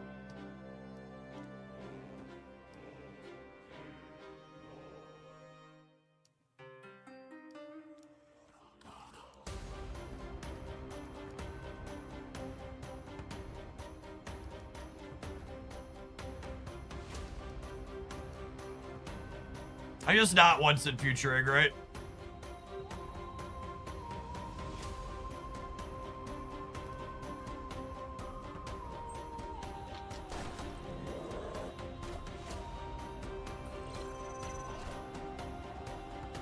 Does Clea interact with Morgan Le Fay? How would those two possibly interact? Can you explain it to me?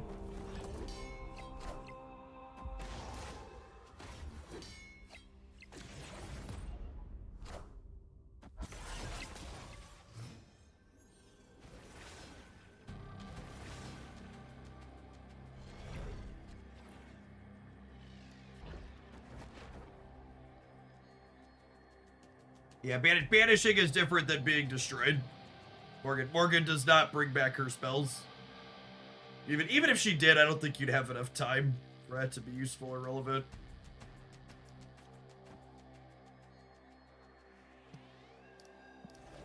Honestly, I think I punt the center. I think I just play left and right. Call it a day. Her animation is very good. All of the animations surrounding Clea are incredible.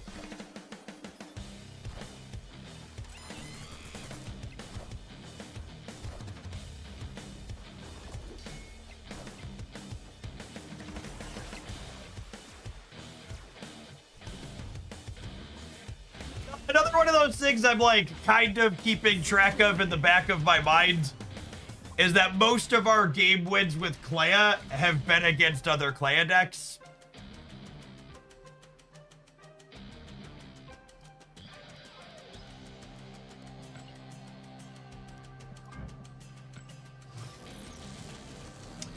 So, and this is playing with Clea today.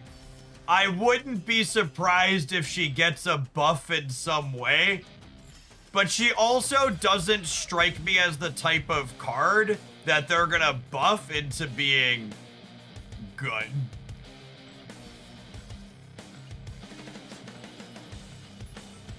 I think is my initial impression.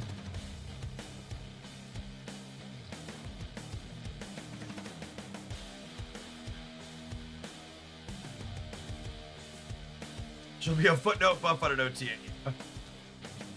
Yeah, like Flames could probably be -4, or they could even, if they really wanted to be bold, they could toy with it being 0 energy. But I don't think either of those. I feel like either of those changes maybe make her Tau level playable, which is better than it was, but.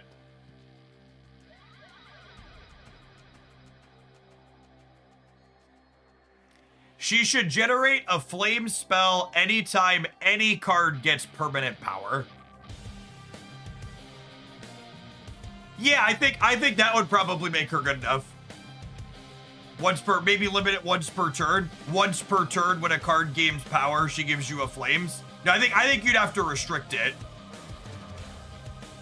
But I think that makes it a reasonable card. Clea does not work with Bast for the people at home who are Spice Rack enjoyers, just for clarity's sake. Flames is a 0 cost to be broken with both. I don't think so. I think given the amount of work you have to jump through to generate even a single copy of Flames, I think they could be free and it would be fine. Obviously, I'm wrong plenty, but you're really underestimating how much work you have to do to make this happen. All right, chat. This is it. This is the game the legends foretold of. She's either cracked here or she's fucking worthless. This is the Clea game.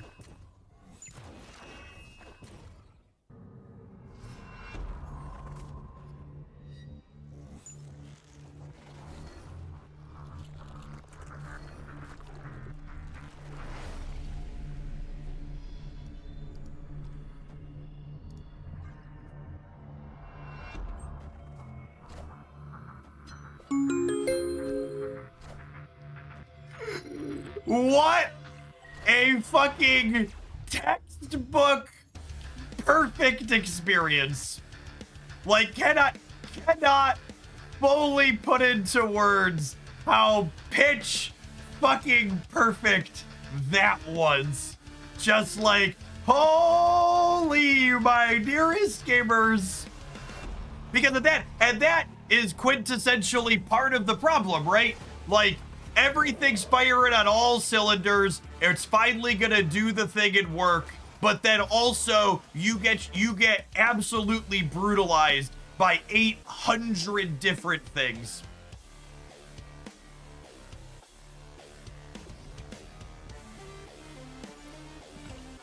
This is just a low collection level opponent, gamers.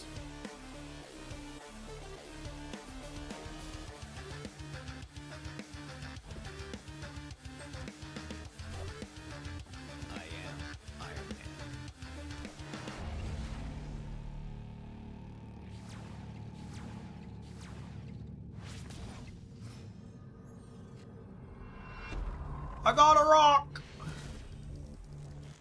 Victory.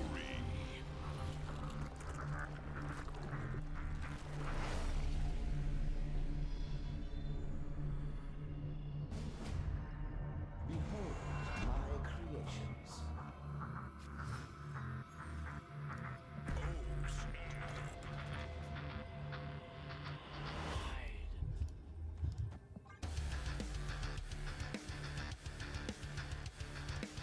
Clea's great. You just need to dodge the half a dozen tech cards that beat you, get Clea out early, get an activator out early, play your flames out early, and then hope that they don't have enough stats to beat a vanilla 1-3.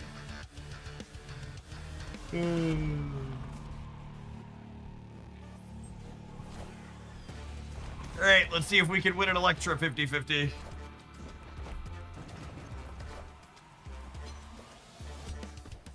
Actual factual 0% on Electra 50-50s. Actual factual 0%.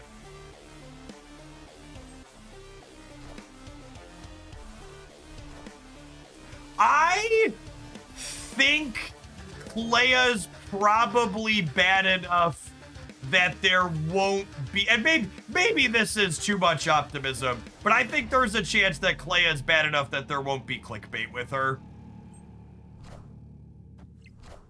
I feel like I'd be surprised if there's Clea is busted decks for YouTube in the morning.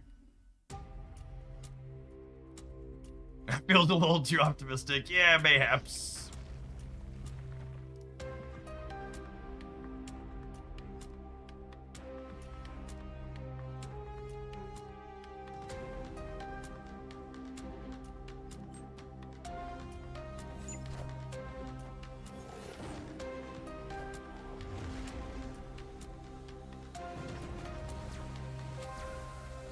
All right, unironically, I don't think we can beat a copy of Odin. Because this doesn't beat Odin, right? It's 11 up to 16. Assume both of these hit center, which isn't a guarantee. That gives us 18, and then Odin is 11 with Medusa. I'm actually gonna give this person a silver ticket because it's not really interesting to me to play against a low series gamer. I want to play against a real deck. Not that we're playing a real deck, but they could have a silver ticket or whatever we were playing for there.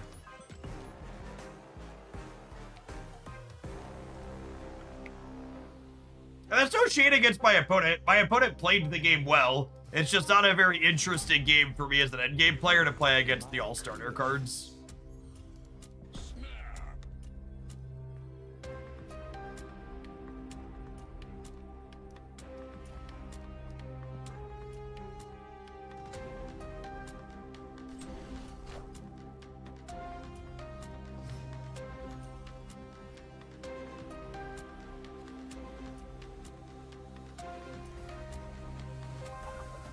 We'll have Nico eat Silver Sable here.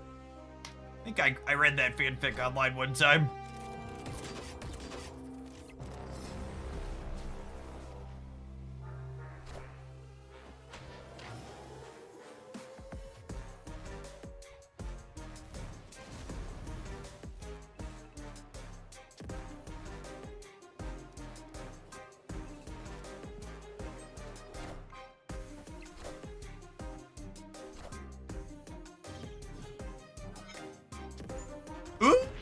Chat, wow, actually this is actually bad. When they Nakia'd, they gained a card in their hand. So I know that they have what's her name in their hand. But the game didn't show me visually that they have it. Which is wrong. If I can derive that Clea is in their hand by watching their hand size when this happens, it should show me that they're getting the card in their hand. I hope they fix that. You should never make players manually track derived information in a digital card game.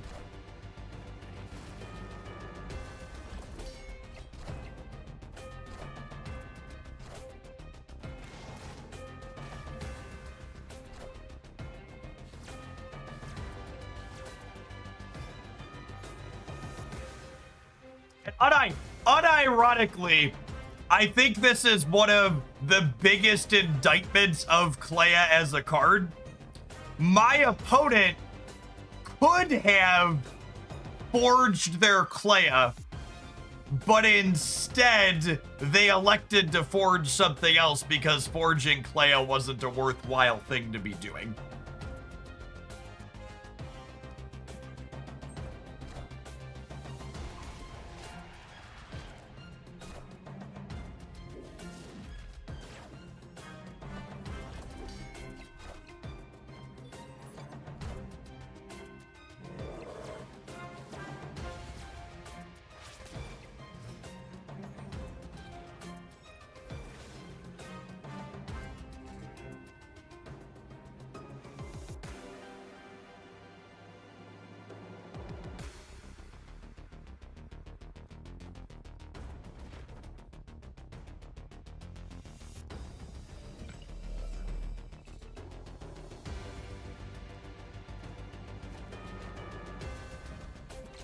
What if I do this and kick Clea into here after we polymorph? That's kind of fun.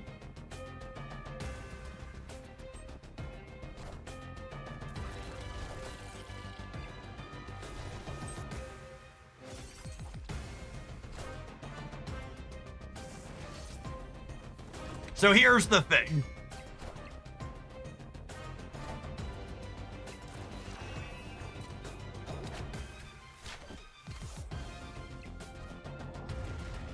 Wow, can you believe this, gamers? I played Clea out and then we won the game? When do you think Second Dinner is gonna stop releasing these very clearly pay-to-win cards?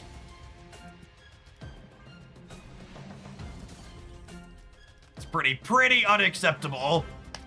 Can you believe the rate that this dying game is releasing pay-to-win cards? How are you supposed to keep up if you don't have 6,000 tokens to buy Clea?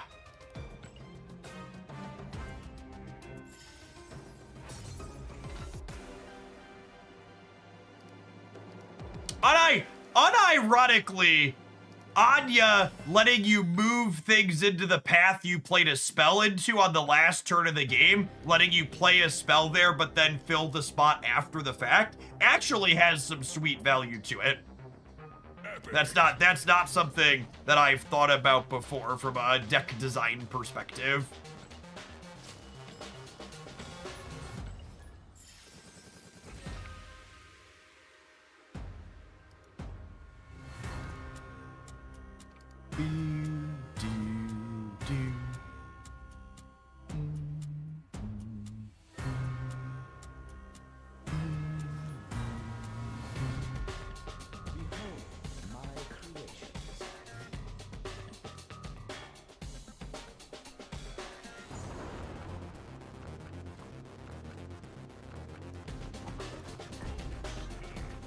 They have an X23 profile picture. Are we about to get Killmongered?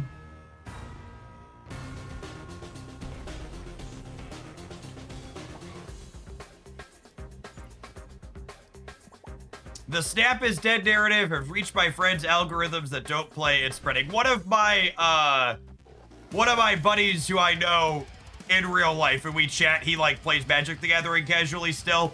He told me that my video reacting to Regis's video about Marvel Snap dying because of everything that's going on was the first one of my videos he's had on his YouTube feed probably in a year. It's such a lovely platform.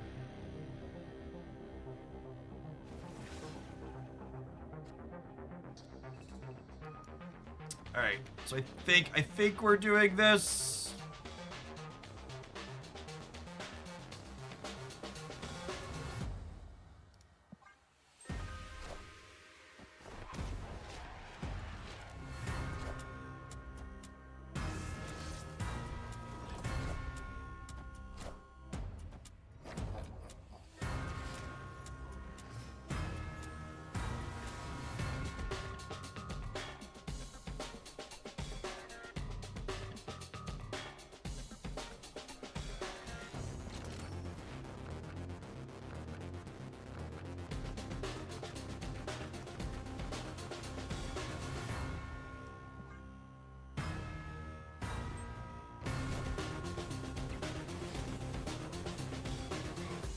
How badly do you think my cheese is going to be shagged in the center?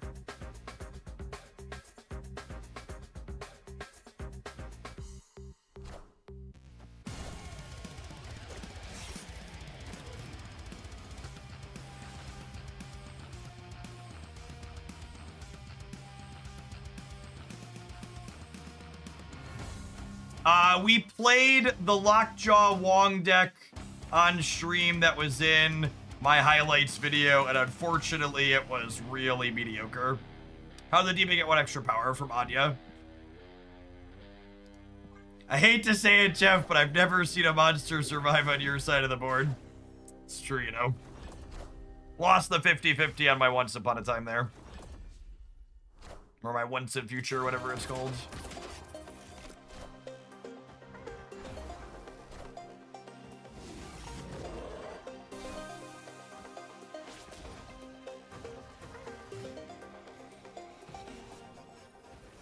2x Nico. 2x Nico.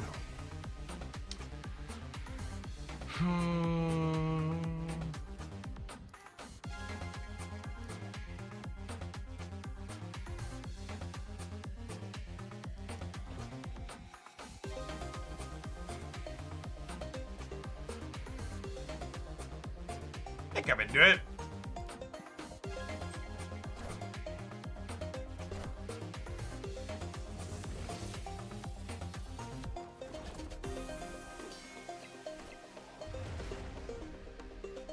Oh, we're one short of the left still. Need more points than that. Oh, it's a face down card, Luke Cage. It just doesn't matter. Oh, it just doesn't matter anyways because of the hazmat.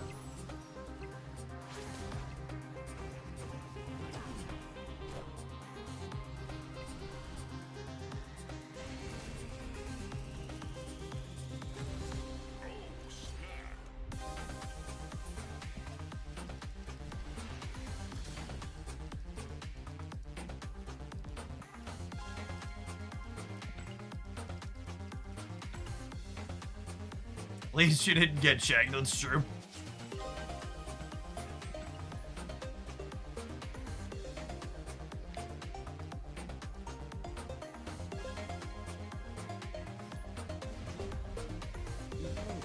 My creations.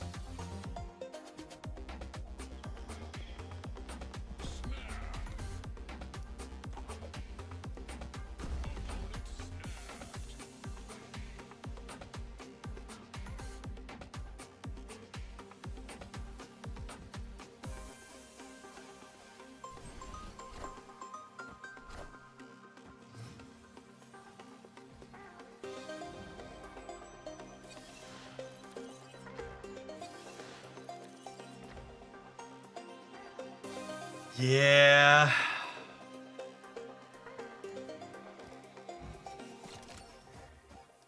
Maybe they just won't draw Killmonger, right?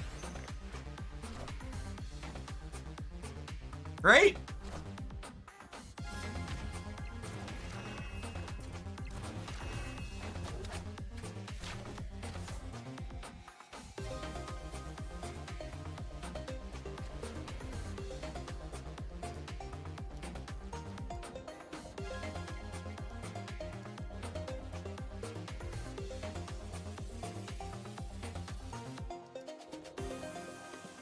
We should just set the X-23 on fire.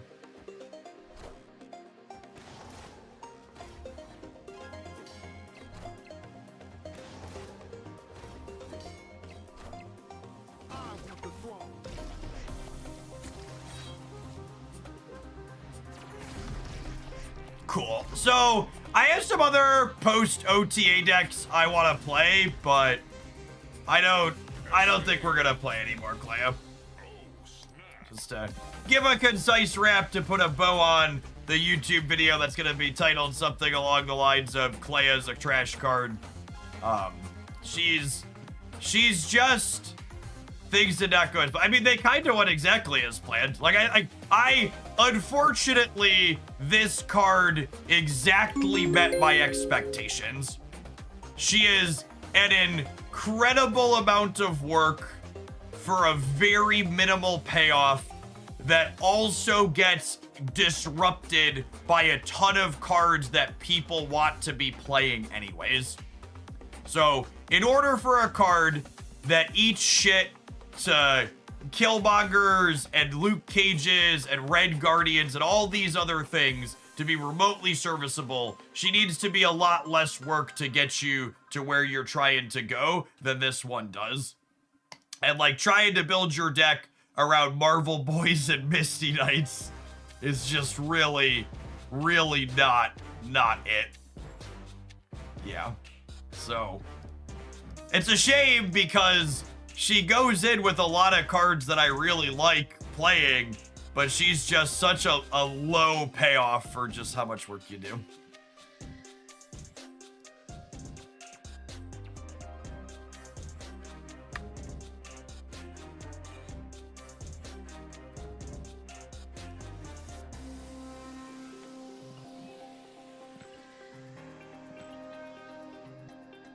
All right.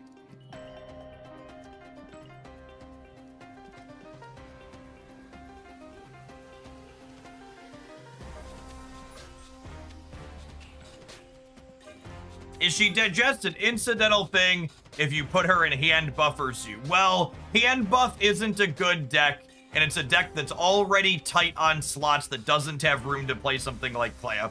And Zoo doesn't really have room to play Clea's spells on curve because it's already spending all of its energy playing things like Khazars and Blue Marble.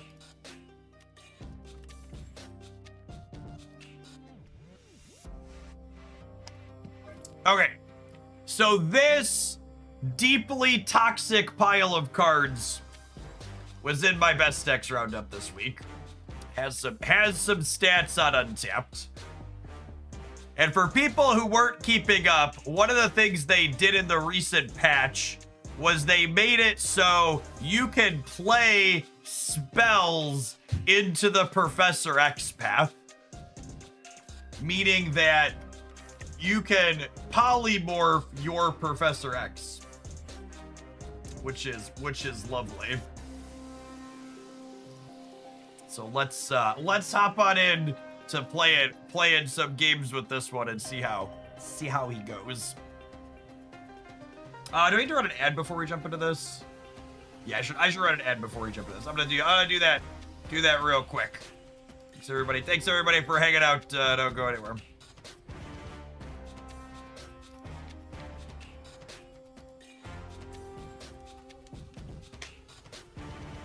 I'm gonna grab some water to mix up some of my drink.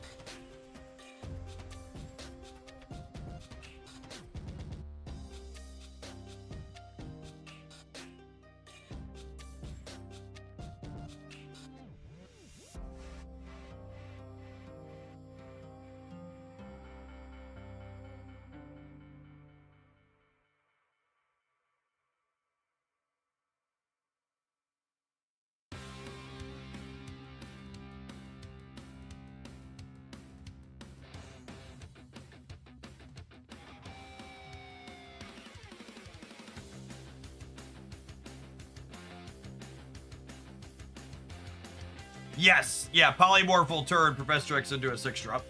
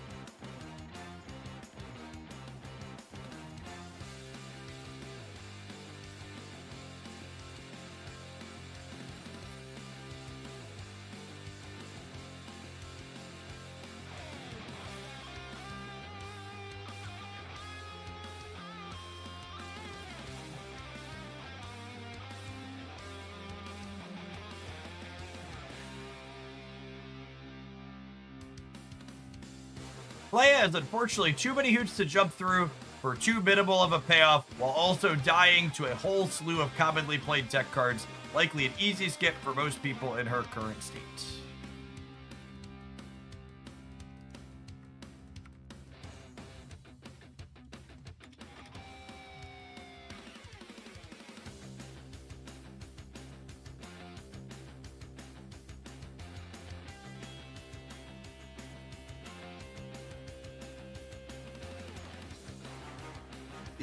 The big beautiful bill is passed the Senate, chat. And here's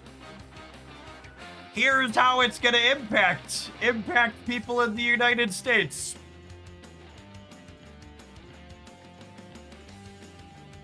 Funny how that works.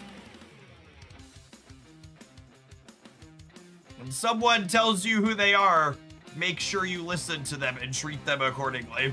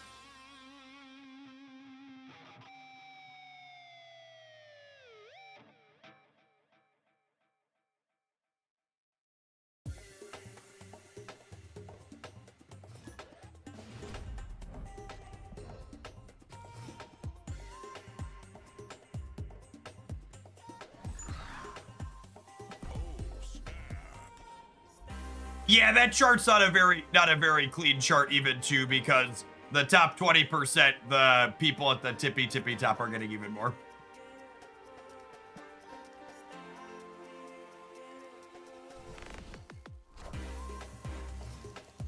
All right, looks like some Wiccan here for the opponent. Raptors to feed by Merlin potentially is lovely. We take those.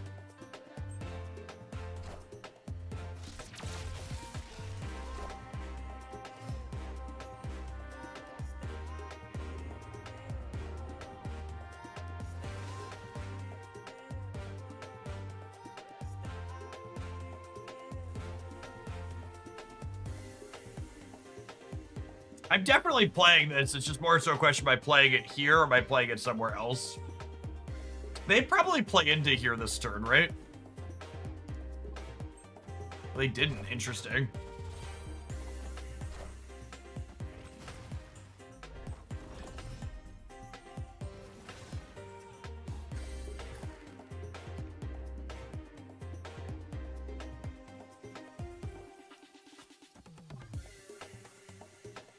I'm waiting to see if we can shake them on the right. They missed. The Gorgon means they missed on Wiccan, though, which is great. It's good for the home team.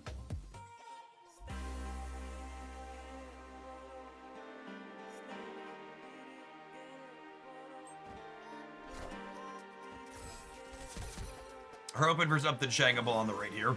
Behold my mighty hand. That's unfortunate. Wind, aid my hand.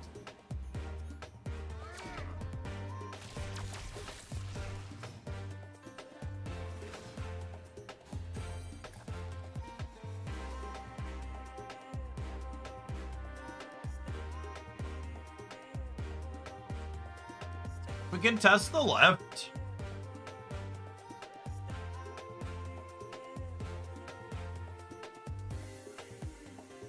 Seems unlikely.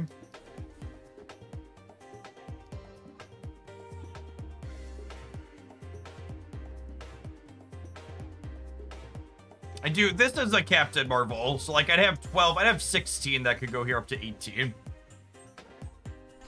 Yeah, I think it's Polymorph Luna. What are they filling on the right with? Oh well, this works out funny for us. That's great, actually. Knowledge is power. Actual insane beat.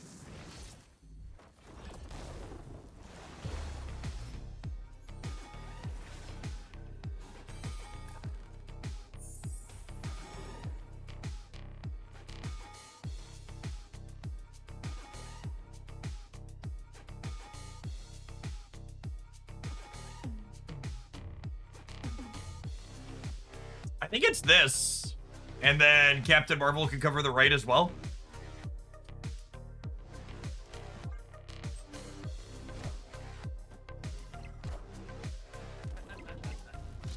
Wow, that's out of left field.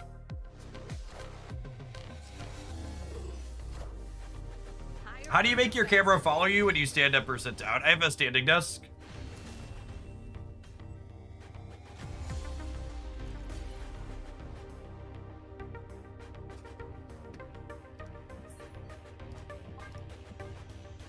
We'll play one more.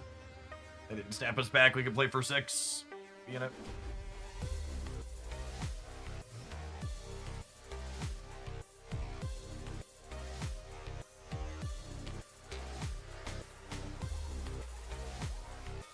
If I play this here, she's gonna end up at 9, right? Because she'll get triggers on some amount of the next turns. We have to commit real stats here to beat her.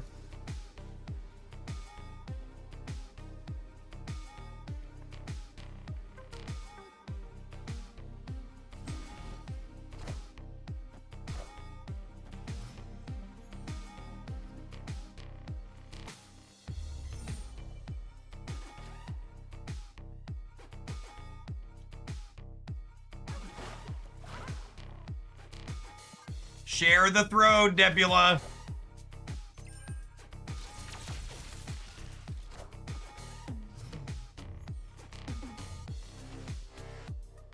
What a lovely lady. I think I want to get Merlin generating things here.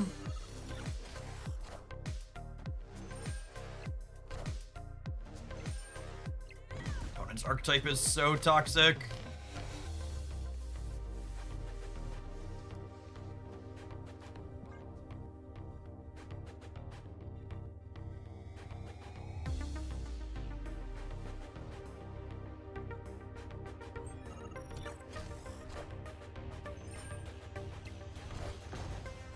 Wind, aid my Well, that's actually really unfortunate because it means I can't Gamora now.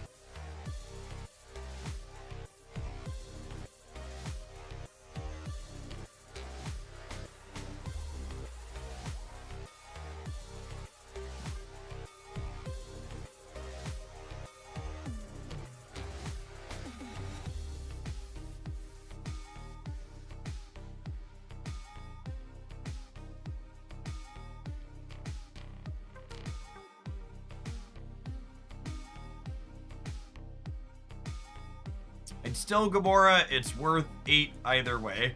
No, a Gamora could be worth 12 in the center. Because when Gamora reveals after the Supergiant...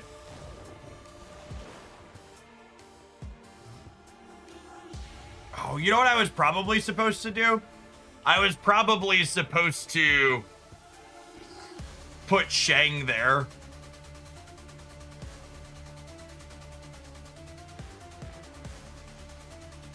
Am I beating Ronin like this if they Maximus? The Ronin will be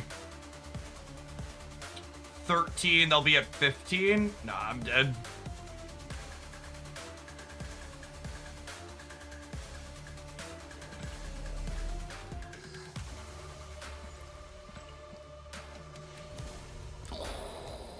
Take those. Yeah, the Warhead's already cleared. It cleared our Merlin on turn 3.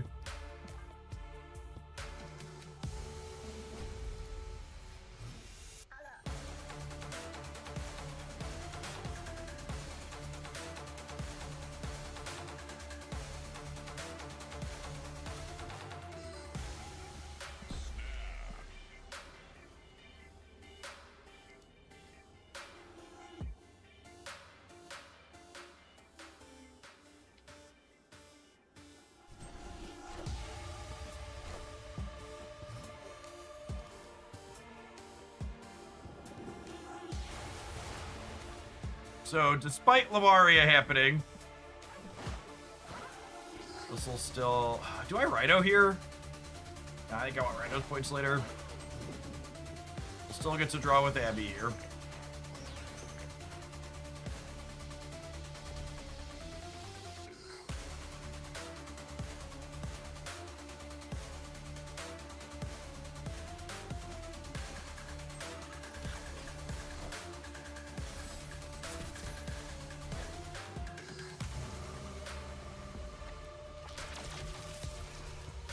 I'll take that little bit of value. One of their 2 missing cards is probably Fenris Wolf, yeah.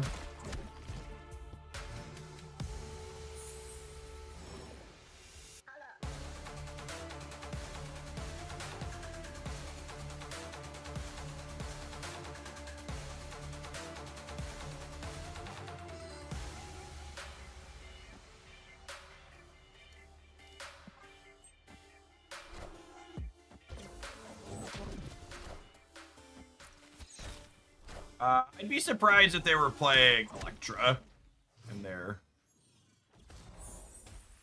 what's it called deck? Their Wiccan deck.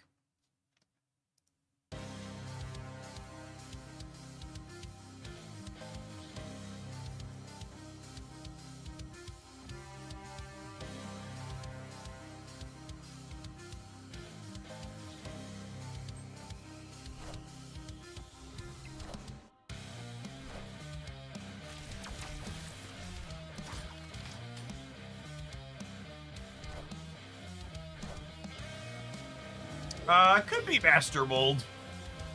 There's also a world where they're just not playing that card.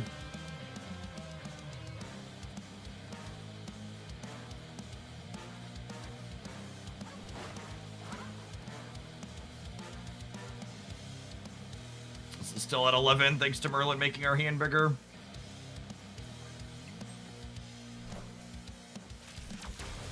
That's a hell of a spot to Eliath. Oh, I'm gonna be short though, aren't I? Power must be controlled. Oh wait, the Great Web can get him here. Higher, further, faster, baby. Oh, we lose the breaker.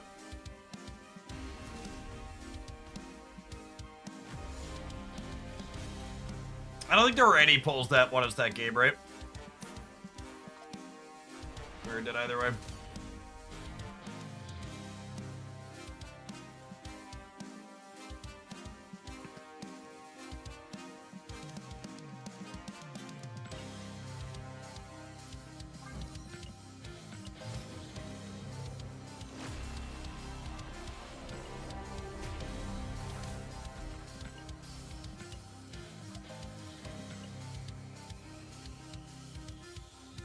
Yeah, I got Astral Projection on his Sanctum already. If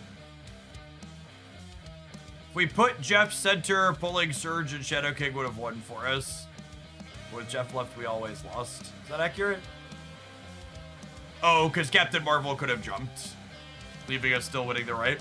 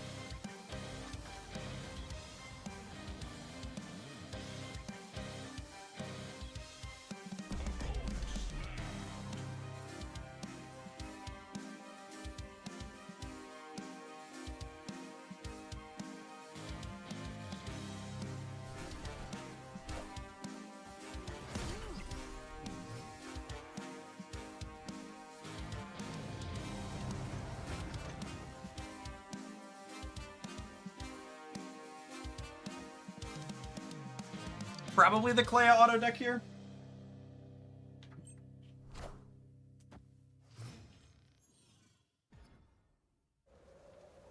Oh. Well, we're both getting smaller on the left. We got that going for us. Super Retroid, thank you for almost 3 years. I appreciate that. Welcome back.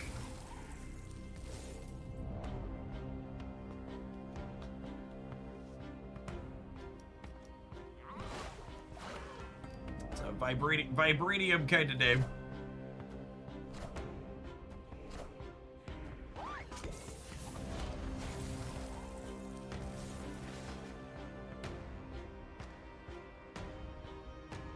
We haven't had a single early Professor X yet. That is accurate, unfortunately.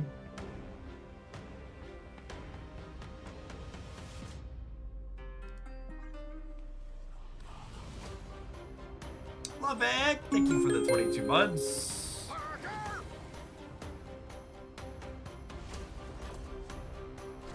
Yeah, so there's actually always a resub sound. It's just normally you all at home can't hear it. But Snap in their latest patch broke the game music, so I'm currently sharing all of my audio because so I can play the Snap music in the background via a YouTube playlist. So I always hear the stream notifications. Lets me know when to look up some of the time.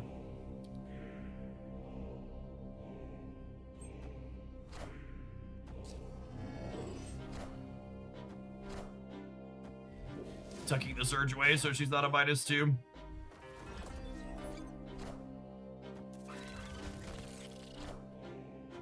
Higher, further, faster, baby.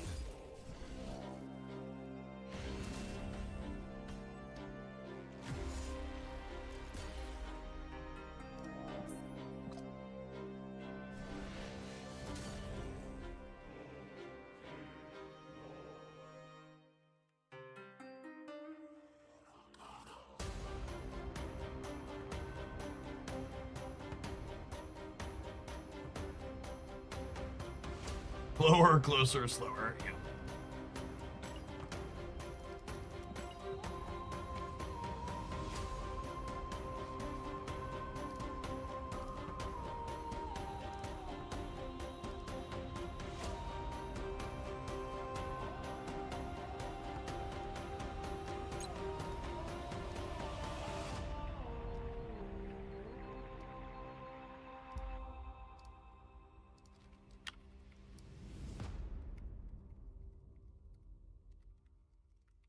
All right, the last little bit of the stream, we're gonna go ahead and it's been a minute, but I'm still playing DC Dark Legion daily, so we're gonna do a DC Dark Legion draft to wrap things up at the end here. This is a mobile character collector gotcha style game. That let me. Oh, I redid my computer and I lost my scene. All right, hold on. Let me throw this back together really quick. Oh wait, do I have a scene still? I think I might have a scene still. Haha! Past Jeff did do it correctly. Look at that. All right, so let's. There it is. So I've played a ton of this since it launched. I have most of the characters and heroes collected. If you enjoy hero collector style games, I think it does a decent job. Body bags. I think it does a good job of having, sorry for the audio echo, we'll fix that. I think it does a good job of having hero collector mechanics while also being in the DC IP, which is a stellar IP. I've got this. Lovek, thank you for the 22 buds. Speedsy, thank you for the I like looking the 6 mysterious. years. Appreciate I that. am Welcome back. Mysterious. We just got what's his name added. I haven't pulled a bunch for him yet. But he's got Nightwing added to the group, who's a Teen Titan. And there's some different hero collector and idol style games here, and some RPG elements that you can go through. But the bits I think that make decent stream content is they have a game mode in here called the Darkest Timeline. And it is it's a roguelite drafting mode that lets you kind of sample the different characters. And Nightwing is one of the defaults now since he's on the current banner. So I think I'm gonna see if I can do stage 7 with the Bat family. I've not successfully gotten through that. So whoever are the 2 characters on their limited time bleed schedule, you get you can draft by default here at the start in this mode, which is nice. So you have to take 2 poopy characters that are epic in quality on the highest difficulty. Usually take the 2 tanky ones. I wish you do more than 5 runs, even if you get extra rewards for them. Yeah, there's some weeks I wish I had more than 5, others I just do a couple. You know what, for my last one, honestly, it's probably just take the other banner character, since he's the other mythic quality one, because he just, like, these have stars to start. You won't play John all the way through on a draft, but with the bats, but he'll be fine to start.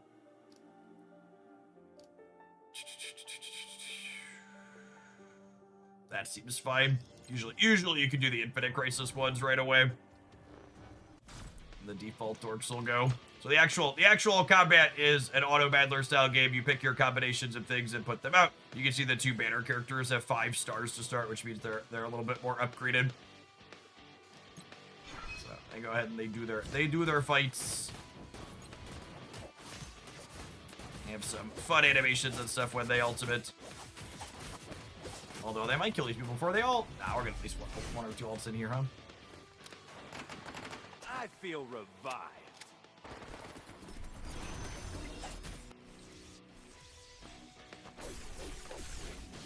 I'm just gonna Nightwing it. That's an A+ comic book line. Does this game run into the issue as Mystic Mayhem where you run out of stuff to do and have to wait for things to refresh the next day? Absolutely. That's pretty common in the hero collector genre space. These aren't games like a card game where you can like sit there and no life them endlessly. This one has, I haven't played Mystic Mayhem, but this one has like idle components where you like send out characters and they come back after a certain amount of time and then you click them and collect the resources or whatever. So, generally speaking, your health carries over between fights in this, but these starting dorks, the ones that took damage here to start largely, we're just gonna let them die. They're not gonna be in our final run, so we don't need to heal. We're gonna try and draft these extra bonuses that kind of fuel our thing through the entirety of the run. We're not going to have a lot of full health champions with the bats because they don't typically have a healer, but extra crit rate is welcome. And we're not playing Justice League Dark Champions long term, so we don't want to star up for them.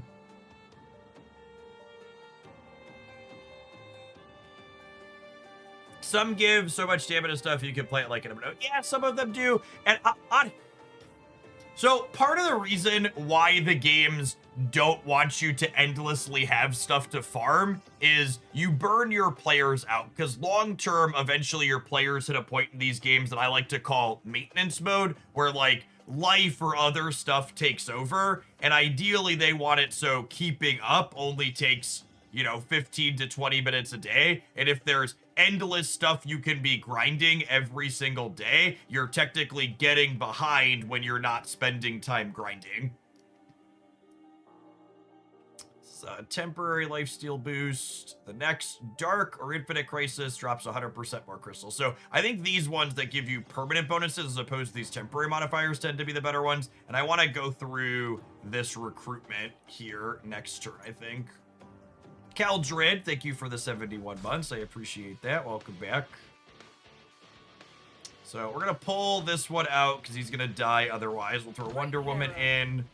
And then I want to put Batgirl in because she's going to trigger the synergy bonus here. We're going to get 10% attack and 15% crit rate.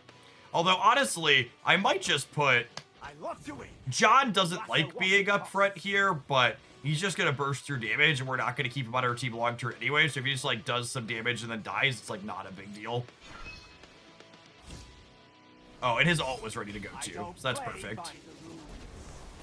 Crunch him out.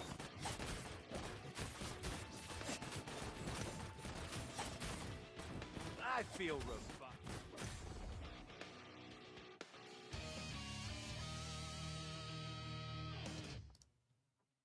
Nobody really is covering Snap. Nobody has object permanence who's a video gamer. We literally just got done playing Marvel Snap for like 5 hours, and I'm playing a different game for like the last half hour of the stream. Get some help, gamer. I would love to recruit some bats. That sounds lovely. Getting more Red Bat. I always forget his name. Red Hood, I think it is. We're not gonna play him long term, most likely. We're gonna hit the book here. The book is a very high variance but powerful one, and this is one of the ones that shows why it's high variance. This might brick our run, and we'll need to start again. So all of these penalties take our champion's HP, but none of the bonuses are beneficial. It's been 7 minutes since you swapped from Snap. Yeah, but you don't understand. There's not currently Snap on their screen in front of them, so that means I'm not playing Snap. So I need to spend my resources here to heal at this point, otherwise we're going to lose at the last one. Yeah, hitting Raven with the Bat and Teen-Titan bonus is, like, okay, but the problem is because you're not more likely to find Titan champions during your things that spawn you stuff, you can't typically get Raven high-starred. So usually my successful Bat champion runs tend to involve, hitting recons that give us, like lifesteal, and then you sustain based on having high crit rate with lifesteal modifiers.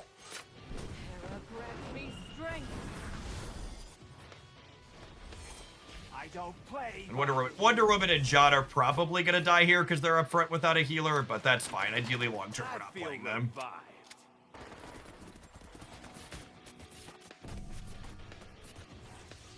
Our draft is kind of mediocre to start here. I haven't really hit stars on the characters I want to play long term yet. We're finishing up the first section of it. So when we finish the first section, we get to pick explicitly which characters we want to draft, which helps a little bit. So I can grab stars on him. And Red Robin's pretty important, and you want Batgirl really supplements Nightwing well, because she gives extra crit rate.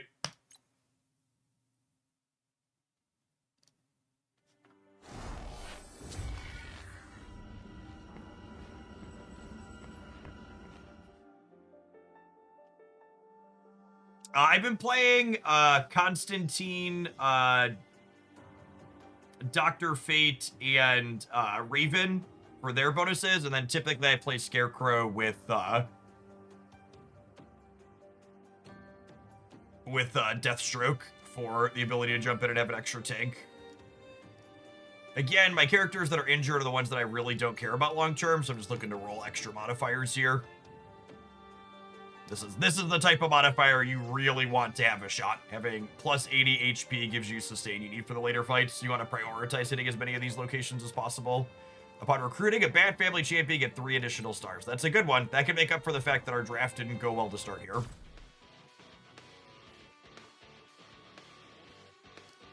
All right, he's finally got some stars, so we can get him in here. Eventually, I want to play Assassin Robin as well, but I don't think we're doing that to start. John's gonna end up going down this fight or the next one most likely, and hopefully we just have another Bat person ready to go by the time we get there. It's unfortunate that we haven't found an actual copy of Batman yet, because he would be nice to fill in. He's tanky-ish. All right, John got to ult before he dies here, so we should win the fight, which is all we really need.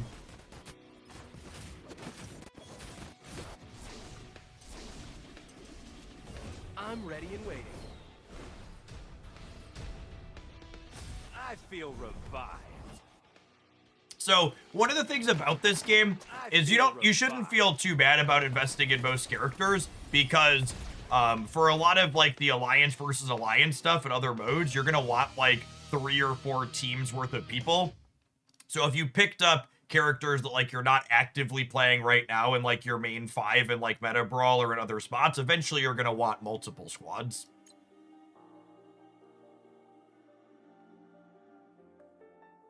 Obtaining Harmonic Crystal, there's a chance to receive 200, but also a small chance of getting nothing. I think I take that one, because neither of these are directly beneficial to me. This one, attribute boost for all champions for each Justice League champion owned. Oh, I guess that does attributes for all champions for each Justice League champion. I do incidentally have a lot of Justice Leagues here. That actually might be good. So this modifier here is better for me than this modifier, because this modifier doesn't do anything for me, but I really want to go through the recruit into the book to get my best chances of hitting big bonuses and ranking up my squad. So I am the knight. I am the knight. I think there's a chance Bats dies here. Long term, I'm not playing Red Hood, so I think I'm actually going to put him up front, because my ideal end game composition for this draft is not playing him. So if he dies, it's not a big deal.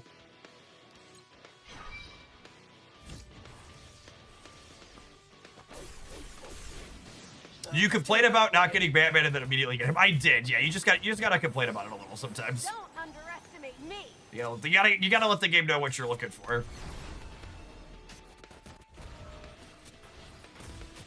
And you can see Red Hood there versus Superman is really not a fair fight. He just ate it very quickly there. So hopefully we're gonna find some other Bat friends.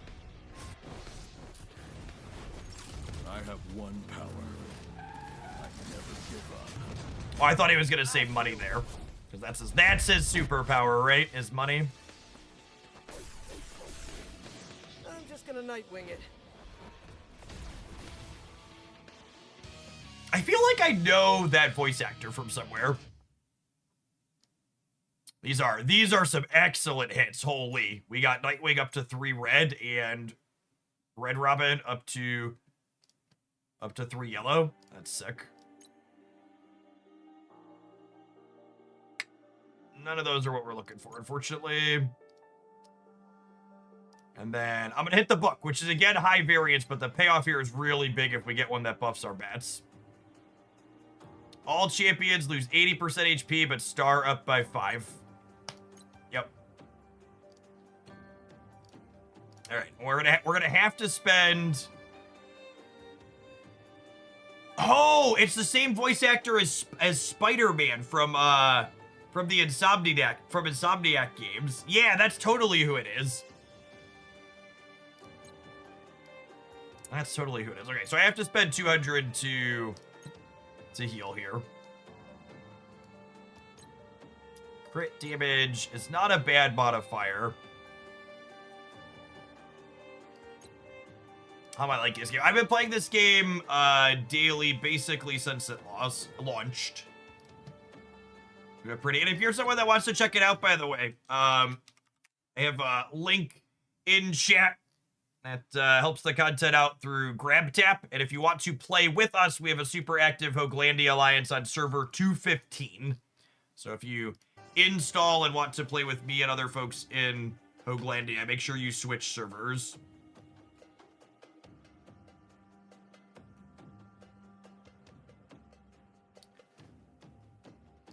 They're grouped by that. I don't want to spend all my crystals. So my thought here now is, do I think I have enough power to push through? Do I think I have enough power to push through the end of this stage 2 to save these resources for a big bonus later? I think I'm going to need these resources to get a bonus to get through the last one. So I think I'm just going to hope that our champions as is can push through this next fight with their slightly low health. And then we go from there. I'll take care of it. All right, so we've got decent modifiers, but our health is low to start. We're pretty far over them in terms of power, though. We're 500,000 versus 400,000. We just gotta hope they don't get KO'd. Don't underestimate me. Oops, all Robins. Yep.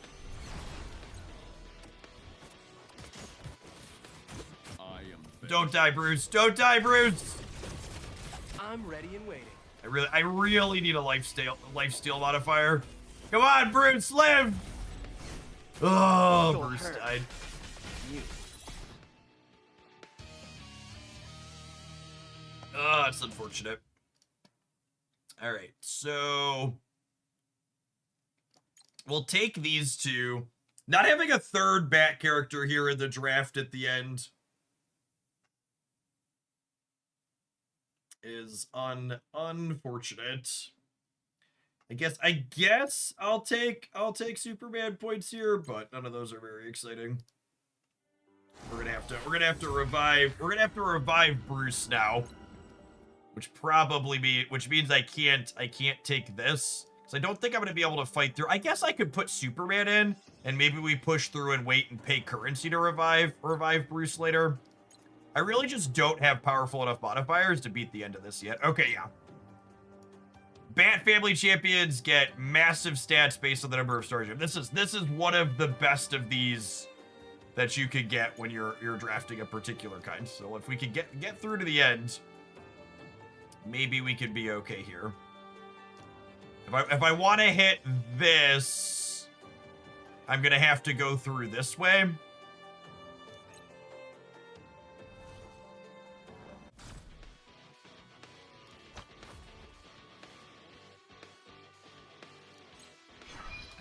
I really need a modifier that gives us lifesteal. Time to fly. Oh my gosh, Superman just got melted. That's fine. We're not playing him long term, but we're hoping to play him for at least one more fight.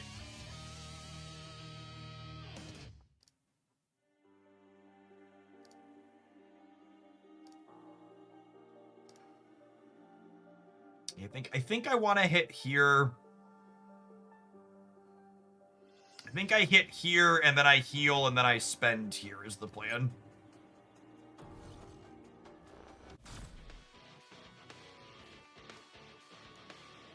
Let's go. Flash is certainly gonna die. I'm ready. Ideally all of our bats live, though. If another one of our bats dies, we're gonna be in trouble. Nightwing's a little close, but also he kills really quickly, so. Okay. Alright, that's some more stars on bats. Let's hit this. The drop rate of Bat Family, well, that's a little late, but none of the other ones do anything. Alright, let's do this. Select one fallen champion to restore 100% of their HP. I would like like Bruce back, please. And then we're gonna have to spend 200 to heal everything for 50%. 80% attack, 5 stars. It gets most of them back to full.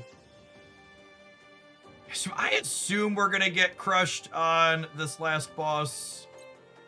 That's lifesteal. So would I rather have 5? So I can take the lifesteal, and then I have either 80% attack or 5 stars with my last 400. The stars don't boost either of these is the thing. And Nightwing's like my primary damage dealer. I think it might be right to take the attack just so Nightwing has the best chance to like put his carry pants on. I'm not excited about it, but I think that's the plan. I would not be surprised if we get smoked on this last one.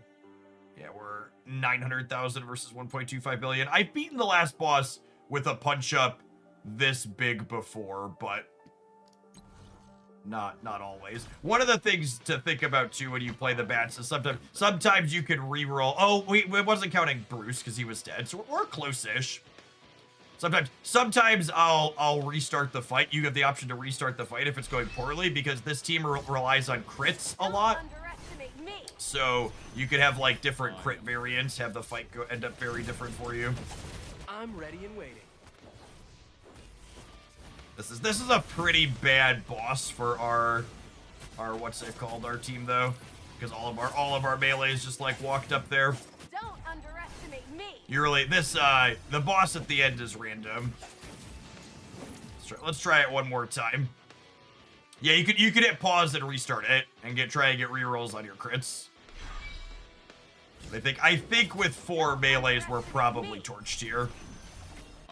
Because his AoE wind up just like crunches all of them at once. Yeah, as long as you aren't dead. If you die all together, it's a weird system that it lets you restart if you're not fully dead. And you can see here he just ults in. I wonder if there's a way that I could reposition or position to start where he won't target Nightwing. I really wish he'd target Red Robin. He should aggro here, but then when Nightwing jumps in and these things get moved around, he pivots to him. I am vengeance. I'm ready and waiting. Yeah, swapping positions changes the dynamic. And you can see how much health he gains when he like uses his ult with that lifesteal, but I just think it's not quite enough here. Don't underestimate me. Alright, he got a hit. Ah, it was so close. Yeah, I don't think we're gonna be able to get it. I'm gonna give him one more try here. What if I swap this?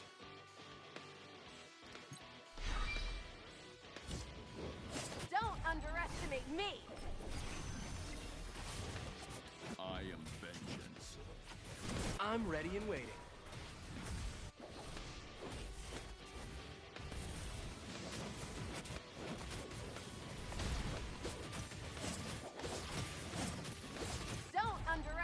Me. Alright, ult, Nightwing, come on, bud. Oh my god, he hits him so hard. Get him.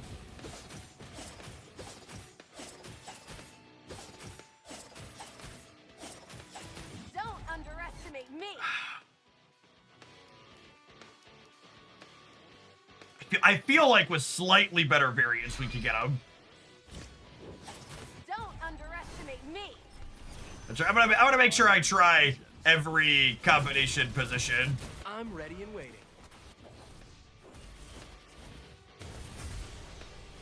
God, when Nightwing hits, he crunches for like 15%. That was awful. I think it's definitely these two up front.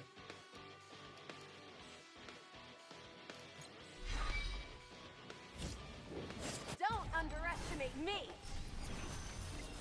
Our Assassin Robin is basically just there for his type modifiers. He's giving us the Team Titan extra crit rate special, extra crit damage special. All right, one more. Last restart.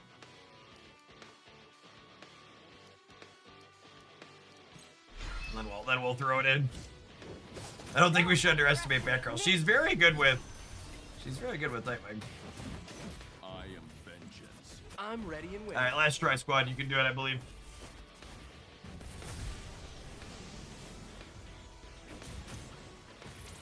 Yeah, we were probably like one Don't underestimate one positive modifier away, or a couple more stars.